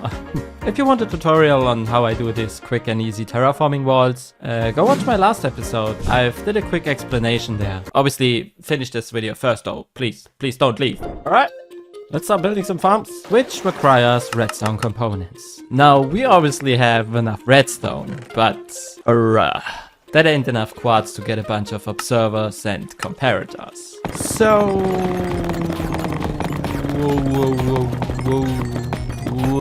Now, that's a good amount to start with. So, let's do some crafting. No way I'm this low on cobblestone already. Luckily, I got this cobblestone generator. I'm literally low on everything. Like, I don't even have enough wood to craft a stack of chests for hoppers. Luckily, I got an insane wood farm for this. Oh, wait, it's been so long since I've used this tree farm. I forgot to flick this lever to redirect the water flow of the output. This should mean the birch logs I just farmed should all be inside the spruce. Yeah, look at that. Oh my, this farm is just insane. We probably got more than a shulker box in just 3 minutes. Yeah, look at that. We got more than a shulker box of birch within 3 minutes. And after a bit more crafting, I went to get some mud from a mangrove swamp, which I this time actually spotted while standing on the mountain's peak. Hey! Yeah, this should last for a while. Right, and lastly, let's also cook up some glass. But while this glass is cooking, we can already start building the first farm, which I decided to be the sugarcane farm. And since I have no plan at all, I'm just gonna build different farms inside that circle. So I think to make this a little different, I'm gonna start by building 4 towers, which are the sugarcane farms, for which we gotta figure out a designer. So let's grab some of our stuff. Yeah, let's just figure out a design.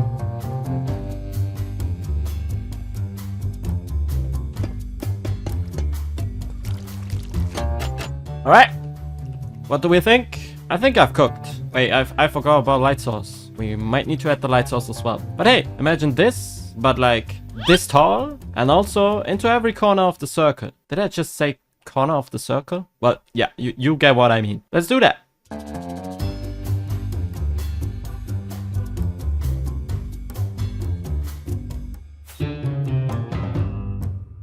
Probably already one of the coolest looking sugarcane farms I've seen in this game, but we gotta go on a little side quest, since as you can see all the trapdoors are missing on the final tower. Still got them on there, not because I ran out of copper, but because I ran out of honeycomb, which my stupid brain decided to put an autocrafter right here to turn all the honey from my bee farm, beehives, straight into a honeycomb block. And this is not reversible, like I can't turn them back into honeycomb, which sucks. We got a few already in here, but I do need way more, I guess. I don't even know what I would need this many honeycomb blocks for. But let's just go ahead and grab some flowers, which I will actually do by getting some bone meal.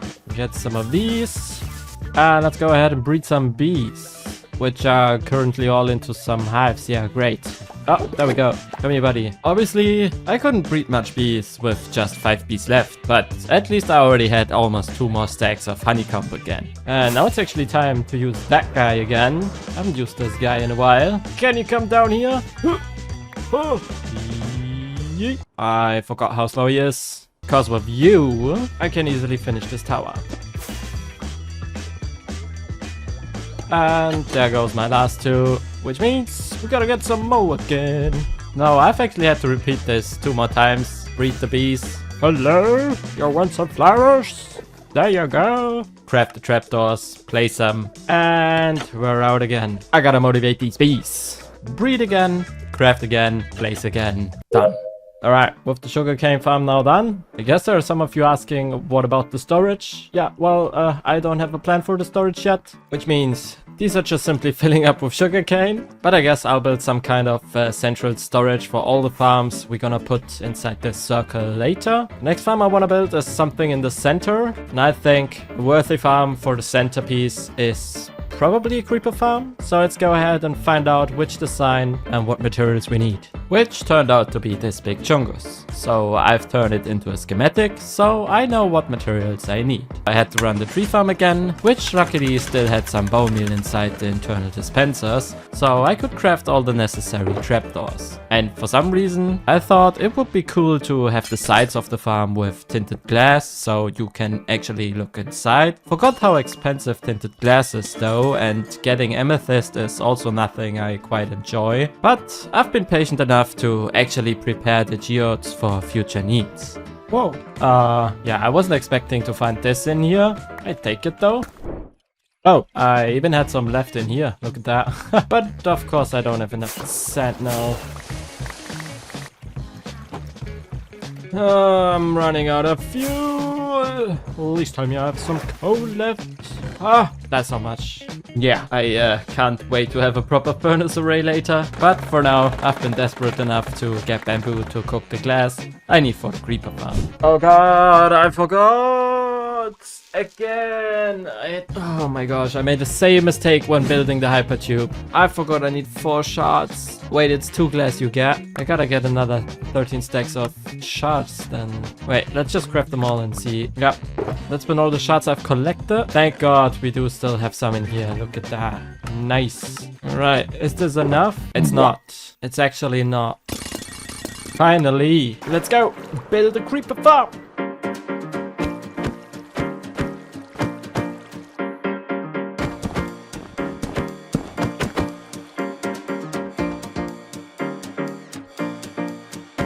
I'm having way too much fun hitting snow golems. Hey, look at that! We got the creeper farm done. Actually, we're missing the piglin holding the spear with looting 3. Since I've been too lazy to grind the enchantment table to get a spear with only sharpness and looting though, which by the way took around 30 minutes at the beginning of the video, I decided to get some librarians this time. Wasted a lot of time trying to get my current librarians to breed, which just didn't want to breed at all, even after placing beds everywhere, because I forgot I had villagers left in the building next to them. When I remembered though, one of them got me looting real quick, but the other one has to be a secret witch inside. He's been trying to sell me curses like it's his only mission in life. Eventually, I've intimidated him enough though. Bro, trust me, you don't wanna make me crash out. So, he's finally decided to get me the trade I want. Yes! Thank you. Oh my gosh. Alright, let's quickly prepare the collection area for the piglin. Set up a portal. Yeah, I was expecting this. Alright, this is definitely not gonna be easy getting a pigman in there. The location of this portal is not the best. Start by making ourselves some room. Alright, it's gotta be one holding a crossbow, because apparently these are the only ones picking up the spear. Oh, look at that. We got one down there. Hey there, buddy. You wanna follow me up here? Come over here, please. There we go. Wait. He already dropped the crossbow. Give him the spear. Come here, buddy. Just get in the minecart. There we go. And he is killing the creepers now. Okay, now before we actually decorate the creeper farm itself, I think I'm gonna start working on a furnace array. Why not just build it right on top of the creeper farm? Because I will also need a bunch of glass later. So let's just go ahead and grab all the materials for that. Most of the materials were already in the shulker boxes at the project. I only had to make some more hoppers and powered rails. And when getting the honey blocks, I've also been pleasantly surprised by how busy the bees have already been. Anyways, alright.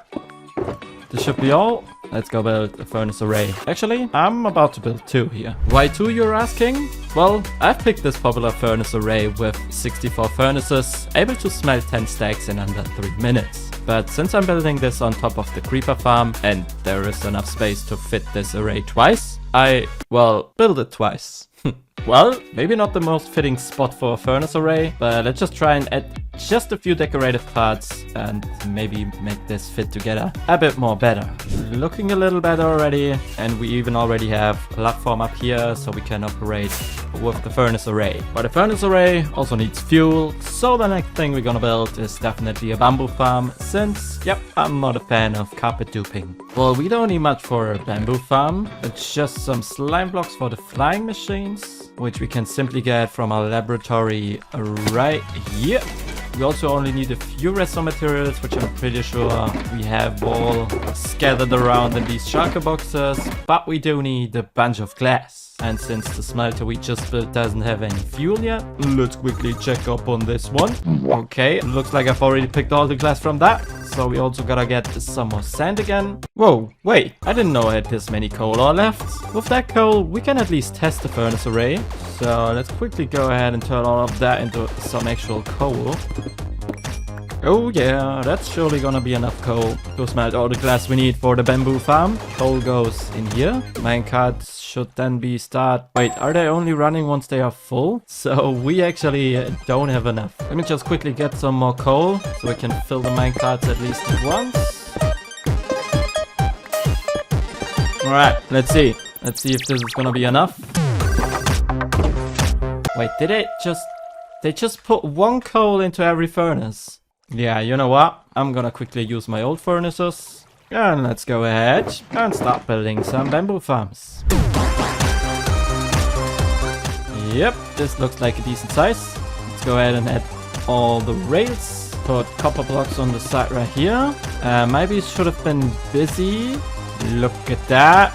Nice. Wait, I actually need to get some more space in there. Didn't expect them to be this productive, but hey, there we go. That means we can make a bunch of waxed copper trapdoors again. Nice. And let's add these copper trapdoors to the sides. Build up the walls. And let's start building the flying machine. Time to grab some bamboo. Oh wait, there's redstone missing right here. Let's actually check if activate this. Oh, well, it's working. Let's just place a chest right here and repeat this, I think, 2 more times. Alright, I think a 4th one would be too much. So let's just go ahead and also connect these 3 bamboo farms, which are just gonna be some hoppers. And I think I'm actually gonna use non-waxed copper trapdoors so they actually start oxidizing to turn green, which will also add a bit more contrast once that tube, pipe, whatever thing is, yeah, green. Okay, now before we connect the bamboo farm with the super smelter, I added just a few chests to prevent overflow and then actually set up 2 autocrafter setups to turn the bamboo into blocks and then into planks, since planks are actually the best bamboo type furnace fuel. Set this one to planks. Wait, which is actually just 1, I guess. Yeah, look at that. We got planks. Nice. So let's just temporarily add some hoppers so the planks will end up in this chest. Now we gotta build a piping system to bring this output into the super smelter. Aha! We got some pipes. There's constantly coming up some planks, which obviously only will go into this hopper, filling up this side of the furnace array. And once all the furnaces are filled, this chest will start filling up. And once this chest filled up, including all these hoppers, the produced, look at that, farm is running. The produced bamboo planks will start going over here into this chest, starting to fill up the second half of the furnace array. So for right now, we're just gonna remember that we can only use this side of the furnace array. But now, let's just use this exact pipe design and start building a central storage system right here. And with finally having a storage for all the farms, I only had to connect them all using water pipes. Let's go. Storage setup. Again, code is already coming in. With the storage now done though, let's go build some bone meal farms. For all my viewers wondering about the bone meal farm below my tree farm, well, this one is not that reliable. And it also only produces like 2k per hour if I remember correctly. And my overpowered tree farm built through 50k bone meal per hour. So I'm gonna build the same bone meal farm I built last season when building the creative menu. Since this one was always quite reliable and also has a production rate of about 10 to 15k per hour. Still nowhere near the 50k the tree farm eats, but I won't even need to run the tree farm this long, with this being the result after just 3 minutes. Alright, so I've just ran out of glass, and the bone meal farm, yeah, well, requires a bit of glass. This is probably not enough though. I'm pretty sure though that there is a good amount of bamboo planks inside our furnace array. So we can also test that thing for the first time. So let's just put in all the sand right here, and these minecarts should be start running. Look at that. And there is already the first glass coming in. Let's go. Alright, let's collect the rest of the materials and then build the bone meal farm. Okay, let's get all the bone meal we have and test that thing. Oh, we don't have that many bones. We also don't have that many bone meal, but that surely is gonna be enough to at least start the farm running. So I'm pretty sure we gotta put some bone meal in here, replace the moss, and bone meal this once. Same goes for this one. Now, usually at this farm design, there's a lever right there to activate the farm, but I've replaced this with a repeater since I want this lever to be over at the storage. But hey, fingers crossed. Sounds good. I think we're running. Well, the raids will be slow at first because the farm itself has to fill up with bone meal first. So let's just quickly get some more glass and connect the outputs with our storage. There we go. Output connected. Let's also get some of the sugarcane in here, as well as some gunpowder, so we can make ourselves some new rockets. Nice. There we go. Got a full shulker box of rockets again, and while this farm is filling up itself, it's running flawlessly. Let's add some decorative parts as well. Simply gonna start with some deep slate, also add some pillars, so we can decorate them with some copper, trapdoors.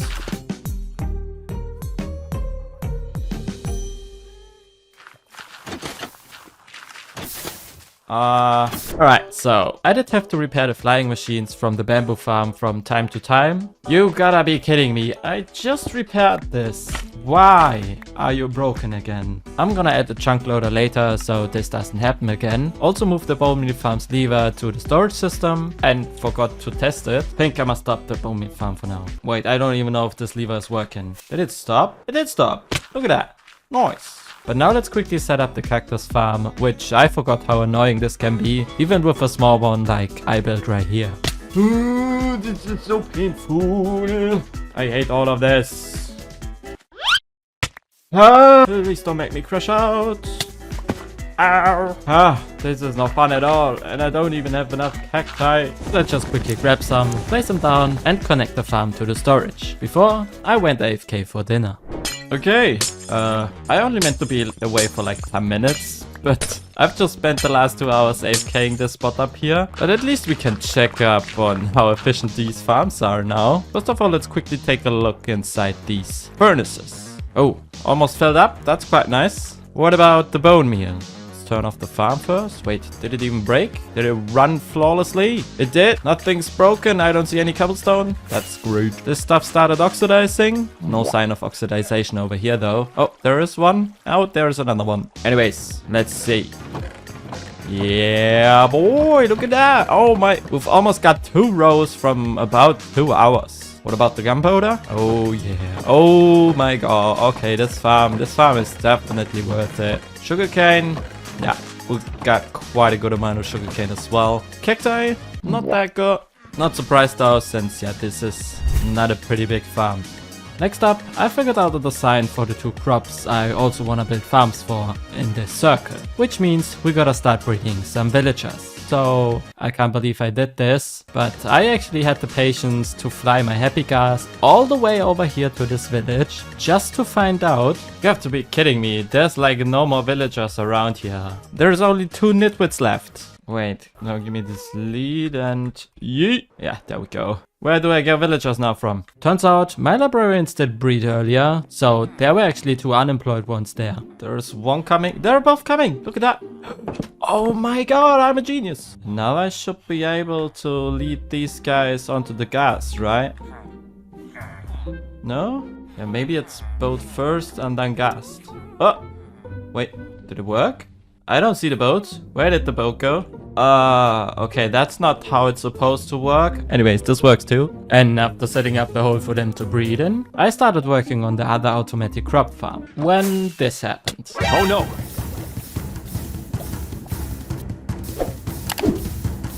Oh my gosh! What do I do? Whoa. I even had 7 golden apples, which I didn't even realize in my inventory. Anyways, after finishing the second crop farm, I brought in the villagers and actually put the second layer on each farm. Connected the farms with the storage piping below and adding some final touches. I then spent some time improving the storage space and had this great idea of adding 2 layers of pumpkin and melon farm around it. Hey, let's go. Both working, as well as the potatoes and the carrots. Nice. Now I only had to set up the chunk loader so the flying machines won't break again. Also had to get a new piglin for the creeper farm. Yeah. Yes. Nice. Since we somehow got an iron golem down here. Alright. He should be safe in there. And then I only did some cleanup down here, so we have some better future access. One last time repairing the flying machine, and we're done.